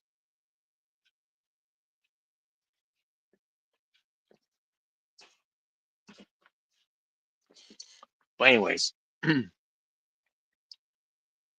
So yeah, we have yet to see that happen. Of Kazuchika Okada, who is the unified champion, who's still got both belts of the international and the continental championship, and he has yet to defend those belts separately. Makes no fucking sense at all of what they're doing there. But anyways, back to the card itself. So that's why I want Kyle Fisher. I mean, I didn't get my reason why I want Kyle Fisher to win. I'll get to more of that when I get to. But Kyle Fisher, I think what comes to me doing a story here for AW, because AW is that's one thing they're lacking is is story. Well, I want to do a story here when it comes to Kyle Fletcher here, to retain his title, and for Marcus to be part of the Don Callis family, basically being held hostage against his own will to join with the family. For someone to come for his save from the conglomeration, but they're probably not going to do that because at the end of the day, because I'm still go for Mark Briscoe for the win. Because let's face it, with Kyle Fletcher being TNT champion, he hasn't really done much for the title. Then they really book him strong to be TNT champion because they failed of his run. To be honest with you, especially when he had to lose as the TNT champion against Hangman and Page for the world title. They didn't do him no favors at all. No favors whatsoever. So the best way to revive Kyle Fletcher of his credibility is to drop the belt to Mark Briscoe and go into the Continental Classic, win the Continental Classic by having him beat Okada for that for the belt. If not Okada, because Okada might never make it to the finals. We shall see though. Then again, this is Okada talking about here. Okada is so valuable. Even though no matter how lazy he is, he's valuable in this company. But either way, so I think Kyle Fletcher is going to lose the belt to Mark Briscoe. Mark Briscoe becomes the new TNT champion. And that'll be his first AEW TNT. It'll be his first AEW World Title. No, it's not World Title. It'll be his first AEW title, I should say. He's ever won in AEW. And no, I don't count Ring of Honor, especially you know, Tony Khan has butchered Ring of Honor, and and what Ring of Honor should have been.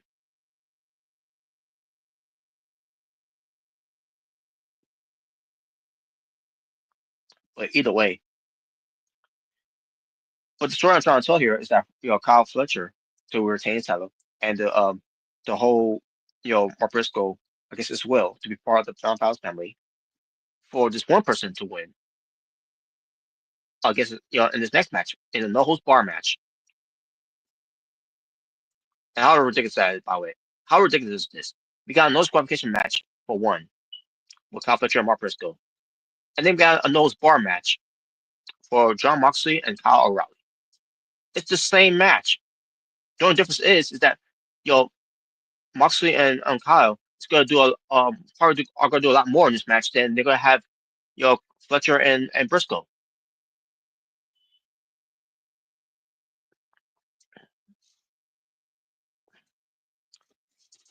But with this match, with John Moxley and Kyle O'Reilly, they've been really been building up this whole story where Moxley cannot get a win over on Kyle Fletcher.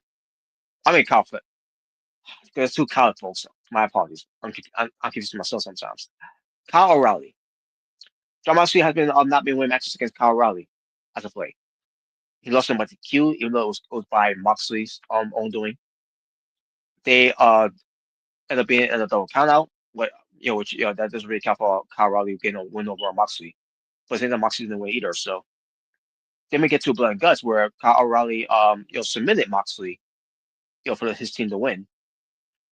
And then we get to Dynamite. We get the and then also I'm almost going to include Collision as well because I heard something about Collision when it comes to it. Because after Blood and Guts, the wrestlers that were part of Blood and Guts, the Blood and Guts match, and I not just talking about for the men's, but the women's too. They all were not selling the physicality for the aftermath of the Blood and Guts.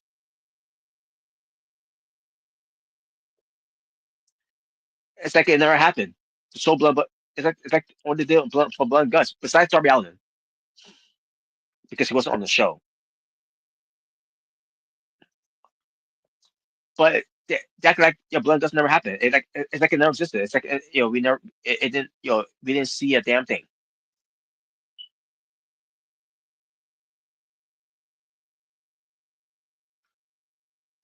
But either ways, now Moxley is looking for a way to get his win back here against Kyle O'Reilly, which I don't think he should, but it's something he's going to.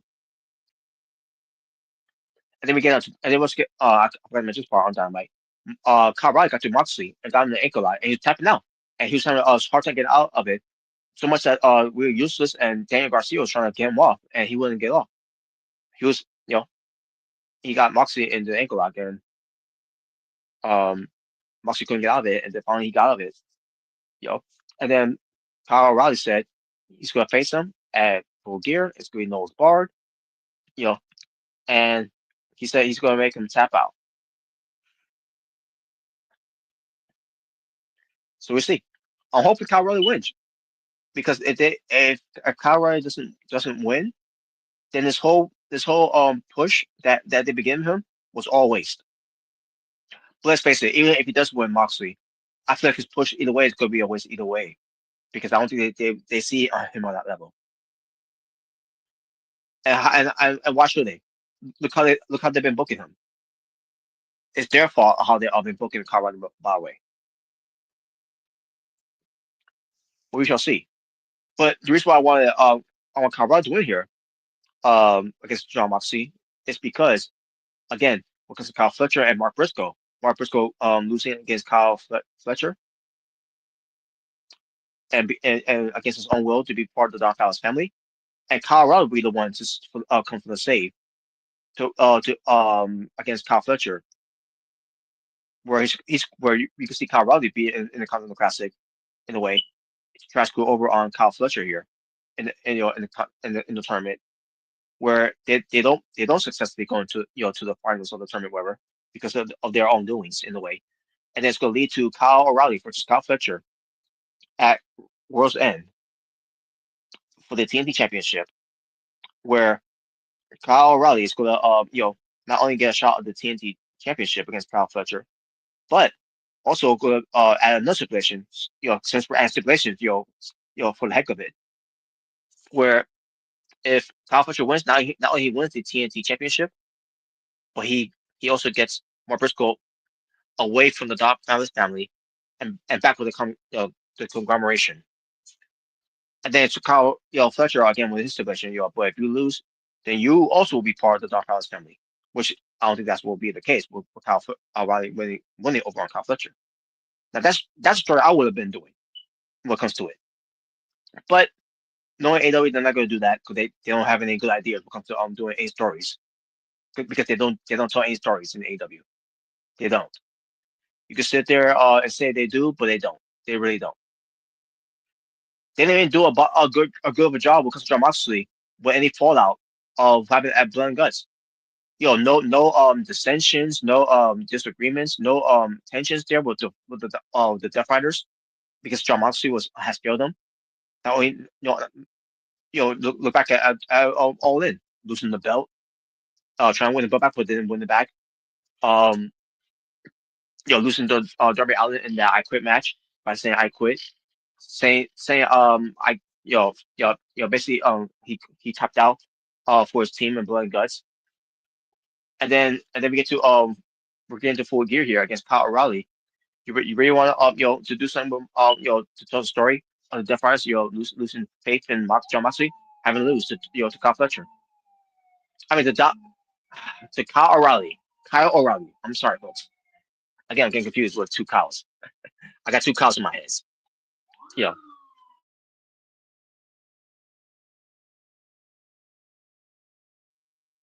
So, anyways, folks. What I was gonna say. So yeah, that'll be what I would do. Will AEW do that? No. They're gonna do what they want, and that's gonna be that's not gonna be any fun. Now, here's the thing too. They could not do that with Kyle Fletcher being Mark Briscoe for Mark Briscoe join the family. Just have Mark Briscoe win the belt, and that'll be the end of that. That whole program with Kyle Fletcher and Mark Briscoe, and Kyle Fletcher could go on to the Continental Classic and win the Continental Classic to win the the Continental Championship because what does unified belt really means anything in AEW? The AEW Unified Championship. What does it mean at the end of the day? It means nothing. Just like the Continental, just like the Continental Championship doesn't mean anything as well. And it shows up proving that too in a way. And then again, you could do that with Kyle Fletcher losing to Mark Briscoe, and then Kyle Fletcher goes into the Continental Classic to win. Or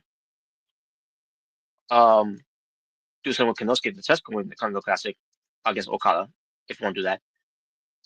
Which is another thing too, by the way. If Mark Briscoe is not going to win the belt and he's going to join the family, and then Kyle Riley beats Moxley, and then he's going to fight for the honor of Mark Briscoe to not only win him back for to be part to be back with the conglomeration, but to also win the team championship from Kyle Fletcher. But you can do Konosuke Tetsuya versus Kazuchika Okada in the Continental Classic Finals at World's End. And then again, Kyle Fletcher versus Kyle O'Reilly. When it comes to stipulations beyond the line on in that match because they love stipulations so much. And whatever they want to do when it comes to the Death Riders going into World's End, where they plant seeds, and tease something about Moxley is going to be exile of the Death Riders at World's End because of the Death Riders. That's going to be led by Pac and Marisha Shafir in a way.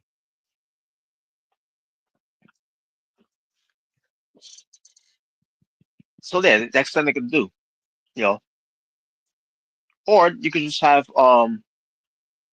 Moxley lose to Kyle O'Reilly and Pac beats Darby Allin. And Kyle Fletcher just loses to Mark Briscoe, and then have him go into the Continental Classic. Kyle Fletcher will go into the Continental Classic and win the entire thing. And then do something with him in 2026. But we shall see. Sorry, folks. That took me a long time, to get to. Next match: Chris Statlander versus Mercedes Moné for the AEW Women's World Championship, which is Chris Statlander's championship. Mercedes Moné had a match against Red Velvet. I'll say this: it was a decent match, but I didn't like the outcome because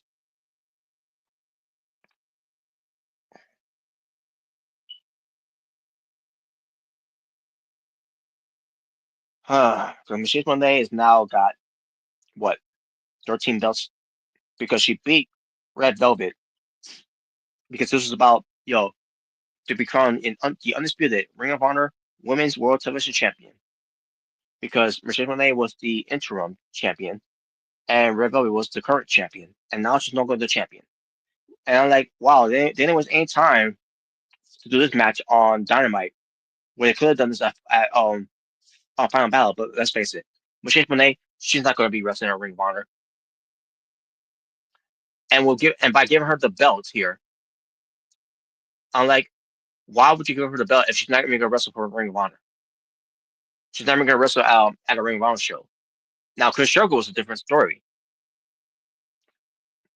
I don't see that much with I don't see that happening with Mercedes Moné. Ring of Honor is beneath her, and it's definitely beneath her because of how AEW has been booking and producing Ring of Honor TV.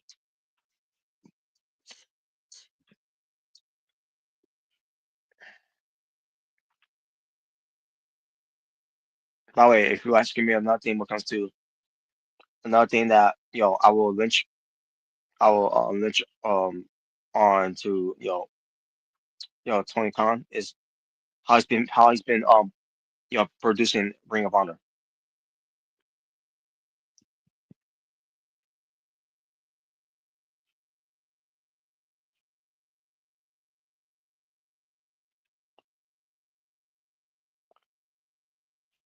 Oh wait, launch at Tony Khan. I should say not Lynch.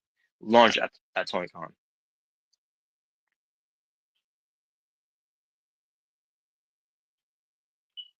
But anyways, so yeah, Michelle Monet won.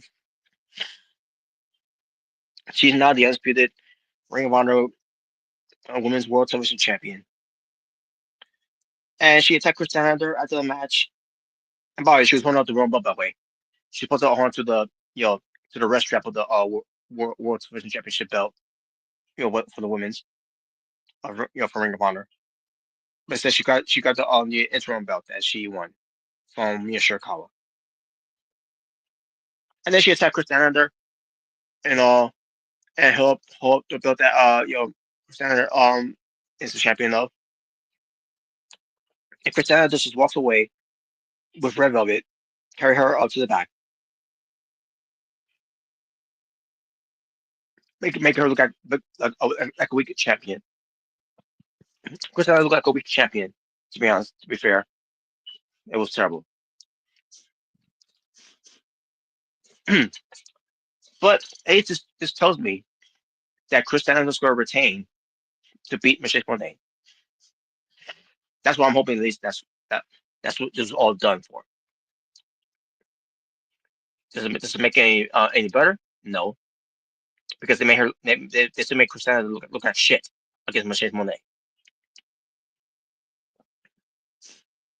Now to the main event.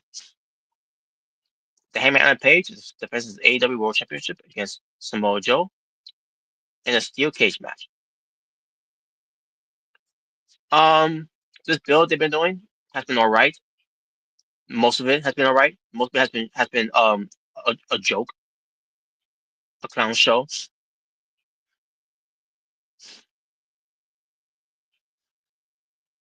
So Powerhouse Hobbs is out because of Hangman. He's put him in the hospital. Well, so that's the MVP, who recorded something with Powerhouse Hobbs while they were in the arena for the show.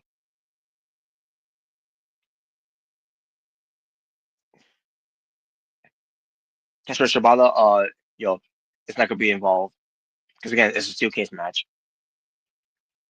So I guess the kick to the nuts by Hangman to Kessler Shibata after the match they had was enough for him to not come to Saturday, whatever. So so Mojo's on his own. Powerhouse Hobbs has been sent to the hospital by being electrocuted, by being put to a table. Kessler Shibata got kicked in the nuts. Must have been a bad kick to the nuts there by Hangman there. And Samoa's probably gonna lose. Basically they're gonna send away the Yops with Hangman, basically burying the entire stable.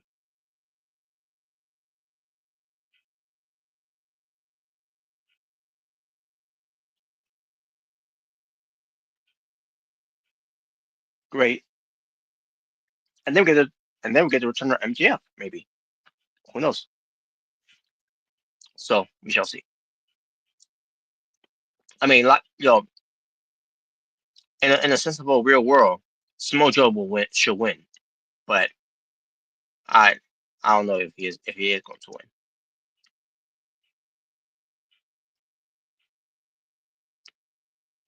But there you go, folks. That was Extreme Full Rules Gear pay-per-view. That's just preview there.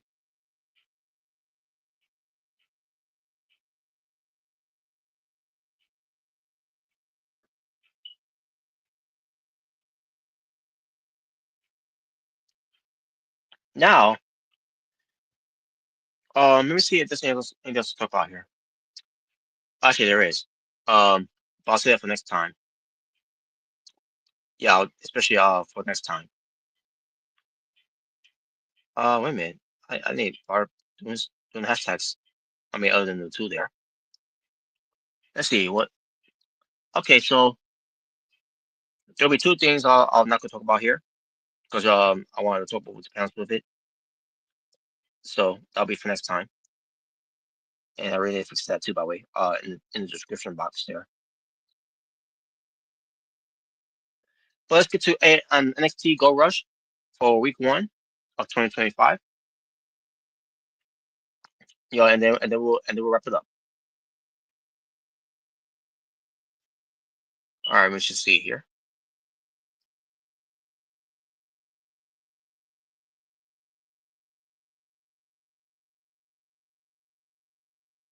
Where is it?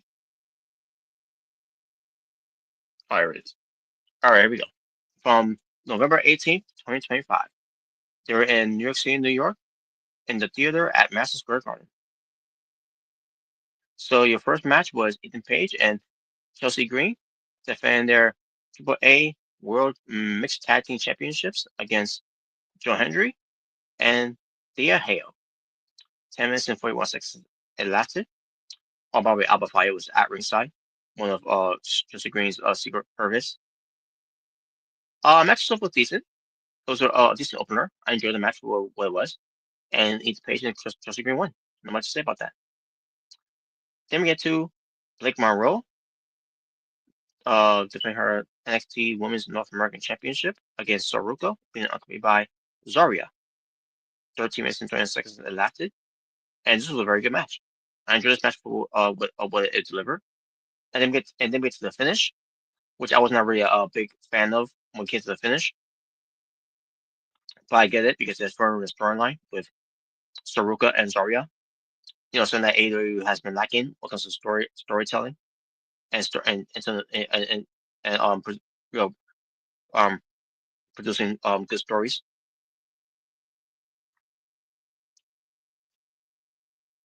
I digress. But Beck Monroe, she wins because it was by forfeit.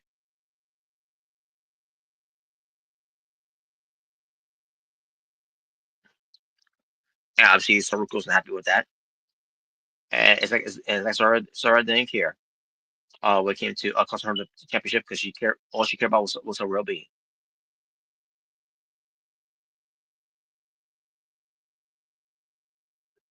All right. Then we had two dark shit, Dion Lennox and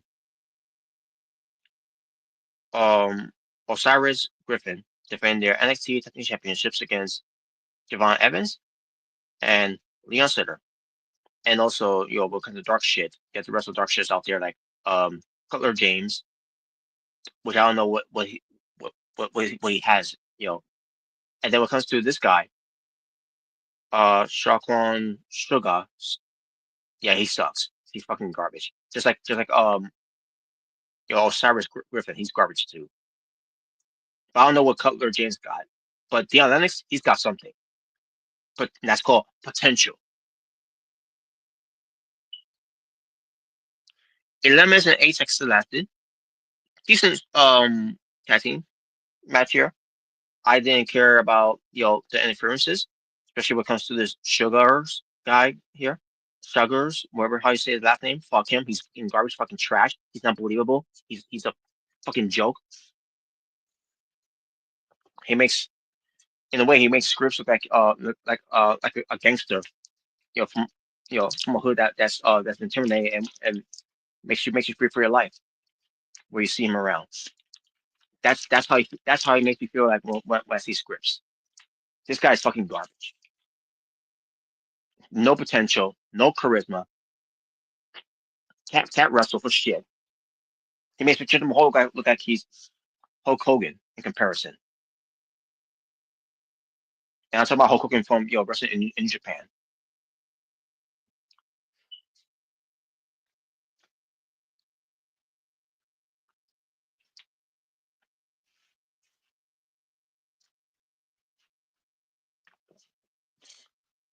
But in the end, and I can't remember who caused the team to win.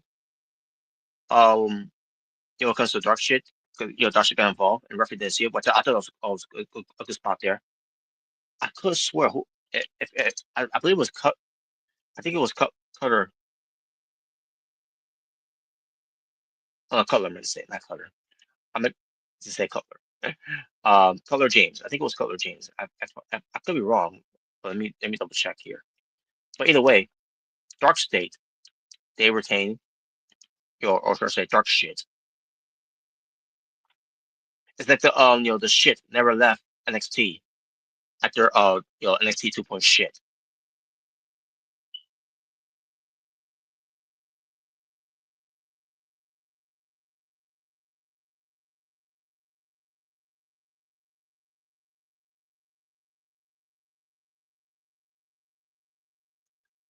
Well, anyways,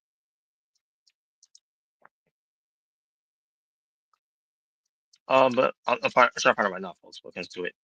But they retained the tag titles. I was not expecting them to. I mean, I was not expecting them to retain at all because I really don't care about them. But they did, so fuck me. I mean, that matters. I don't watch anyways. NXT weekly anyway, so it doesn't really bother me that much. I was looking at it like, whatever.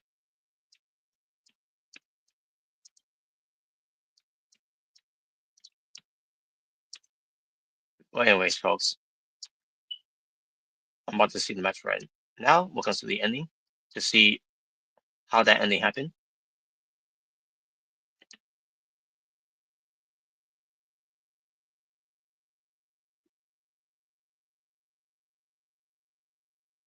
Okay, yeah, it was Cutler James.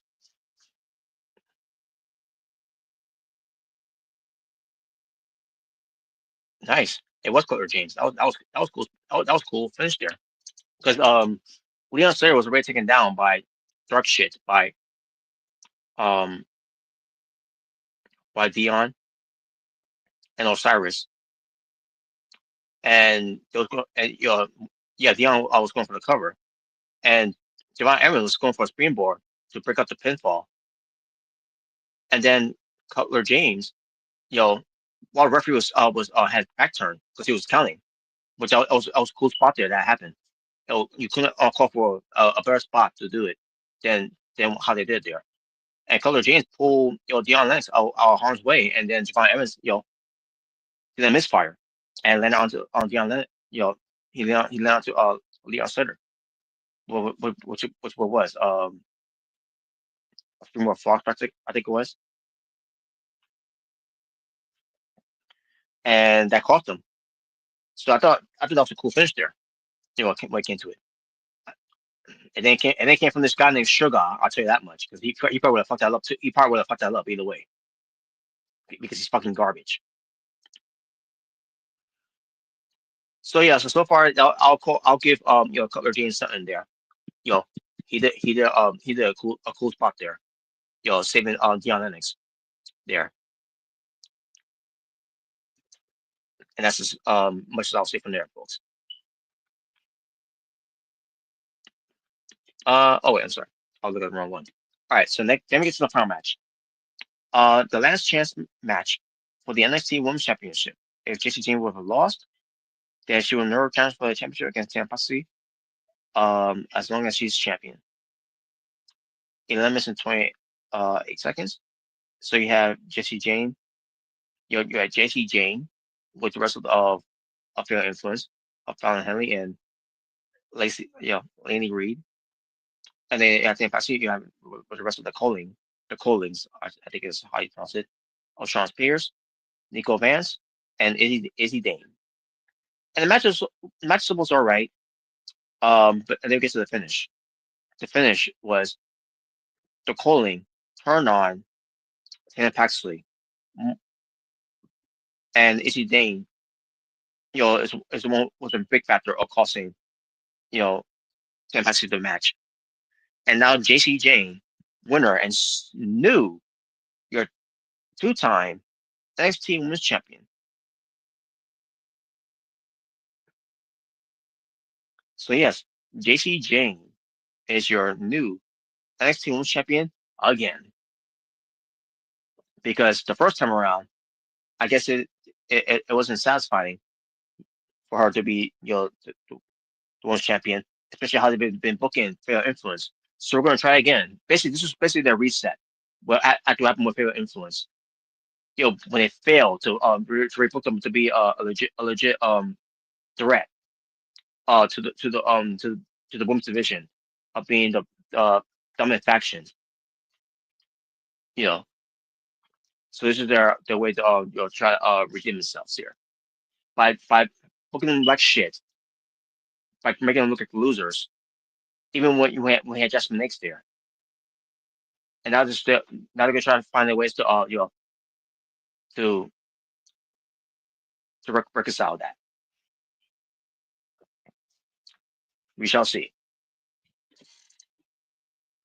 All we gotta do is have the other two win their matches next week for week 2, which is gonna be on November. Wait, can't look at the wrong one. November 25th for next week, because these matches are taped, by the way. They're all taped. So we'll find out what happens next week when it comes to the results of these matches. Because I'm not gonna read any spoilers. But as far as the first week of it, I thought it was alright. The first week of it wasn't anything great, wasn't anything good. I just thought it was alright. It was at least tolerable of of any other ST shows I've seen. That they try to do to keep my interest in a way, which it's very far sight for that. But either way, that's that's match. That's what happened there. Now there's there's one more thing I need to go to, because I forgot I need to go to this one thing as well, and that is TNA Turning Point. TNA Turning Point from November 14th, 2025, in Winter Park, Florida, Full Sail University, the original home for NXT Black and Gold. Boy, do I miss those days. The pre-show featured Jake Something defeating the Hometown Man and Mance Warner in a three-way match. That's the 7 minutes and 28 seconds. I didn't know it was a pre-show. So, um, then again, there's also pre-show. I just didn't know there could be a match on the pre-show.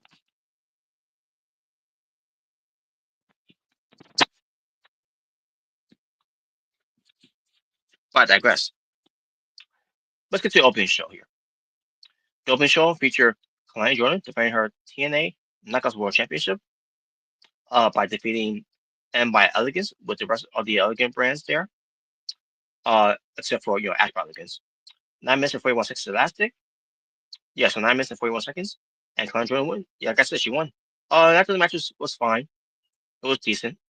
I'll tell you one thing. It was a lot more better than Heather by Elegance match. Just because the finish of that match, it felt like it was botchy and clunky of what was done there. I thought that there's some spot that was screwed up there. Um, but it wasn't too bad. But still, it looked like it looked like it was a botch. And they tried to cover it like it wasn't. This was I thought this was more better though. And Conjuring wins. Yeah, I thought she would. So AJ Francis defeated BDE 8 minutes and 39 seconds. So that's it. I thought the match was alright. And BDE, props to him for what he did there. I still don't believe him in the ring, when it comes to what he's doing. But hey, he did his best though, so I'll give him that. Not gonna harp on him that much, but again, a YouTuber. Enough said.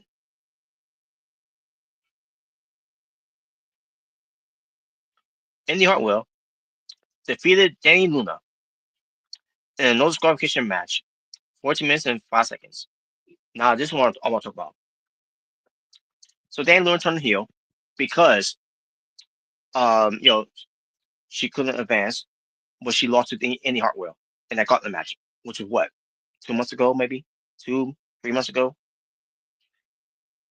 And then obviously Danny Luna's former tag team partner, Jody Drent, wasn't happy with that, to a point where Danny Luna was also in the program with her, where she's attacking her. And these two were down their throats in the way. Two, we get to open fight night, where Jody Drent wants to fight Danny Luna in the match, because open fight night you have to call out who you want to fight, and that's the rules of open fight night. This is another thing that has been doing. I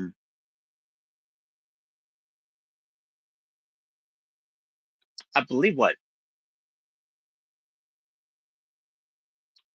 I would say 2010, 2011, or 2012. It was during around the time of Hogan and Russo. I mean, Russo was has been there before them. But I'm talking about Hogan and Bischoff. During that whole time. So, um, which is a great concept they did, by the way.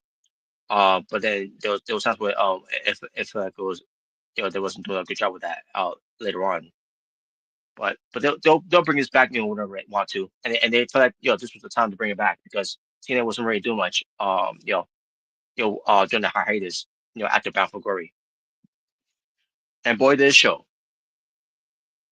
But either way, um, so Dane Luna was um was on his match against Joey Threat during that week when Open Fight Night happened, and she won against Joey Threat. And now we get to this match here where they had a match on at Full Sail, a regular match where Daniel's going to steal a chair, only for the you know Indy Hartwell to they'll take it away from her.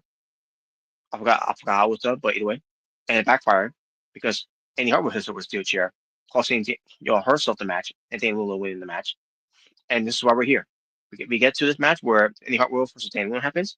They had candlesticks, they had steel chairs, they used tables. I can't remember what was name used. Oh yeah, I remember there was a white powder that happened by Daniel Luna to Indy Hartwell. Indy Hartwell was killing it in this match, and even that especially Daniel Luna, by the way, Daniel Luna was killing it in this match too as well. They both were pretty good in the match, but Daniel Luna was the one that is one I was really big on in this match, and she lost. Someone who could be doing stuff for the knockouts division is Daniel Luna, especially with her turning heel.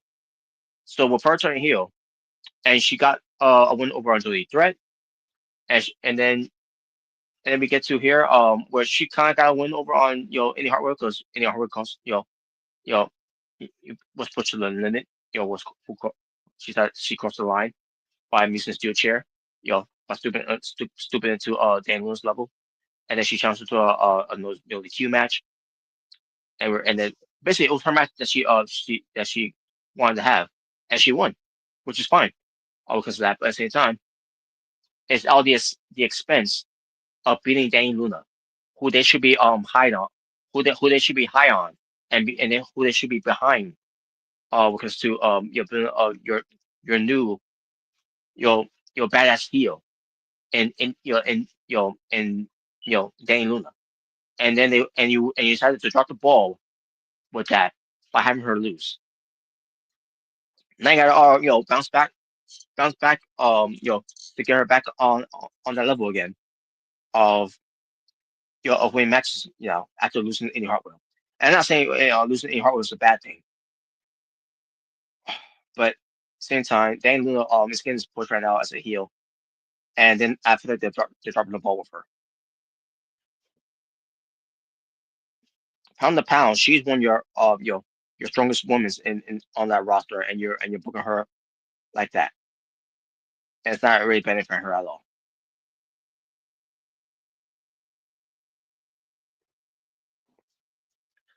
That's what I want to say from that.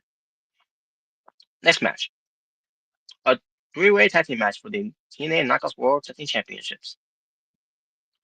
It was the Inspirations, Cassie Lee and JC McKay, defended against the Angel Warriors, which is Lane Lee and Sarah Brookside, where they were supposed to face Tessa Blanchard and Alicia who gives the Folks in a tag team match, in a triple threat tag team match, three-way tag team match.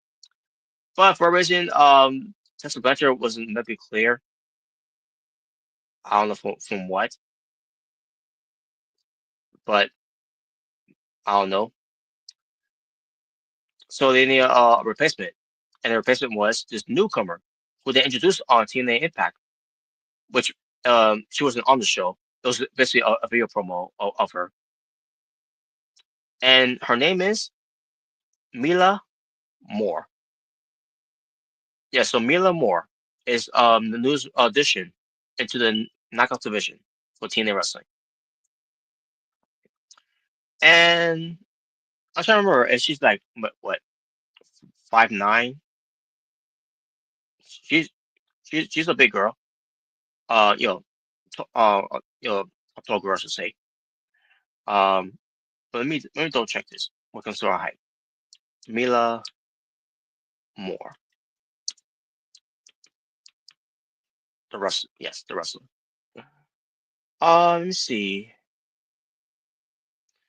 Then I show me her height.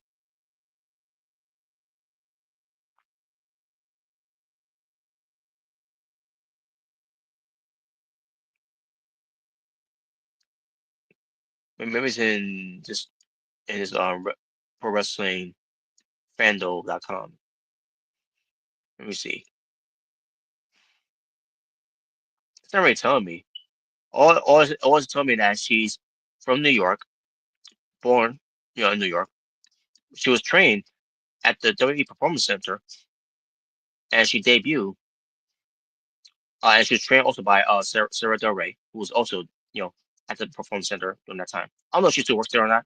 I haven't really keep up with what's going on with Sarah Del Rey, but but Mila Moore debuted back in 2020, based during the pandemic,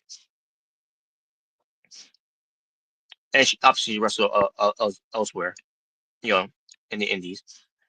Now I don't know what happened with her. During her time in WWE, because she was trained in the Performance Center. I don't know if she didn't make the cut. That's probably what it was. She probably didn't make the cut. Not everyone's going to make the cut, obviously. When it comes to training at the Performance Center. Don't know how long that was looking into it, because she debuted in 2020, so it probably happened like somewhere from what 2016, 2017, maybe 2018. Who knows? But either way,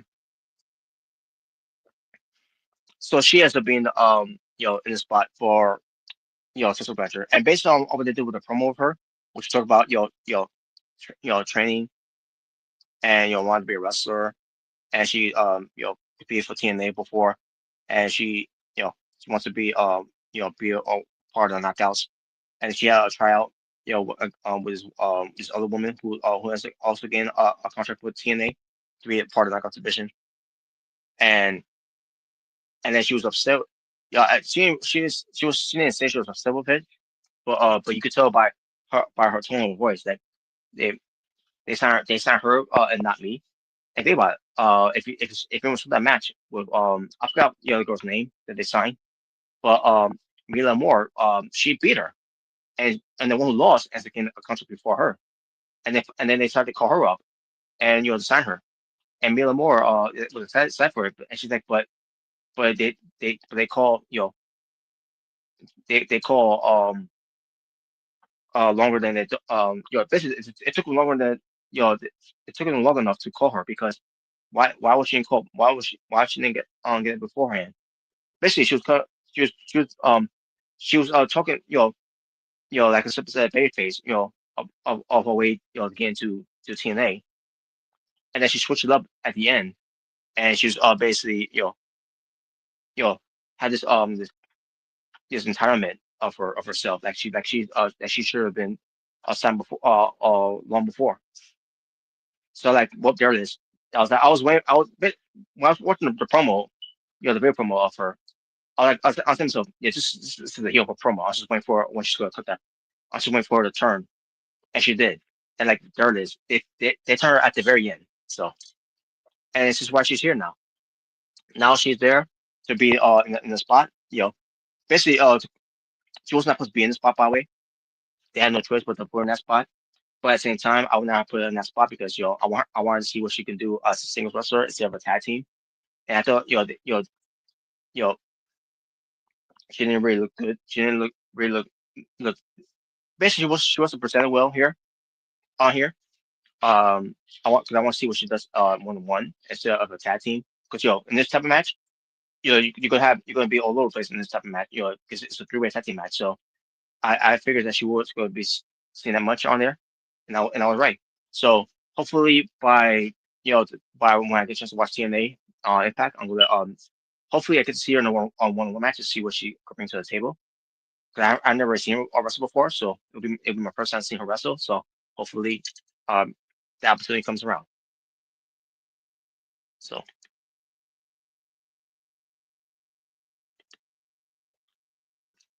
All right. And by the way, the inspiration one. By the way, this match itself, it was alright. I did get the of it.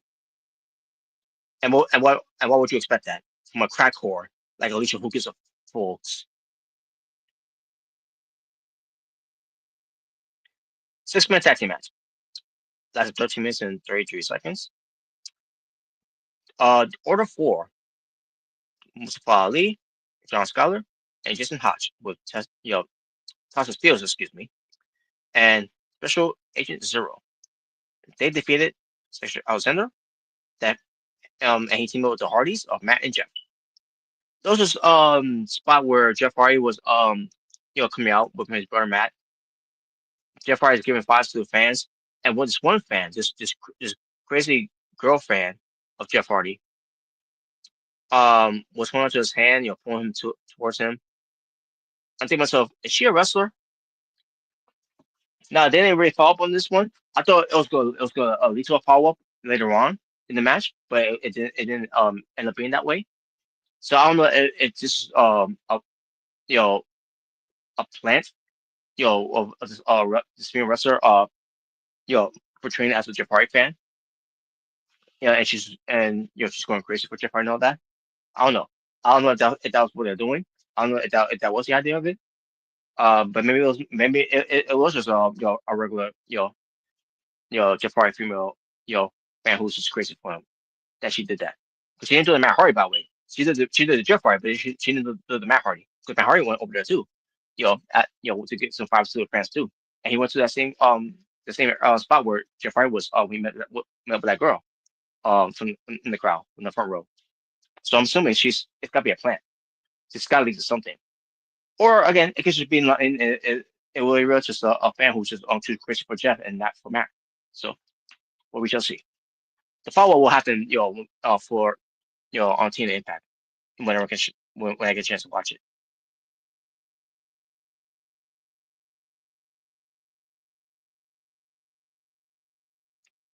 But there you go.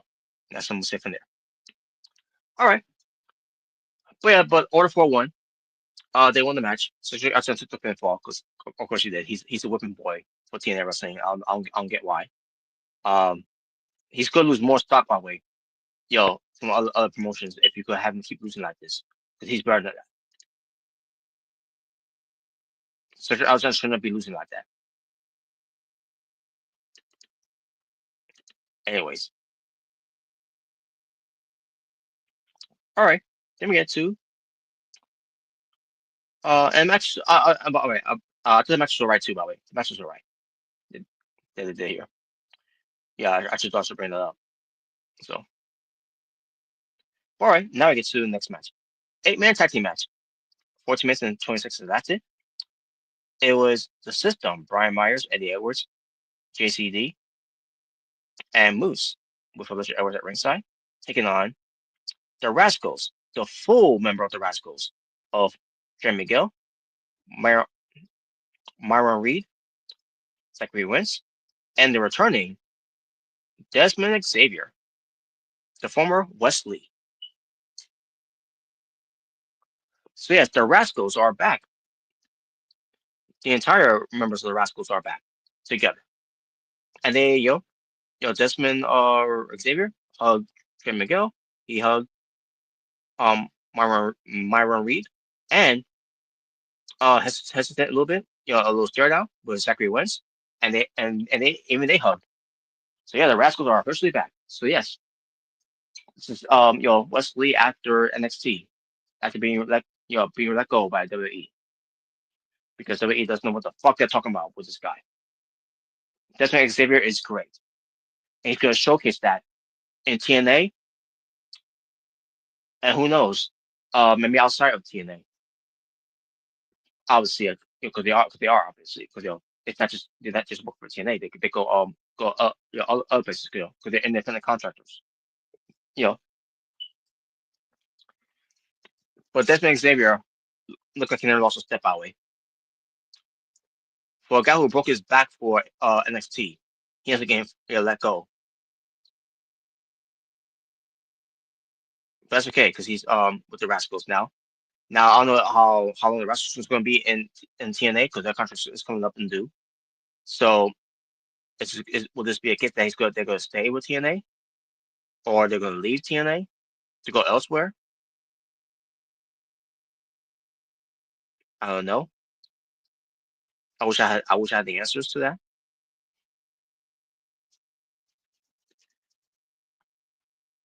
But either way, it's good to see them back together, guys. It is just great to see them back. There was no reason for Wesley to turn on them. I mean, if it made for a great story for Wesley at the time, turn on them, then yeah, I would give that a pass, especially where it led to. Until we got to the part where they was doing nothing with him until they let him go. So yeah, that was definitely worth it. Idiots. So they has match with the Rascals versus the System. Because JTC, he's gonna be retiring, in 2026, folks. So this could be it for him. 2025 is just gonna be final year. He's gonna be done in 2026. So this is why this match was made. The Rascals versus the System, and the Rascals won. And this match was good. I was enjoying this match. This match was pretty good. And then they showed sportsmanship after the match, and there you go. So let's see what happens with the Rascals, moving forward in TNA Impact. Will they stay or will they go? And if they go, they're probably going to be in AEW and they'll be buried, like in Ring of Honor. So there you go.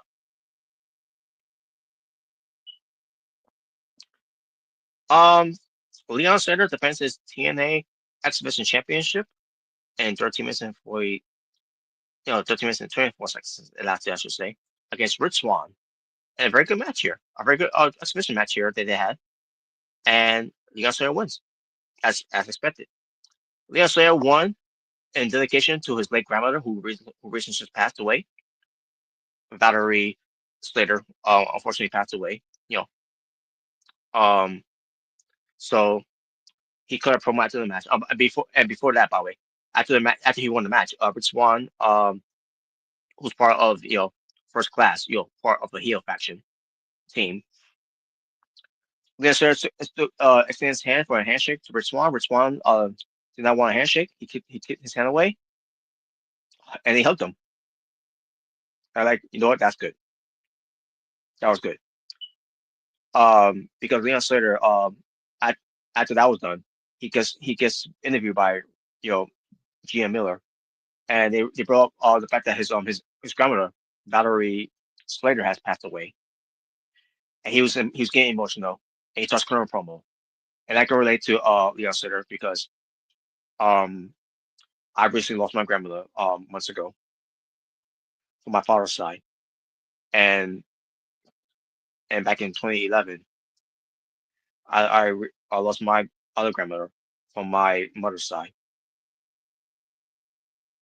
So I can relate to Leon Slater. So my prayers and condolences goes out to the Slater family for their loss.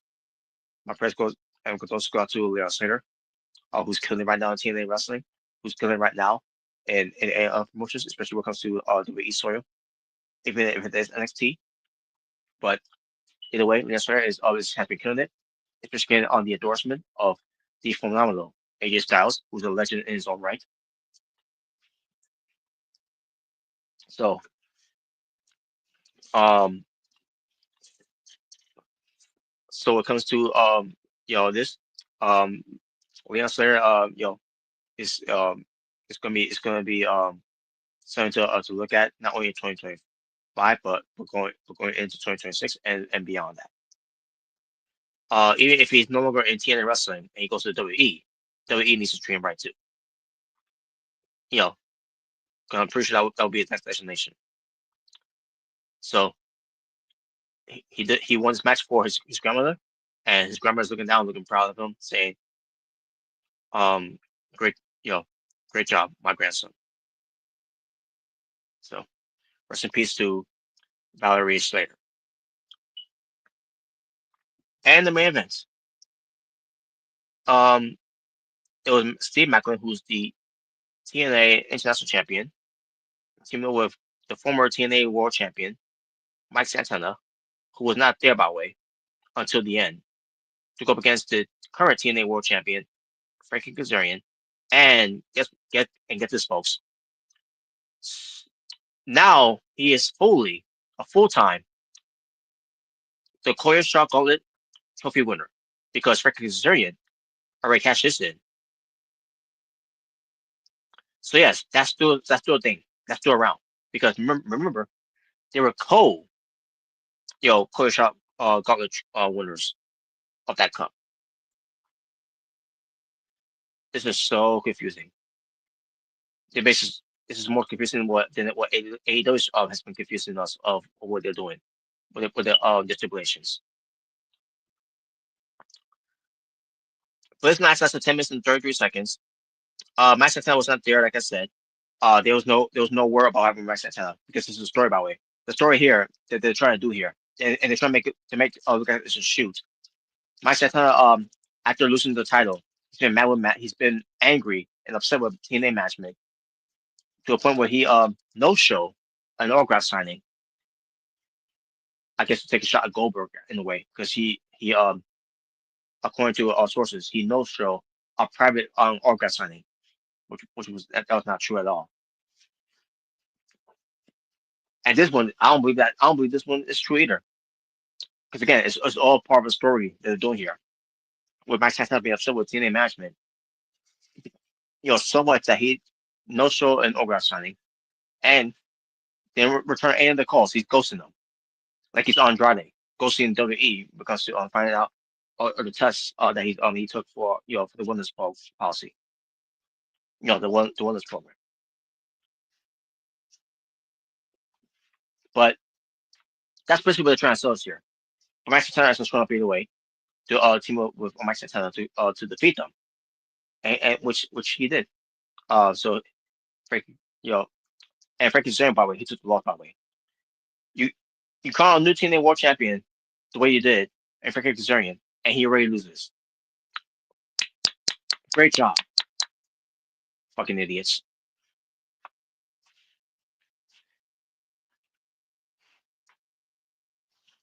So that's what they're doing, folks. This is stupid. So fucking stupid.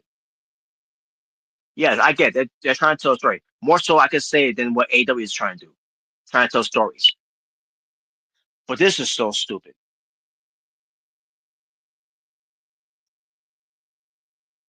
So what happened next?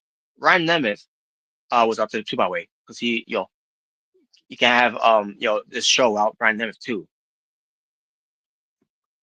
I really don't remember what he did. Oh yeah, that's right. He was there, but he got super kicked by Mrricanjay.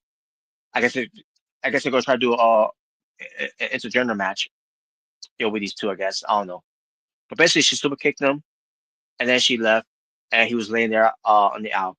And this happened during the match, by the way. This happened during the match.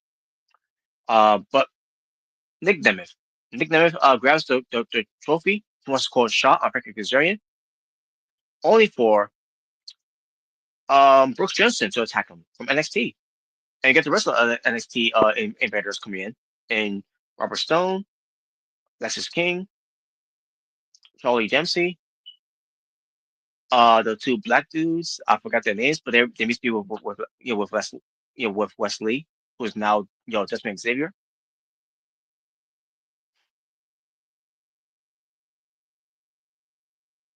Who else was there? Oh yeah, Stacks. I don't remember if there were anyone else there.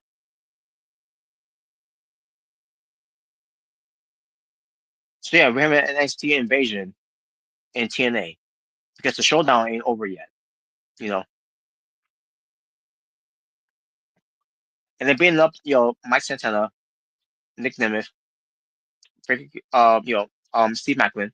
Frankie Kazarian recovers, and he sees what's going on, only for uh Robert Stone to order the attack Weber to Frankie Kazarian Weber, and then they attacked him because the story here also, Tom Hennepin thinks that what happened with Mike Santana, on Team Impact was it was all Frankie Kazarian. He's in cahoots with them, and Matthew Raybo is was on Frankie Kazarian's side. When it comes to like, how you know that? He he probably doesn't even know about all this. You know that, right? So we get to the answer here, and yeah, Tom Henderson was wrong. So there you go. And then we had other people coming in like Saint, Saints and Sinners. You know, the former Norman Armory. I already forgot the names by the way. I got mention I can remember the names. Basically the former Norman Armories that used to be where John Alexander and they used to be where Eric Young, and now they're on their own, and they're now the Saints and the Sins. I mean the Saints and the Sinners. But they were out there and they got beat up. The Rascals came out, but they got beat up. I don't remember seeing Xavier just Xavier out there though. I don't remember seeing him out there.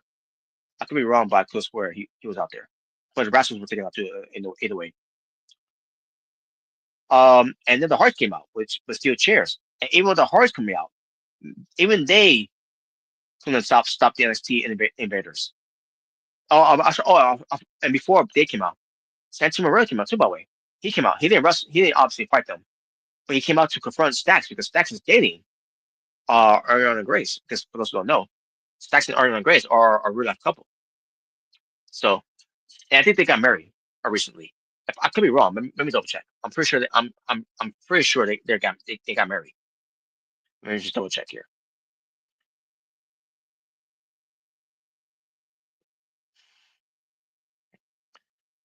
Ariana Grace.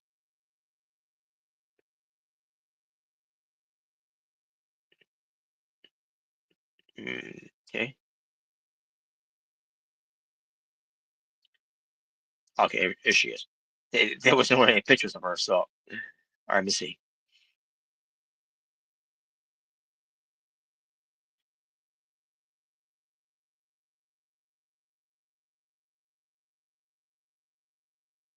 Okay, they're engaged. Okay, so they're engaged. They're not married yet. They're just engaged.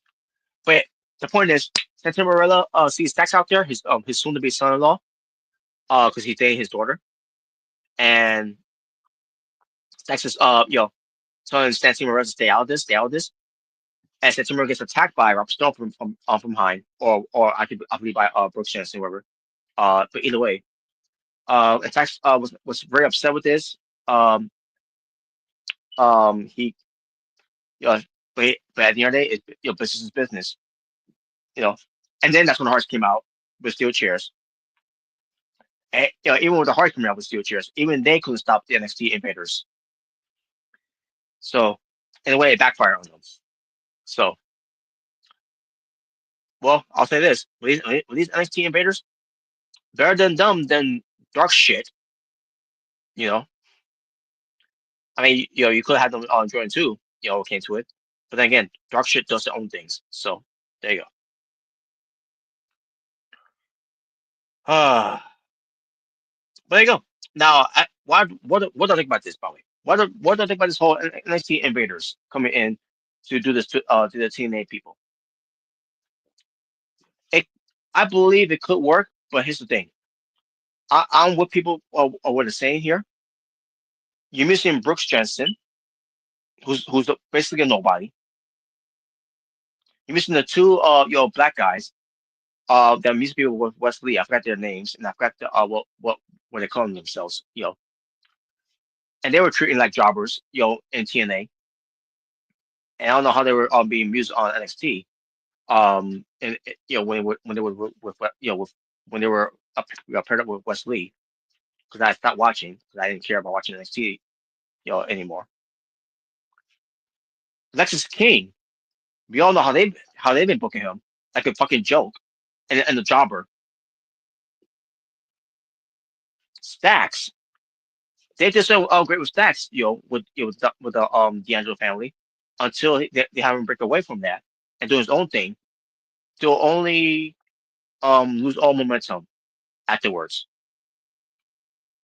And the only thing I can remember is that he was you know, the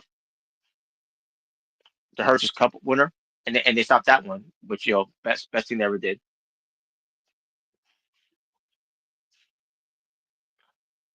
Uh, who else? Oh yeah, Charles Dempsey.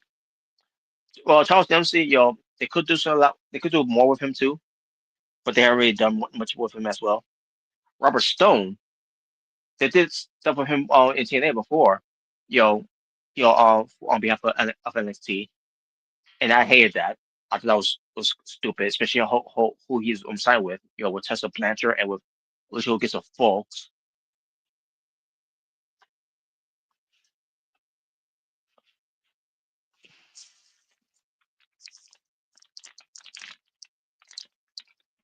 The point is, folks, they're using guys that no one's going to be talking about, in this, and they're booking them strong. But I'll say this: the best thing I could say about what TNA is doing with these guys coming in and doing this, they're booking a lot more stronger than what NXT is doing. I'll say that much because they know how to do it right. TNA. Sometimes they don't do it right. I don't praise them that much, but I'll call them out when they need to be called. Stuff that needs to be called out on. But this one, at least with this one, I can praise them for that for a little bit. But this is compared to the invasion from 2001, with WCW guys beating up on WF guys, lower card guys beating up on main event guys. Not all of them obviously were mm, mid card guys. I'm just saying. But at the end of the day, it's all about the numbers game, and that's another thing too. Is that the best roster we got for TNA wrestling to fight all these guys? Now, what happened if they would have inside locker room and the out to beat them up? The NXT invaders. What did they have? Do they have backup for the rest of the NXT guys? To show up out of nowhere to attack too? Is it just them, or are they just pawns until we get the other NXT invaders coming in out of nowhere to get the better of the TNA guys? I don't know. Either way, I'm kind of intrigued what they're going to do with this. I want to see how far they'll go with this, and and how it's going to benefit Mike Santana, especially that it really didn't benefit Mike Santana because it was a huge blunder, a huge botch that it did to Mike Santana. Because the idea here is if you're going to do that to Mike Santana, he should have won the belt back at Summerversary, and then go over to Bound for Glory, you know, still the champion, obviously.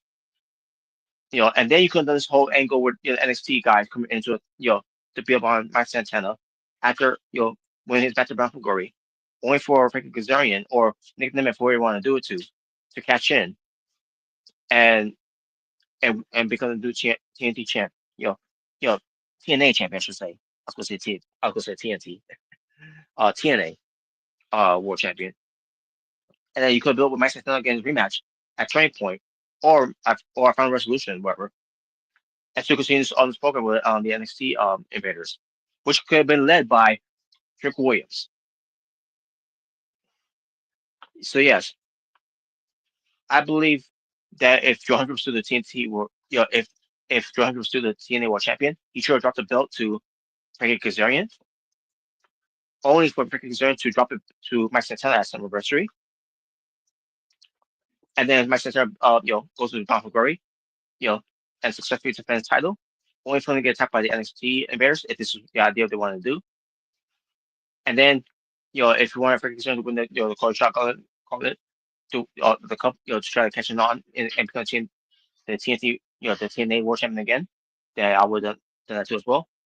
Instead of doing the whole co-main event, the co-winners, I should say, of Frankie Kazarian and Nick Nemeth. Or you could just have Nick Nemeth win the cold shot and then have Nick Nemeth catching on him. Either way. By the way, this whole co-winner thing, don't ever do that again.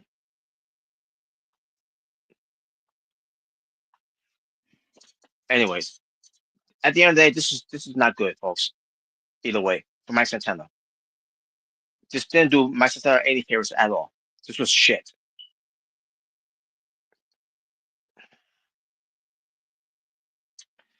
And the fact that it did this, after Mike Santana has been scratching and clawing to finally get to his opportunity to get the spot, and they do this shit. The title defense that he did was against Ryan Nemeth, only for it to end by disqualification because the NXT invaders came in.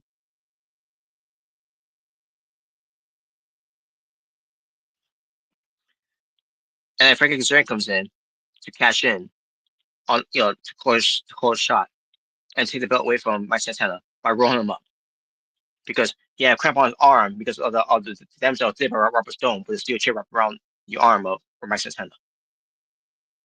Unfucking believable.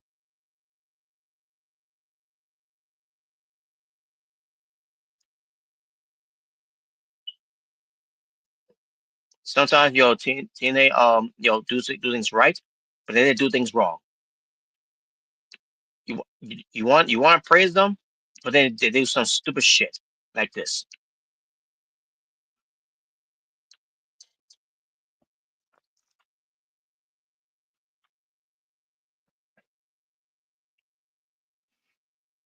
And that was the show, folks. I thought the show was all right for what it was. So much I thought it was a 6 out of 10 show.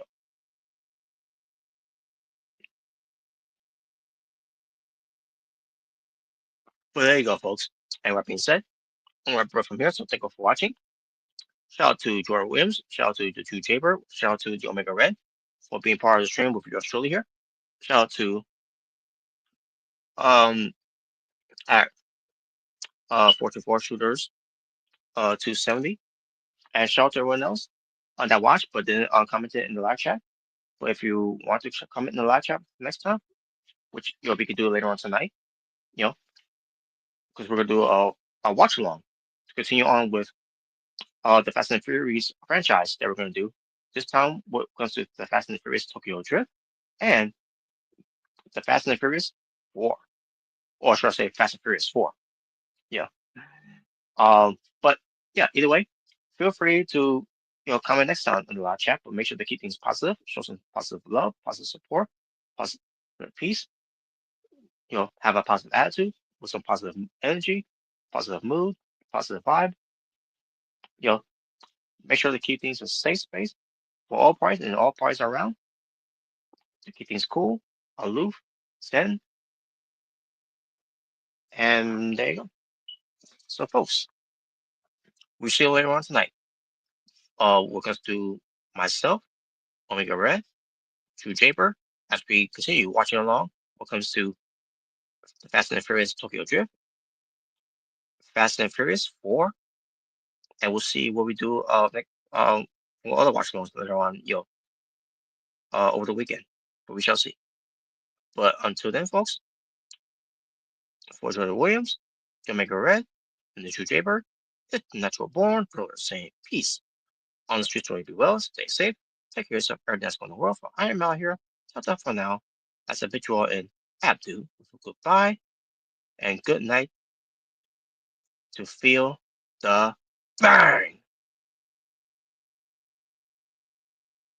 Until next time, folks.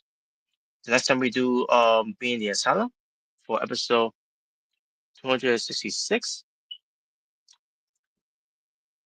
Maybe on a Tuesday.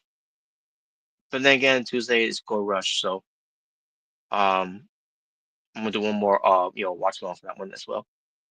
So I guess we'll save it on the Wednesday, if we can. Because next time we do BTA. But this was BTA Being the Asylum welcome to 265. So folks, take care of yourselves and each other. God bless, peace, and take care.